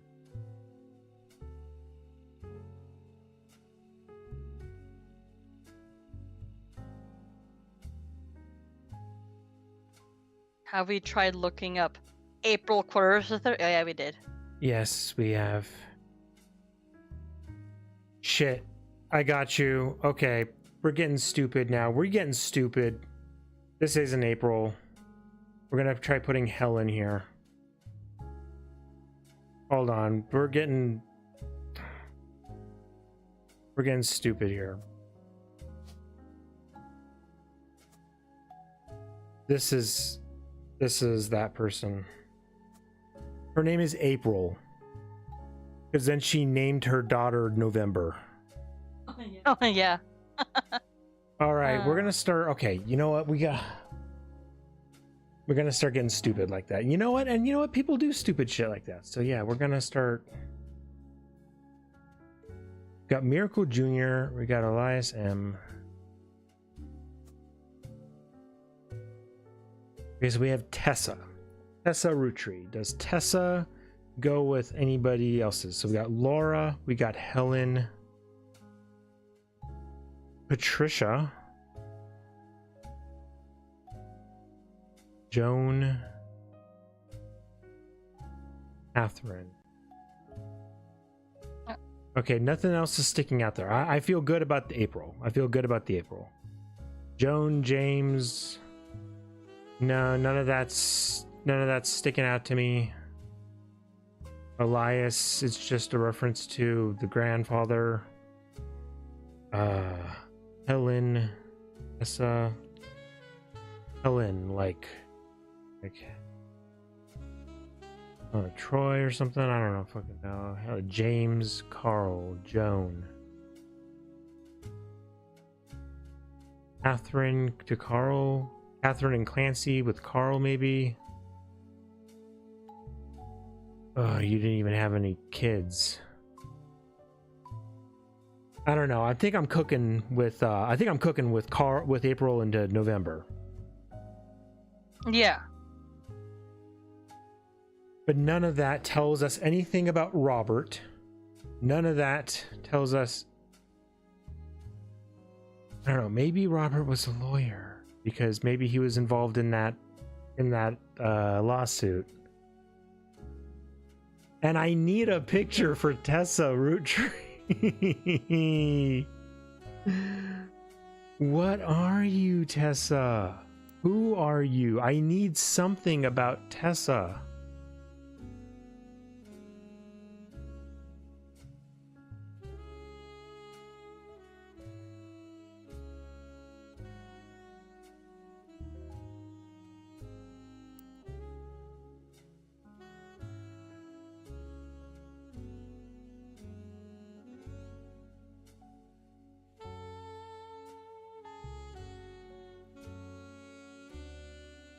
Hold on, maybe something. I don't know. This is maybe I'm just going crazy again. Diary from a previous entry. You learned that Elias Roottree had given in to his wife and announced that Sam, an obscure relative, was to be included in family gatherings. Gwyneth had been pushing to include Sam for quite some time, Lauren writes. Why Sam? I have many distant relatives I've never met. After all, Granny had sisters and Granddad had a brother or two. But I was told trim their branches from the family tree.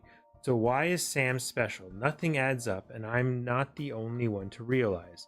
Angie summoned all the next gens to a secret meeting in Zach's office. Wynn's in Paris, but the rest of us, including Miracle's boys. So this would be including Miracle Jr. and Elias M. Roottree.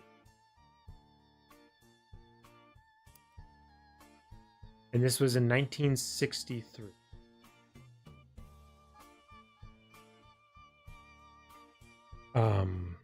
Angie summoned all, including Miracle, spent ages trying to unravel the mystery. I didn't recognize Sam at Uncle Junior's wedding to Patsy last year. At the reception, when I asked who Sam was, Pop shushed me and said it was complicated.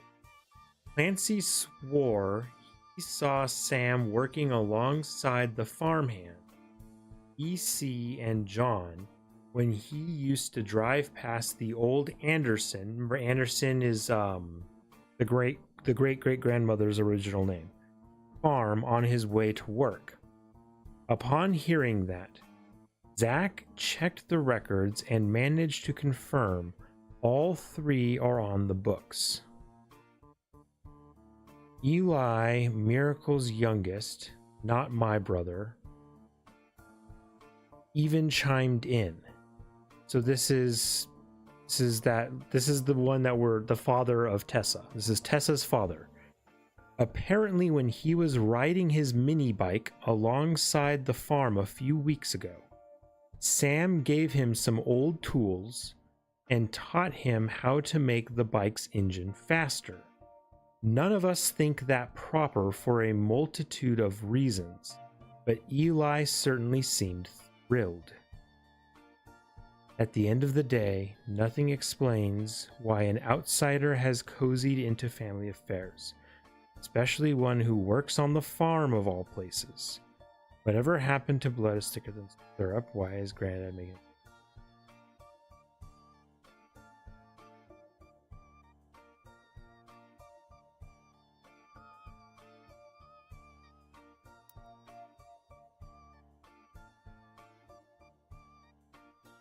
We're still not able to do anything with it.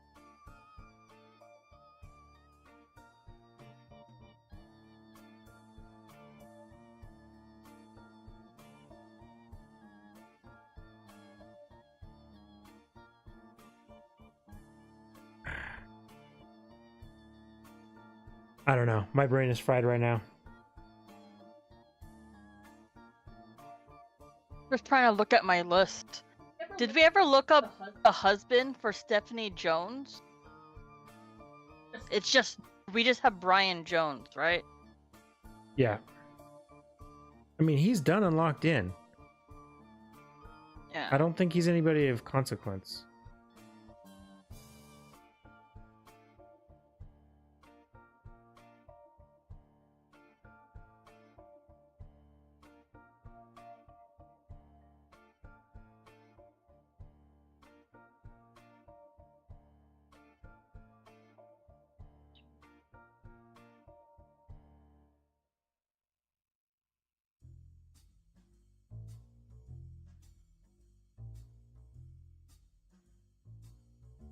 What if... Everything seems tied together somehow.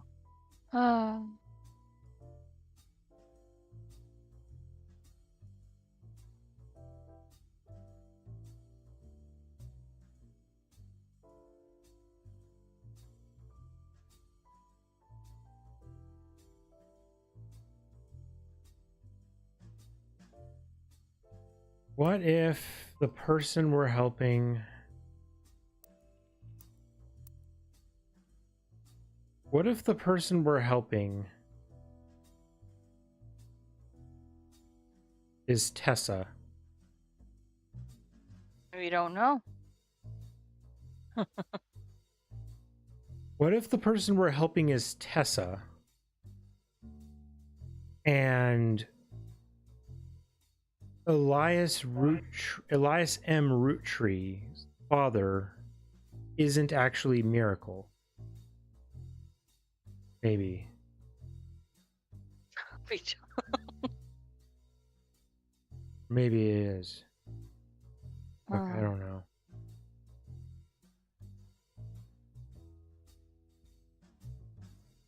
Maybe we could go back to November because we have a picture in her name, and we just click every single one of the things that she could be. Maybe we do what? Just go down all the different professions on her On who? on November.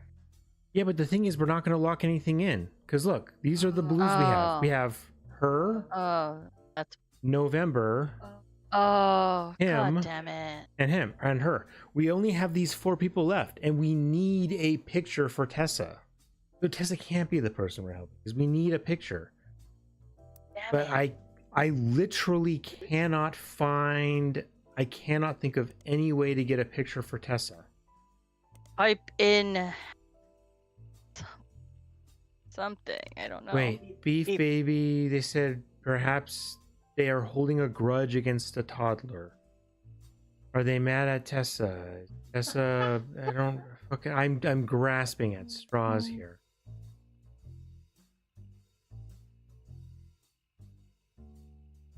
Periodicals. Tessa is short for Teresa? I don't know. How would you even spell Teresa? Why would the game make Teresa's Teres. like that? Mm-hmm.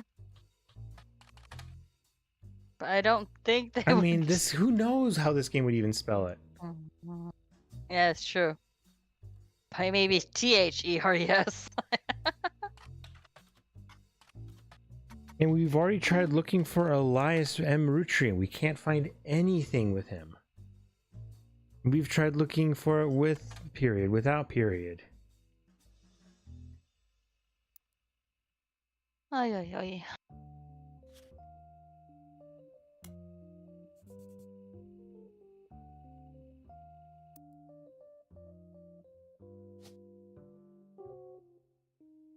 I can't even put in that bearded guy from the background as a joke.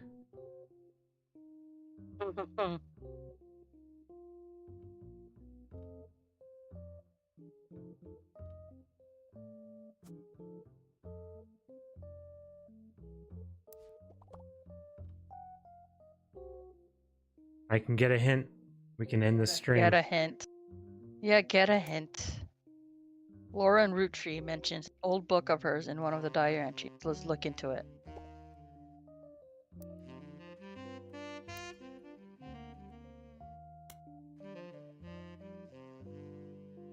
Washbuckle my heart.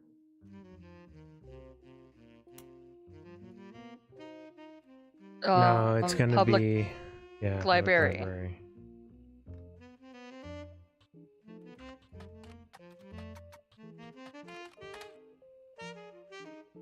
It's not that one. What other book?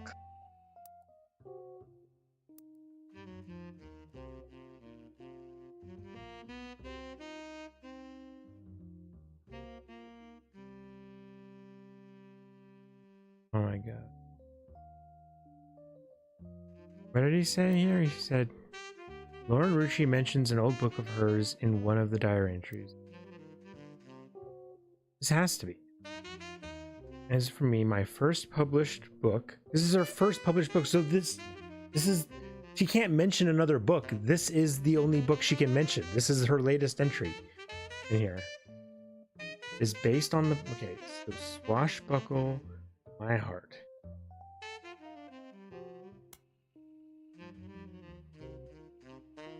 Oh. Oh.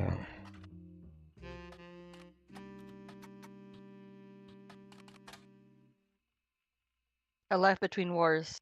That's the diary we're reading.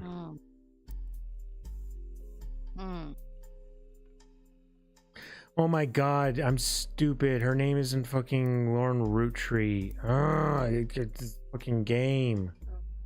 Rafferty.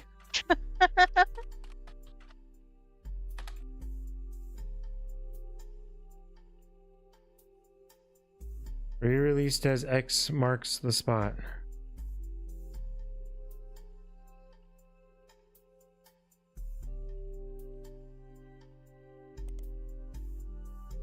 Maybe now spider search it.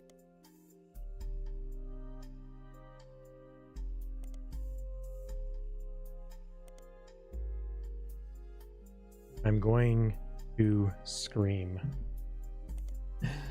Nothing relevant to your investigation was found in public suggestions. Wait, what do you mean?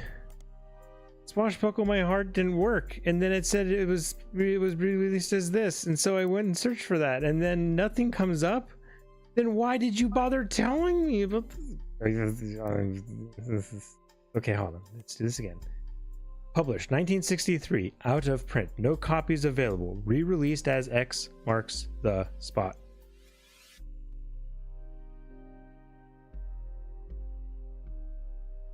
Okay, but then if I search that, nothing happens.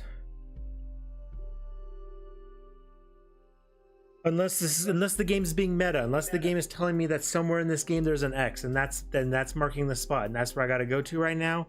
At this point, I don't know what this game is telling me. At this point, I am losing my goddamn mind. Okay. X marks the spot. Nothing relevant to your investigation was found in the public library. Suggestions. Check for typos. Could the author be published under a different name than the one you're searching for? Did she remarry?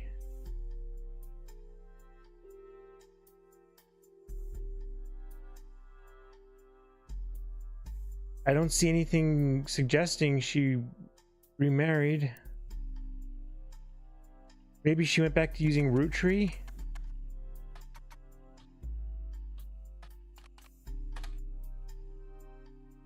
Why is this under Roottree? These searches are fucking killing me. The search systems fucking are killing me. Softcover, fiction romance. According to the back of the book, this is a buried treasure by Lauren Roottree and from the author of the Court series. It also says to keep an eye out for Lauren Rootree's next book, Revisiting the Diary 10 years later.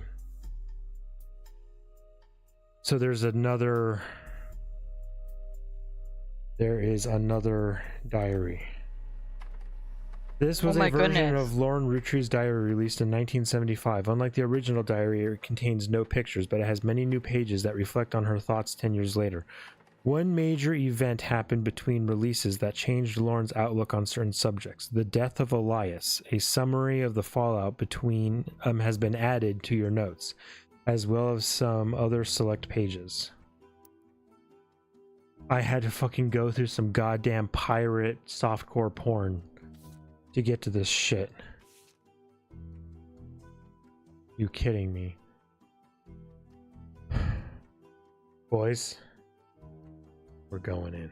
Oh my god, we got more info. Alright. The new diary opens with an explosive incident that happened in the decade between the release and re-release of Lauren's diary. Elias Roottree had died. During the reading of his will, there was an audible gasp when a certain name was read aloud: Samantha Roottree. Although Sam and her children were not meant to receive monetary inheritance, he had a stipulation that she retain the rights to run the farm and any and all decisions related to it. It was then that the scandalous secrets came out. None of the 5 pieces were surprised, but it was quite a shock to everyone else, including Sam. She had been told her parents died. Apparently, Sam was the illegitimate daughter of Elias Jr. and Patricia Christensen.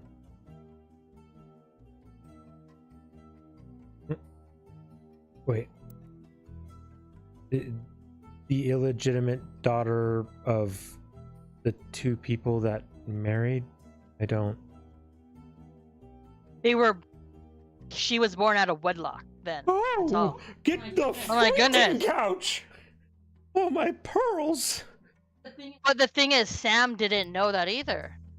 Okay, let's continue. Patricia, the daughter of a local steel mogul, and Eli Jr. harbored a secret romance at age 16. She became pregnant, and after the birth, her father refused to let her see Eli Jr. ever again. Her baby, Samantha, was sent to the Roottrees. Elias hid her away with a local farmhand known as E.C. That's the guy that we have the picture of, I bet. Patricia was married off to a much older man and sent away. That was the end of that. Almost. None of the next gens had ever met or heard of Patricia until she unexpectedly reappeared, now going by Patsy. After Patsy's husband died, she reunited with Eli Jr. and they finally married in their 50s. Lauren mentioned the wedding in her first diary without knowing Patsy's history. Eli Jr. had never taken another lover. Lauren, ever the romantic, quite appreciated this.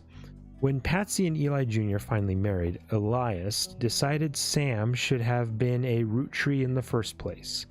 Even though she was not part of the Clancid Trust, he wanted to include her in family affairs. That was what led to Lauren's initial entry entitled Sam.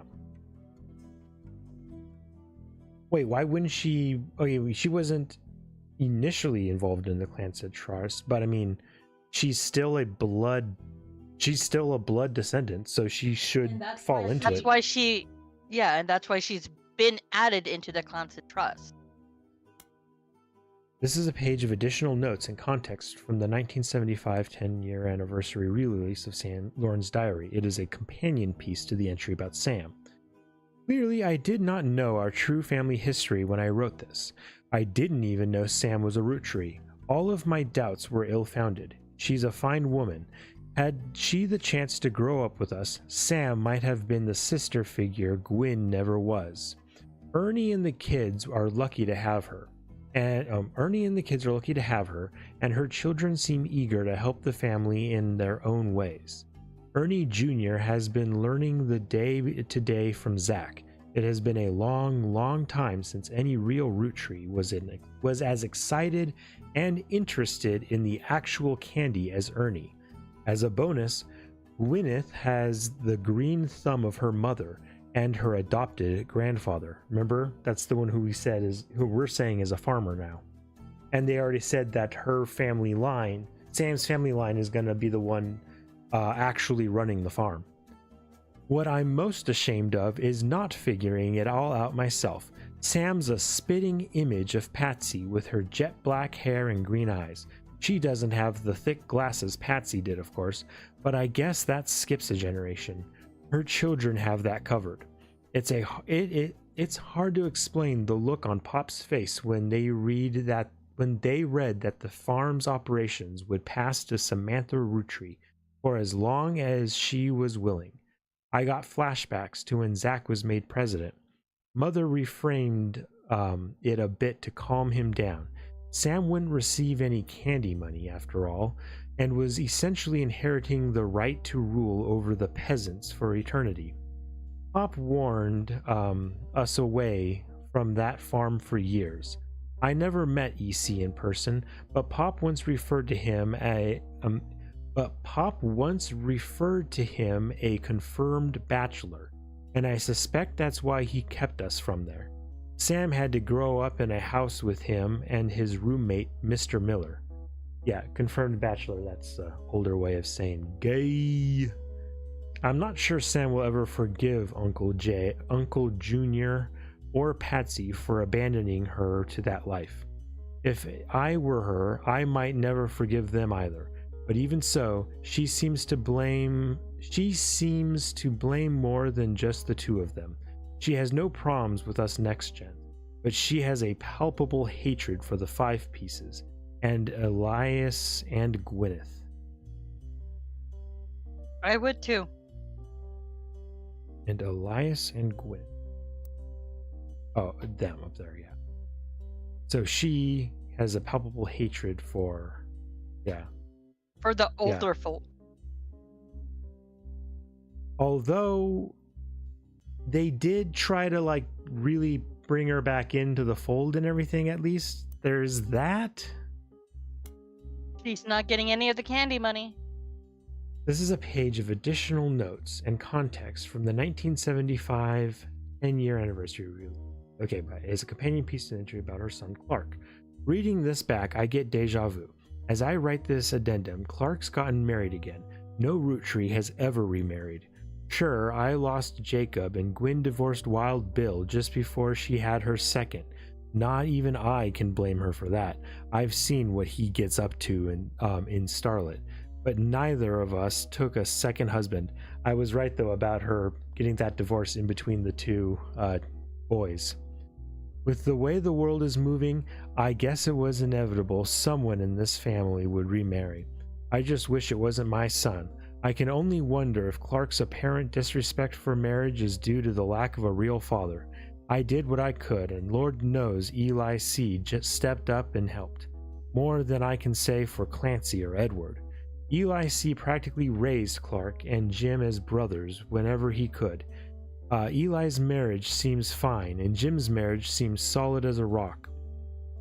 Unintended, because Diamond, right? So who knows what causes these things? I suspect that he's marrying Jane to keep her from running out on the band. Without her, he'd be the third wheel, and I imagine they wouldn't last long as a trio. But still, I don't think a marriage on such shaky foundation like that can last, and Lord knows I was right the last time.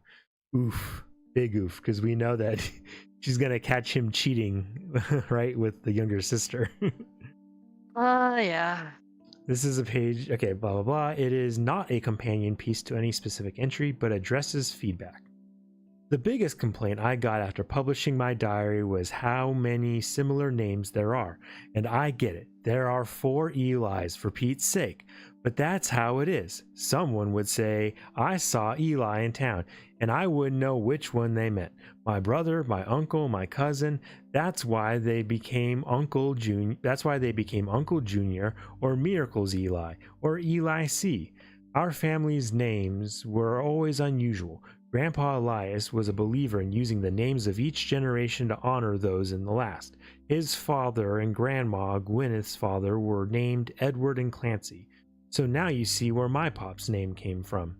One thing that's always been a consistent in our family, though, is that anytime someone's a junior, they're always the firstborn son. That goes for Miracle, Eli, or even Clancy.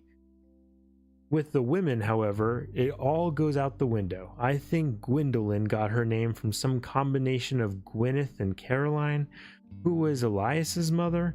Women's names tend to get all mixed up as the generations went on. I guess that's because there's no female equivalent of junior.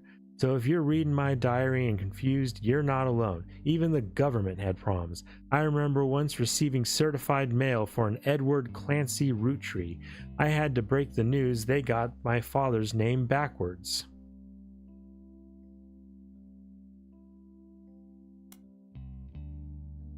Oh. Oh no. Oh no. Oh no. Oh. Elias.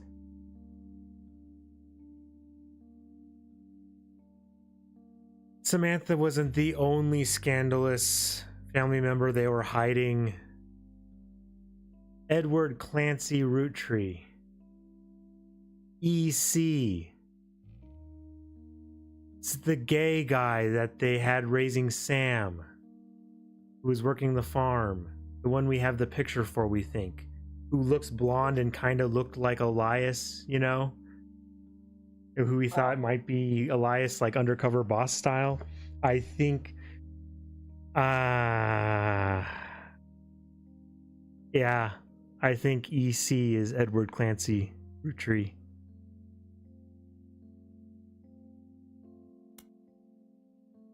This is a page from the 1975 10-year anniversary re-release of Lauren's diary. It is not a companion piece to any specific entry, but rather a fun bonus.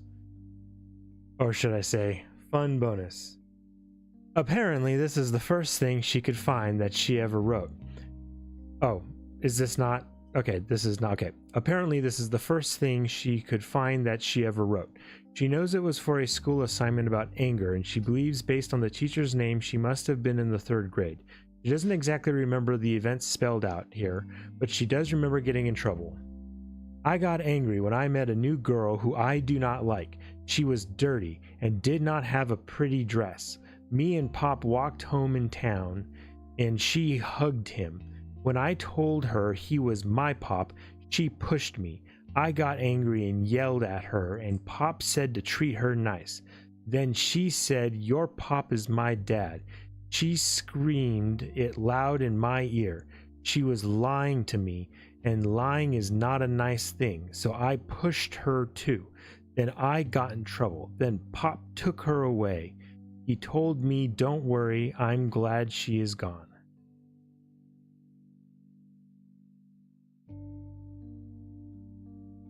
What? Oy, oy, oy. Oh, wait, you know, what the fuck is this? Okay, apparently this is the first thing she could find that she ever wrote. She was in the 3rd grade. Got angry when I met a new girl in school who I do not like. So this is still Lauren, right? Yes. So somebody, a girl, said that Lauren's dad was also her dad. That gave us new information, but it also didn't give us new names to put in. Yeah, I mean, it explains stuff, sure, that's true, yeah, like you said, but... Click the Look again. See what else we're missing. Also, real quick, the female's No, name. Cetra? Okay, if Tessa. Remember some of these names for the. Okay, so Tessa doesn't seem to be combining any of any of these names from these females that we're looking at here.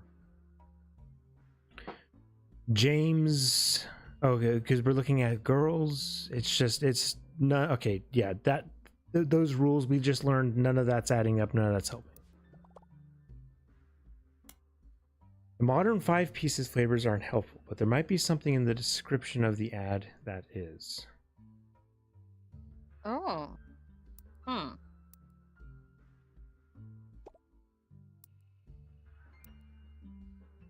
Yeah.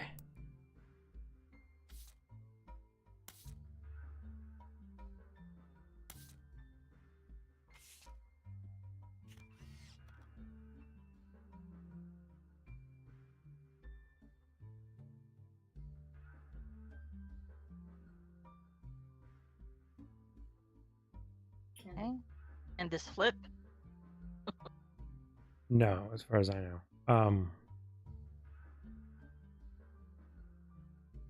So the original inventor had 5 kids.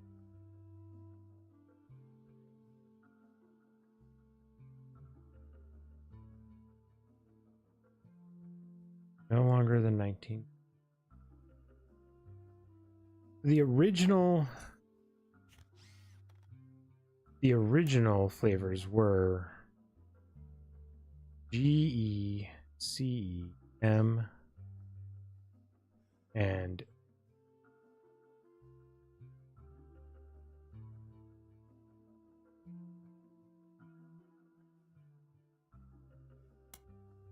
so grape is no longer here. Is there any flavors that are the same? Grape, elderberry, cinnamon extract, melon, Miracle berry. and miracle berry. But yeah, none of them. This is like, what even is an elderberry anyway? Why kids still love them. 5 flavors. They had 5 kids.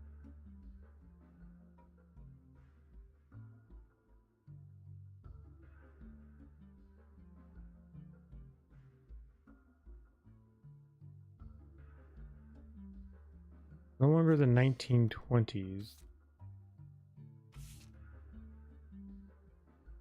1928. 6 years after. Okay, so yeah, that would have been in the 1920s. Fired by our children.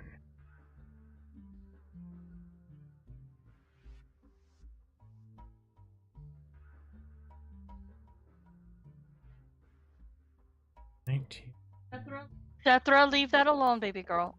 You say the modern 5 pieces flavors, but there might be something in the description Oh, the modern. of the ad that is.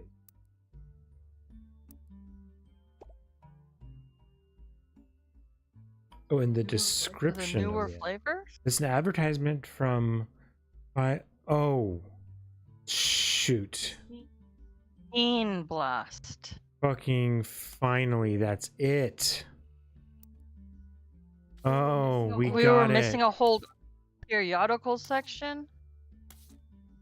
Oh, that was a periodical. Oh, Yeah. Teen Blast. Oh my goodness. No Tessa though. Maybe November. No, it's gonna be. No, this is for Reina, baby. Oh yeah, Reina. 16.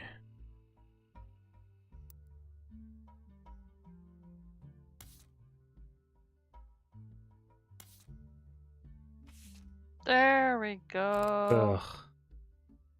Teen Blast.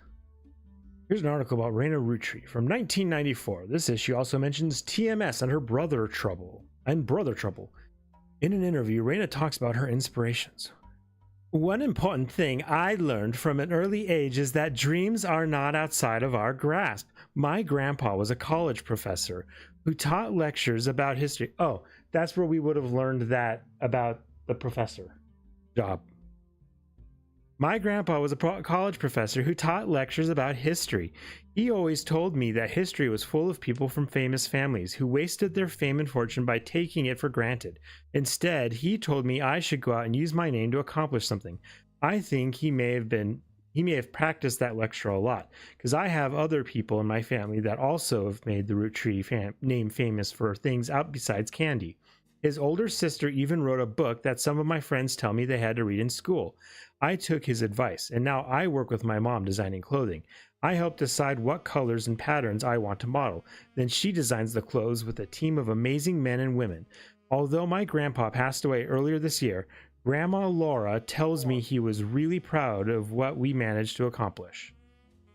All right, well, Laura, that tells me who his wife is.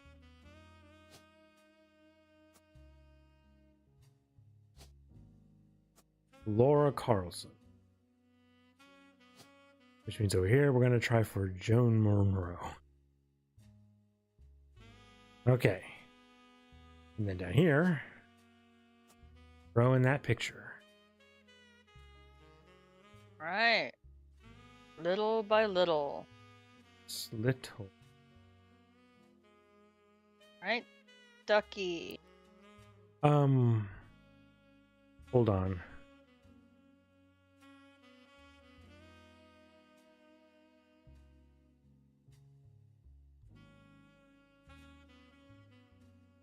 No, yeah.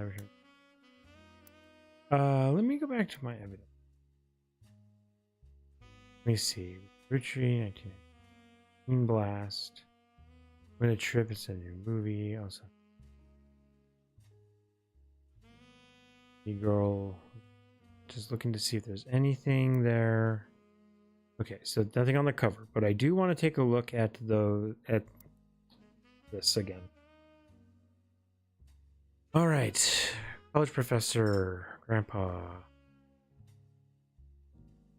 grandma, beside candy. Okay, it looks like we're okay.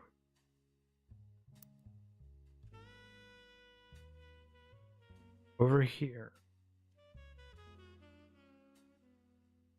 I'm pretty sure we got this down, April. Yeah. Has to be right. Come on, April, November.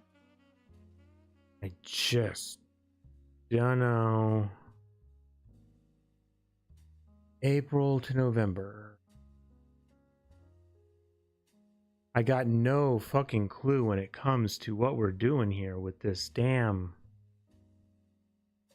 kid. Right.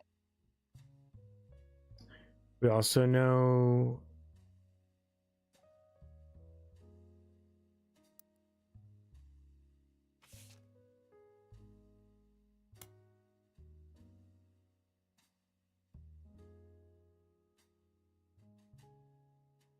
hey, we got that.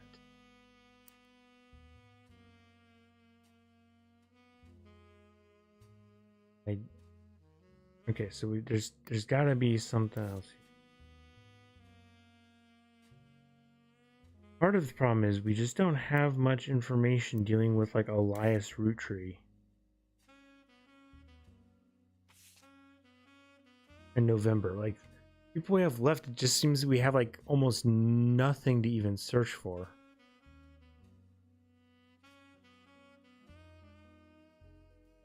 Early photo and a note attached from your. This photo has a note attached from your employer. Every 20 years or so, the Rootrees hold a big reunion and recreate an old family photo. This is the one from the 70s. And Carl's the teenager in the middle. Sorry about the water damage. A pipe burst in Carl's office. On the back of the photo, in childish print writing, it says November. There's also a large number of cursive signatures named Bonnie, next president Guy Hudson, Ernie Jr., Carolyn, Gwyneth M., Gwendolyn, Miracle Jr., Jim Roottree, Eli M.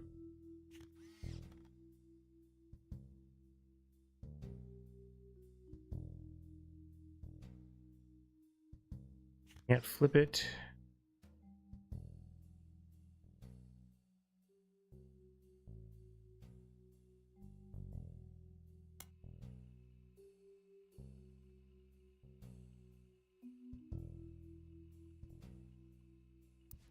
All right, Ducky. I don't know. There are several people related to the campaign mailer. Have you looked into all of them? I thought we did. Let's go take a look at the campaign mailer. Guess look for Jones or something. It was buried under a ton of other mail that Carl left in his. Had a handwritten note attached that seemed personal. It's a flyer about a candidate for local office, Stephanie Jones. On the back is an excerpt from a newspaper article in the Butler County Times about her campaign. Stephanie may have grown up in an unconventional family, to say the least, but in her words, it was still full of love. And now, 22 years later, with a baby of her own due around Christmas, her message for voters is simply, love is our future. The handwritten note says, Carl, I know we don't see eye to eye when it comes to the candy company, but if you could talk to your girls about putting out a statement supporting Stephanie, you could use the publicity your daughters bring. Don't let our conflicts spread to the next generation. Guess look up Jones in the Butler County Times.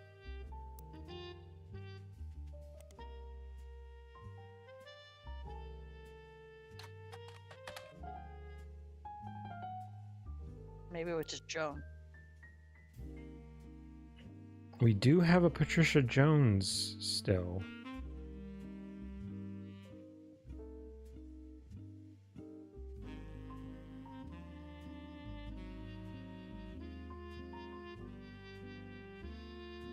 But I don't see how that would be. Or type in Brian, because it relates to the campaign mailer.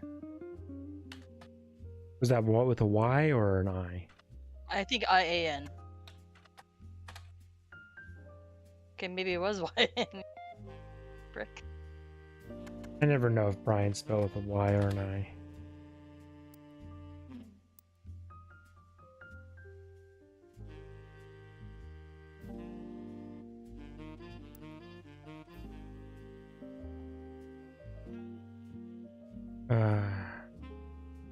Is it an I? Huh. It says to look into the campaign mailer. We know who CM is. That's Marilyn. That's her.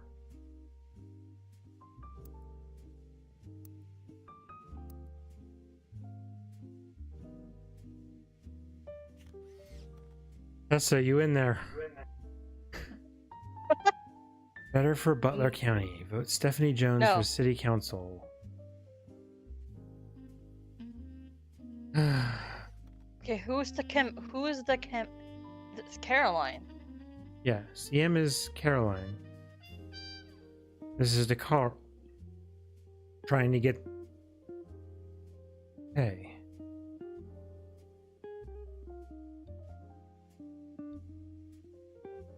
Do around Christmas.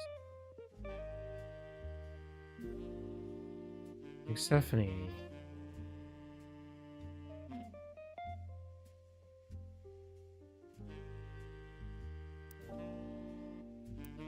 I guess look into. There are several people related to the campaign mailer. Have you looked into all of them? I guess let's look into Caroline again.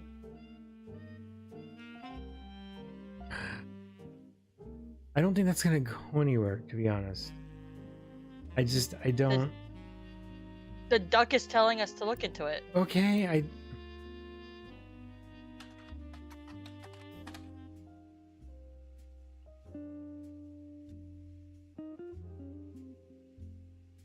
Caroline.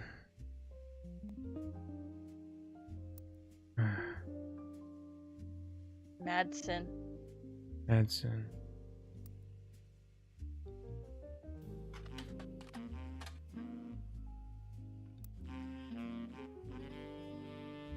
Oh, it's Morden. Morden.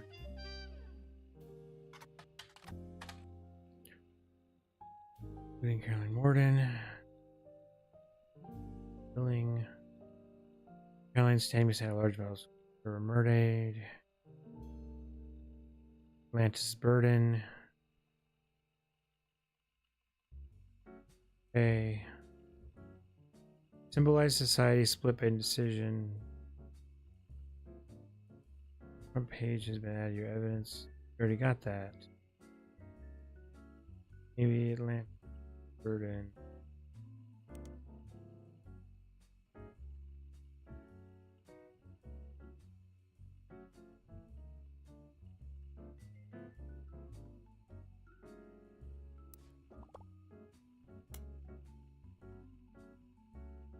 Even the spouse. Brian Jones. Okay, I'm just gonna search for Brian Jones. Brian Jones is a famous athlete who broke a pole vaulting record in 1954. He doesn't seem related to the Roottrees. If you're looking for a different Brian Jones, you may need to search for a more local source. Okay, periodicals.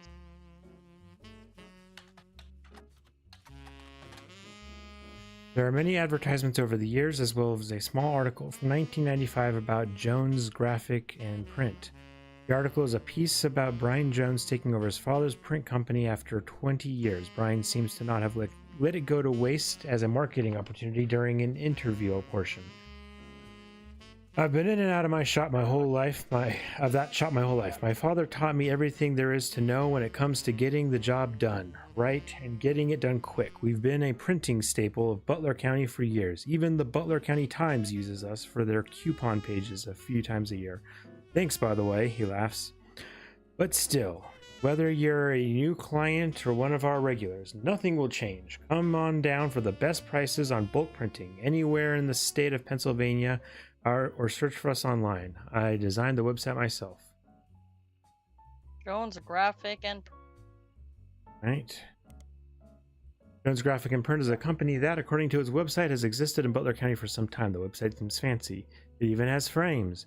The website lists the address, hour, and a few examples of clients and the type of work that was done for each. Stephanie Jones, campaign, mailers, Roottree Candy Company, various banners, posters, Butler County, holiday light post banner, Miracle Network, tour flyers, Roottree Motors, coupon flyers. There we go. We'll come back to that. Butler County School District, various banners, posters, Butler Summer Theater, posters and set contributions for Children of Eden. Oh, that sounds interesting. look that At up the bottom it too. says we also do web design. Come on in to get a quote today. But first, Roottree Motors. Finally, something related to Eli. You find a hit for Roottree Motors on the Jones Graphic and Print website, which you've already seen. You don't find any trace of them on the internet. As a local business, they may feature in other places. Ooh. Real tired.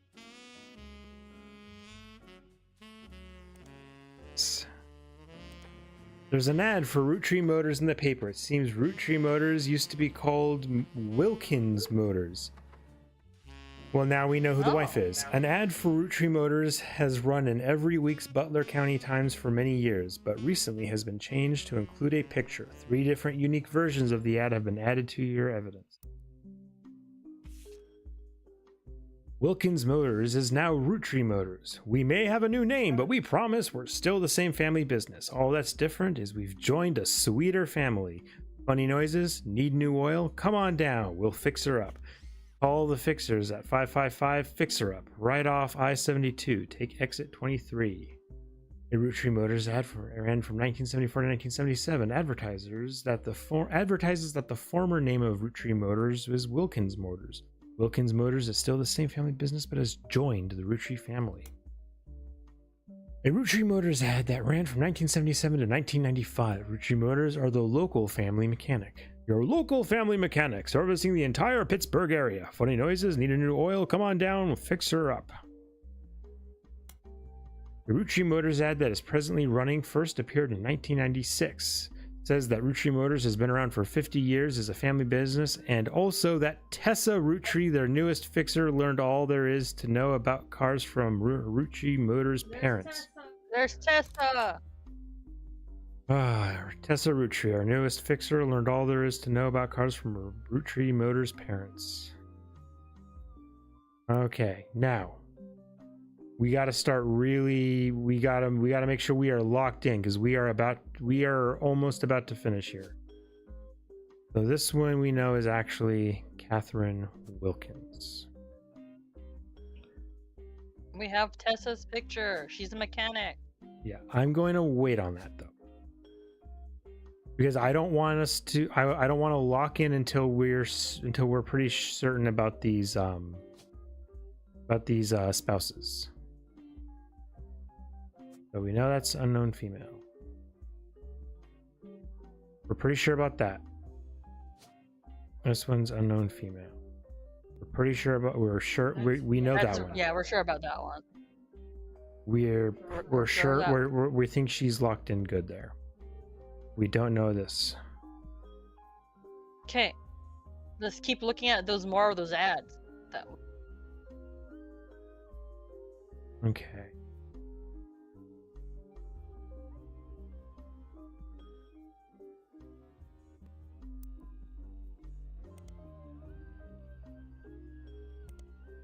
You mean from here, right?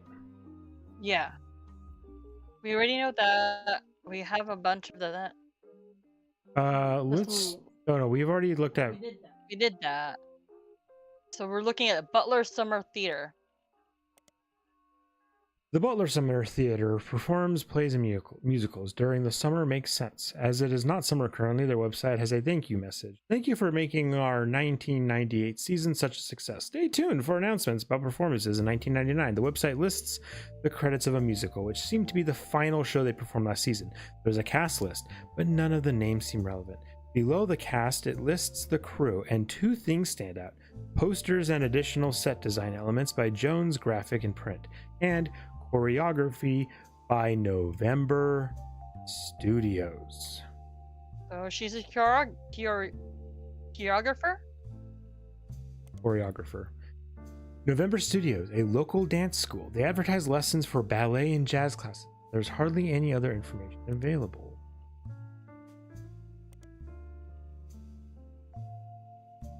For some reason, you can't, like when you have it here, you can't click on it to take it to here. Instead of November Studios, maybe they should have called this place No Mention Studios, because you don't find any information about it anywhere. Nice thought though. The game is freaking like making fun of us now or something.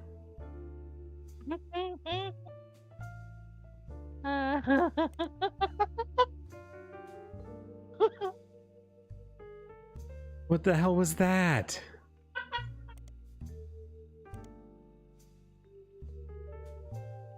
All right, at least we know she's a dancer, I guess.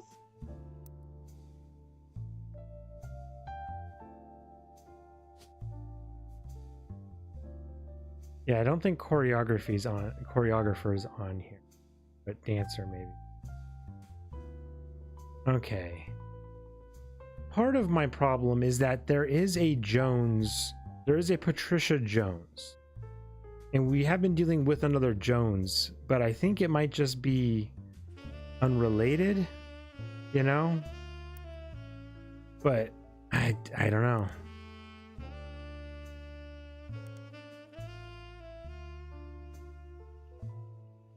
The school district? Have we looked about? Wait, hon, what was the other thing for this? Oh, posters additional set. Okay, element by Jones Graphic. Gotcha. Okay, so then the other one was we wanted to go back to here because I just wanted to look at Children of Eden, which I know is probably just going to take us to the same. Children of Eden is a musical with songs by Stephen Schwartz, a game designer by the name of Jeremy Johnston. Really likes it, realized it could kind of fit timeline-wise with a game he was making, and decided to use it instead of something fake as kind of an Easter egg.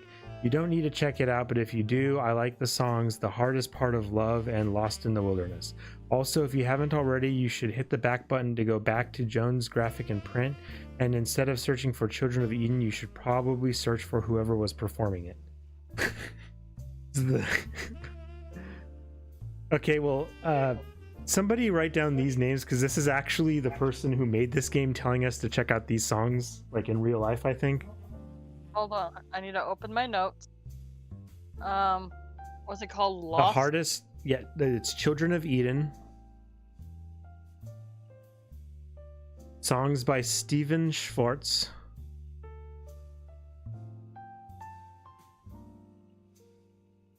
Is Jeremy Johnston the person who made this game? And then the songs are Hardest Part of Love and Lost in the Wilderness. So that I'm assuming. So yeah, this is the game designer of this game actually talking directly to us and then telling us go back and look at the other place for the actual clue. You think you got it? Got it. You could also just take a screen cap, babe. Also, this happens to be recorded, but okay, good. I have it paused on YouTube so I can type Also, this is a super long stream, but we are going to finish this thing. This is just going to be one of those streams. We're gonna finish it, honey. We're gonna finish it. This. Okay. So, history, Jones graphic.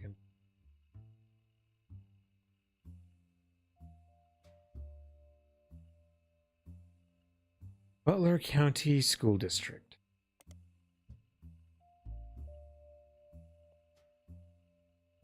But there might be something in periodical.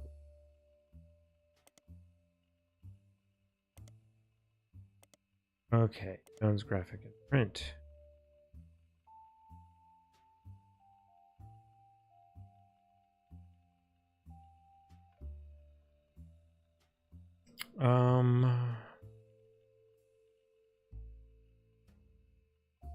I think that's all we're gonna get out of that.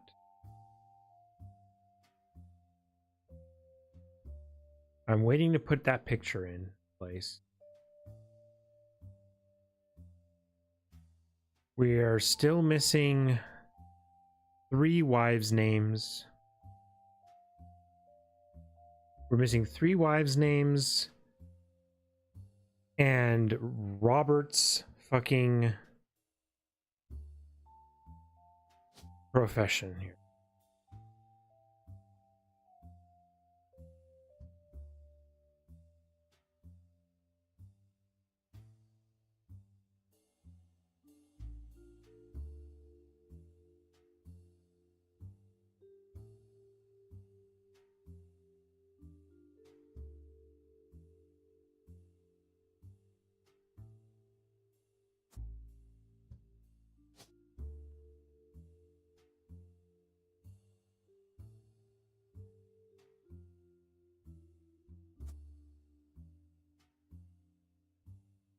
Okay. There's got to be something else here now that we can do. Robert.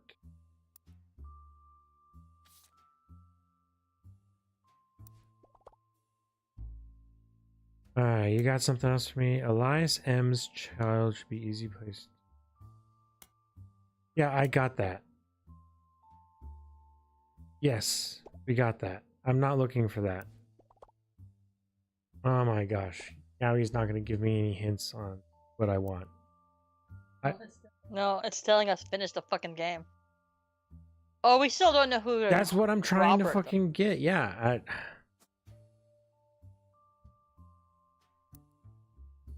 It's just I wanted something I didn't.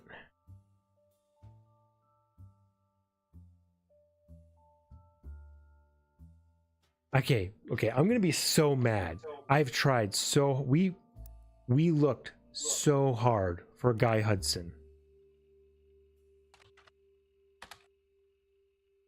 I get to put last name.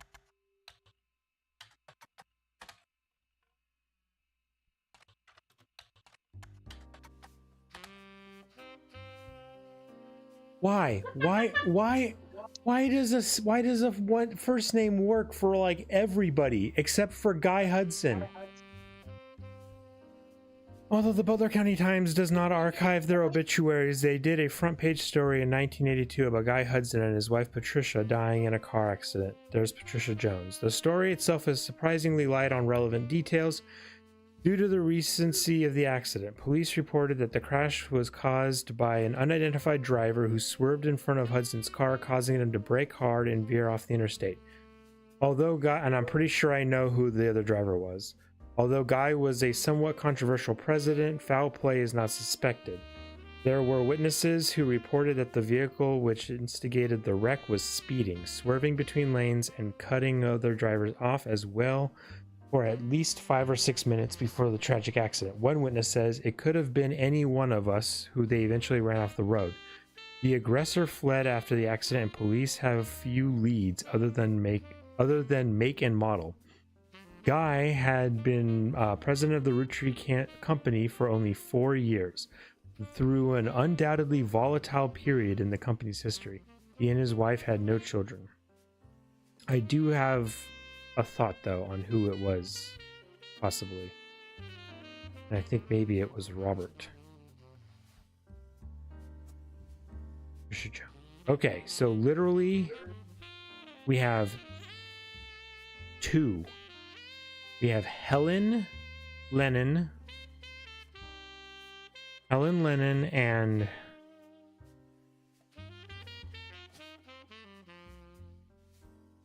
Joan Monroe.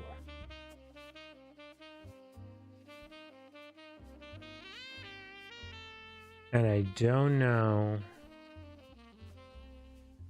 who's going to be who.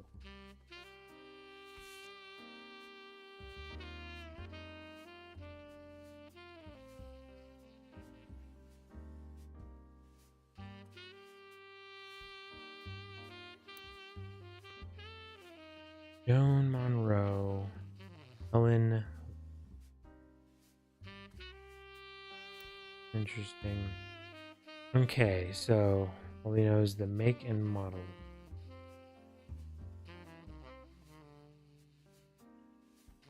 Car.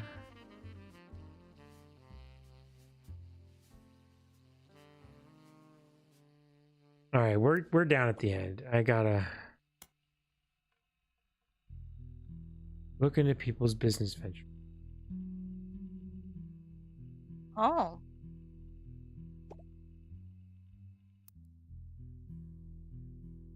All right, we'll look at Ron Rootree's thing. We've looked at Ron Rootree's thing before in the past, but we'll look again. It was literally earlier tonight. At some point. Better. Just type it in, babe. It's gonna be faster. Yeah, I guess. Ron Roottree. RR Productions. Defunct company responsible for Brother Trouble. You find Usenet board.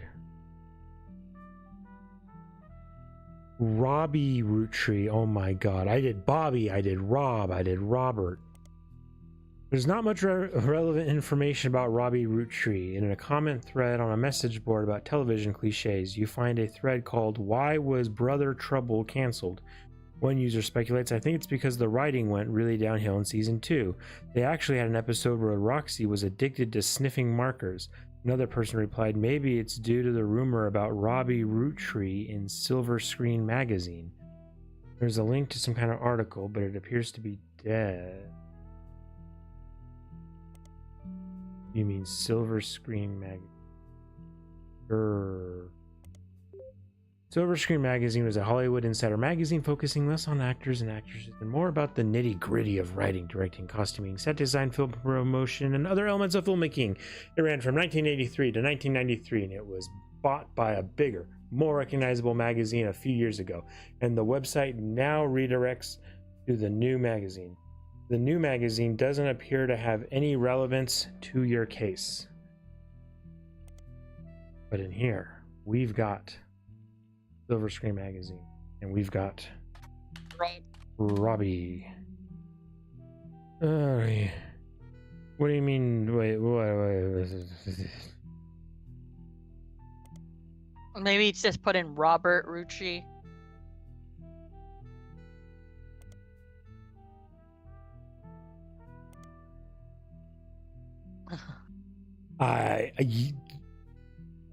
All right. Oh A my small goodness. rumors article from 1992 that claims that self-taught television screenwriter Robbie Roottree was allegedly tried and convicted under the name Robert in a French court of law.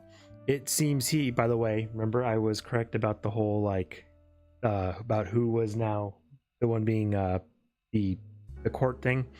It seems he, again allegedly, embezzled from the company RR Productions to fuel a gambling habit that left him hundreds of thousands of dollars in debt. He then fled to Paris, where he grew up, and then Silver Screen continues to insist this is all very much allegedly, assaulted an officer who came to question him. The article's author says they were unable to get a statement from French authorities, but received information from an anonymous source and were able to confirm through public record that there was a trial involving a Robert Roottree around the time that Brother Trouble was canceled. It doesn't tell us what he is, though. Is he an actor? No, he was a writer, baby. That's why they. Oh, he was a that's why writer. they talk about all the stuff. Oh, screenwriter. I just Yeah. see it right now.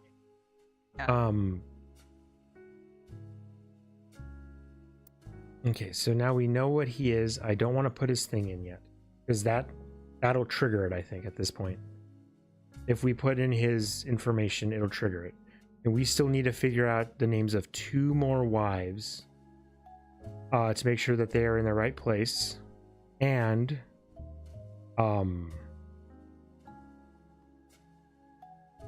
yeah, we still need to make sure that the names of 2 people are correct. And then also I want to double check the 2 names that I think are going to go into that envelope. And which I think I know exactly what they are. So we're going to do here, so that's going to be screenwriter. November answer. Okay, what are the names that are left? Now we know Helen and Lennon. Joel. So now we know that we have to put in sometimes the whole name on this. Nothing was found. Joan Monroe.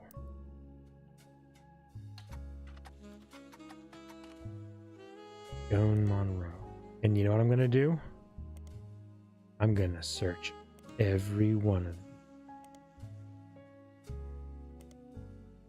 I don't know why she's gonna be in Teen Blast as some old fucking lady, but you never know. The other one was again Helen Lennon, but you never know. Maybe what we need to do is maybe we need to search all of these with just their first name, or search all of them with just the last name. Oh god, I wish the search function was much more fucking like friendly to us. But you know, it's actually how it is back in the day. Again, searching here. Helen Lennon. All right, Lennon. Joan Monroe.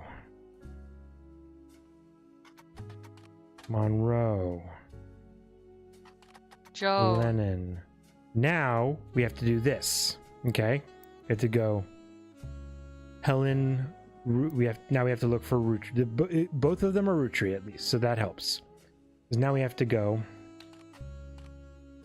Helen Roottree. I'm just gonna copy that right now, and we're also gonna search for Joan Roottree. Back to the periodicals. Then Roottree. And part of the problem. Oh. There's a Crime Blotter article about Edith Jacobson that also mentions a Helen Roottree and a Lucinda Jacobson. In 1971, when she was 18, Edith and her sister Lucinda were arrested for trespassing at the Miracle Congregation's church in Butler County. They were pretending to be church employees in an attempt to get into the room where the church houses their weekly tithings. The church did not press charges. They were caught by Helen Roottree, who was there at the time while her husband Miracle was away preaching. Helen Roottree was quoted as saying, "Jesus forgives, and so do we. The Lord works in mysterious ways, and I am confident he has brought these young women to us for a greater purpose. Hallelujah." Oh, you're right. You had Helen there. Baby, I had Helen all over the place. Okay? I had Helen all over town like she was turning tricks, alright? I'm sorry, that was probably really offensive language here. Yeah, it's no excuse, but I am at the end of my rope. What? That was very rude. Yeah, well, she's also like scamming people, so. That is true. Okay. Now, Alright. the last thing we need to do is take a look at those diary entries again to get the last names. Oh. The thing, though, on Rubber Ducky, you're going to tell me about Wynn's younger. Oh, yeah, I know. You're going to be telling me about that, you're going to be telling me about that stuff. That's not what I'm here for, okay? That one picture back there. Yeah. Which is like, you see, the thing is that there's supposed to be 2 in here, right?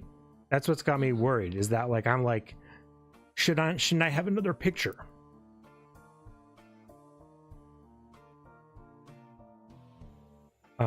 So one of the things I wanted to do was look in the background of some of these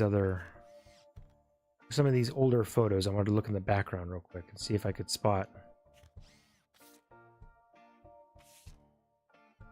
anybody.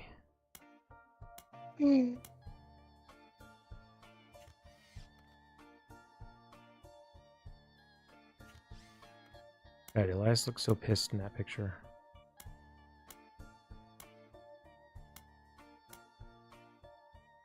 That's the one we've already clicked on.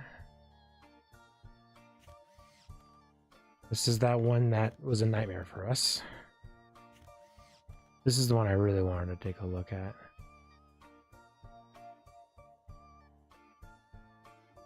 Man, that one's completely done too. Oh god, that one's gonna be nightmares. Okay. Then at the very least, I need to grab those names again. So from here, from Sam, said EC and John. EC and John. Write those names down real quick, babe. EC not so important. John's the real important one. Just John? Yeah, John. I typed in John.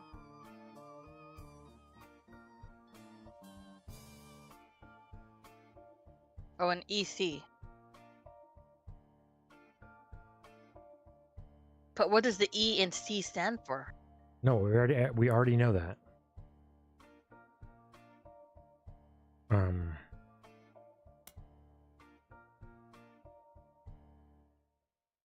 Okay, well, actually, you might just go ahead and write it down anyway. Just because Edward Clancy. Just write down Edward Clancy. Did. Okay, thank you. All right. All right, I think we're good. This is the one though that really. The little girl, we don't know who it is.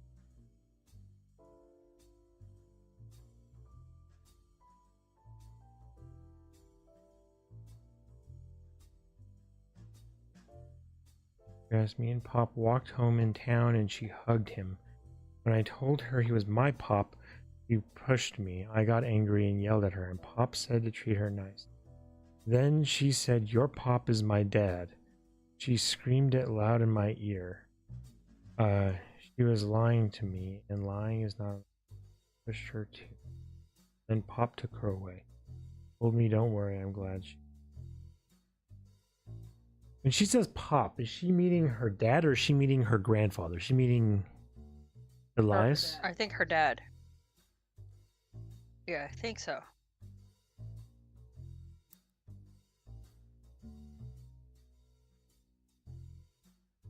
Because we don't know if it, because this is throwing a wrench in here, because I don't know of any girl that. Well, maybe who knows, honey. All right, let's go. Here we go. We're going in, boys. This is at the end. No one's here. Screenwriter. For all the marbles. These 4 entries were correct. See, I told you it said 50 on the screen. One more.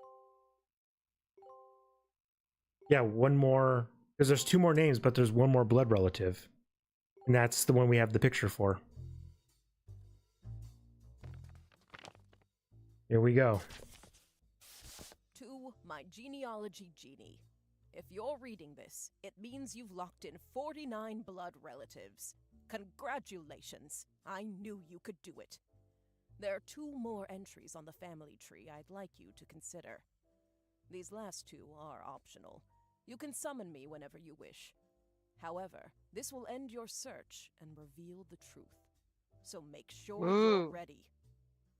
Oh, I thought that was already going to happen here. No, we need to plug in the last 2. That's what I thought. Yeah, no, I thought, but I thought that we weren't going to be able to search. I thought we just had to do that right away. Because, like, that's why I wanted to make sure we had the spouse names done, because I didn't think we were going to get a chance to, but I think we would right now. But look at this. All the names, all the pictures, all done. Now I just have to do this part here. And I know stop. I know who this is. So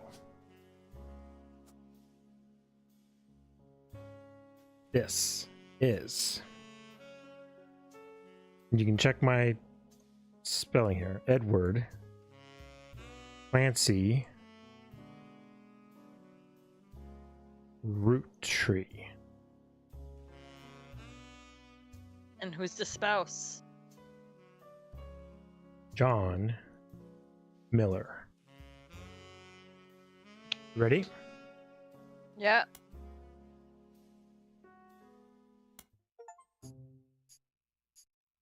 Oh my But goodness. first, here's the final optional entries you found. None. You did it. What? Wait, what does that mean? That means we found everything. Oh, that we didn't find? Is it saying? Yeah. Oh. Yeah, we found everything. I could back it up. Wait, John Miller wasn't gold. So, you thought EC was Edward Clancy Roottree, and his partner was John Miller? John Miller wasn't gold. Is John Miller wrong? She has a voice acting for John Miller, though. That's exactly what I needed to hear. Okay, good. I'm Sam Madsen, though you know me as Samantha Roottree. Yup, I got old. The only picture you have of me is from 40 years ago. My book tells the truth about Elias, of 5 pieces, and my parents. Not my biological parents, Elias Jr. and Patsy. My fathers, Edward Clancy Roottree and John Miller. By now, you've either read Lauren's diaries, or you're just an incredible guesser. Lauren was right. I hated the 5 pieces. She just didn't know my full reasoning. There's really no excuse. There's no reason why we shouldn't have been able to see that there was an updated version of the diary. And we should not have had to go through the pirate books.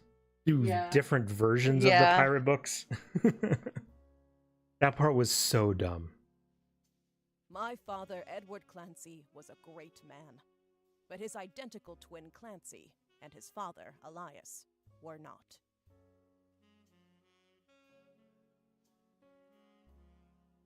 My father, Edward Clancy, and his identical twin, Clancy, or his identical twin. That's where the whole, like, your pop is my dad. Because there was twins. At age 16, my father was caught kissing a farmhand.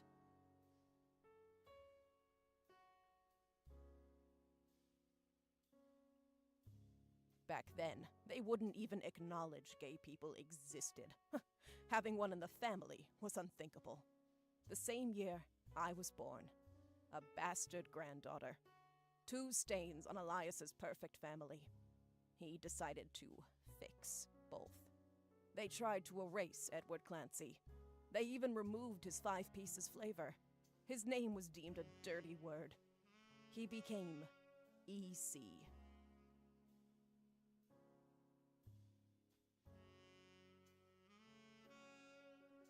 Okay. We were sent to the farm, and the 5 pieces did their best to keep the next generation away, to isolate me from family. But Elias couldn't erase us from existence.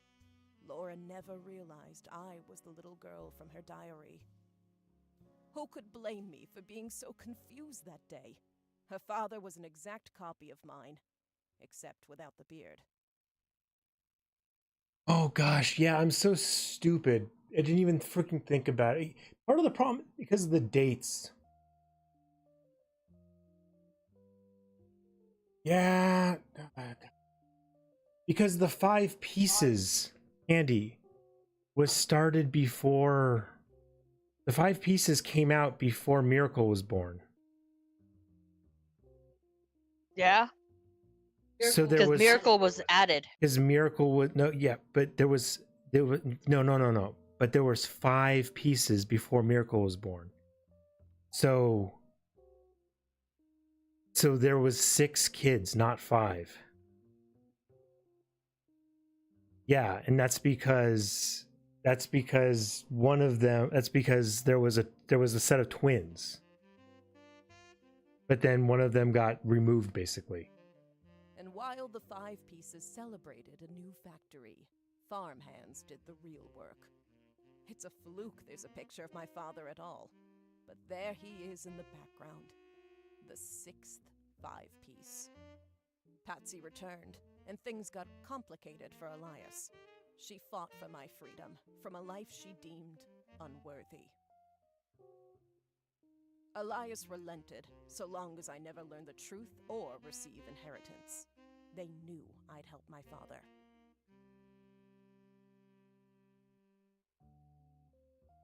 At Elias's will reading, I learned part of the truth. The rest I learned at home. I began to hate the 5 pieces. My father made me stay silent. He was worried history would repeat, and that his grandchildren would become outcasts. His fears weren't unfounded.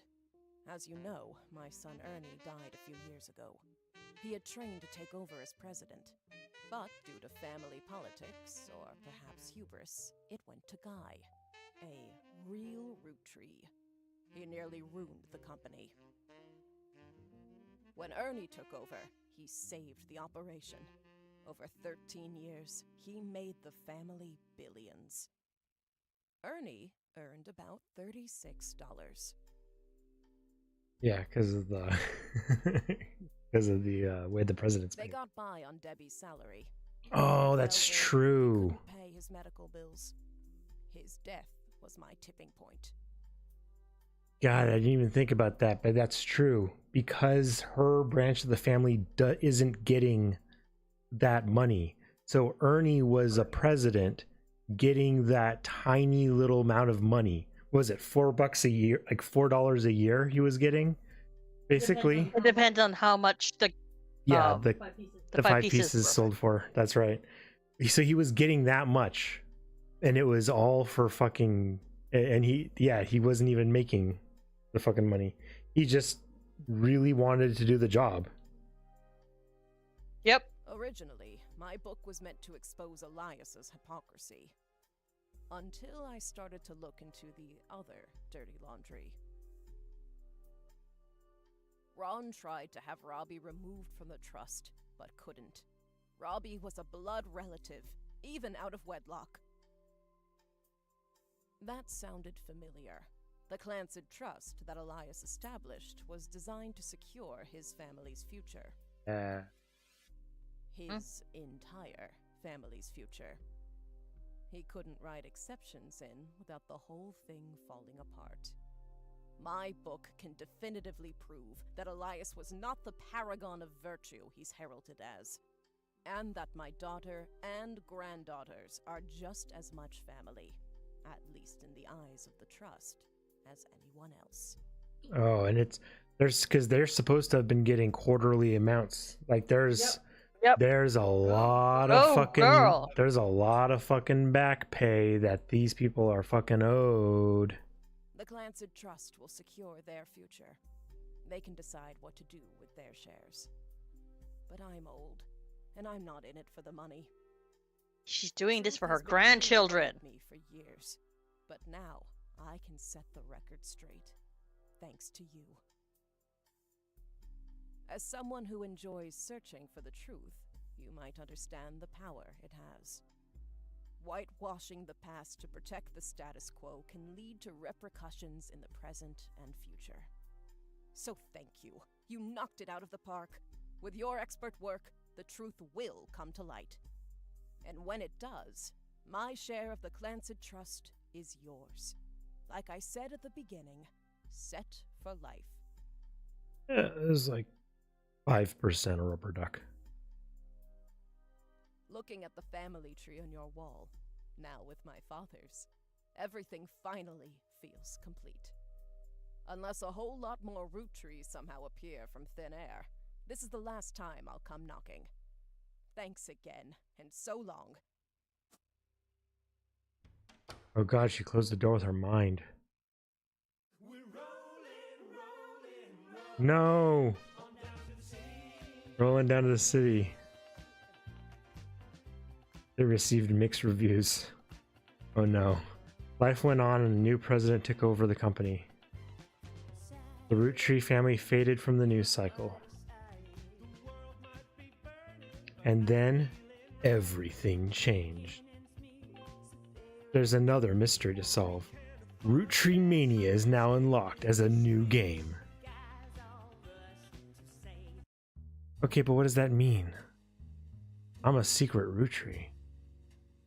Oh, what does that even mean? Oh, there's a lot more, huh? Is there? Yeah. This one is gonna be more convoluted, I'm sure. I mean, at the very least, we're done at this for now. We might come back to this at a later date. We are Rootreed out. Holy shit. Oh my god. I tried giving you like clues to like search through, but it was really hard without telling you you should just do this.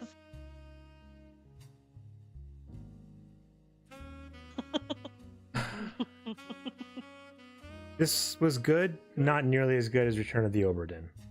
Oh yeah. Which it was wasn't fun, but Return of the Oberdin is not search based. So definitely check that one out. Okay, anyway, maybe I should just play that. Not next. We are done with these kind of puzzling things. All right. I got to end this thing. So we are completely 100% out of here. Goodbye, everybody. Goodbye. So long. And by that I mean no matter who you are, where you are, whenever the hell you're watching this. I hope you're not still. Thanks for watching.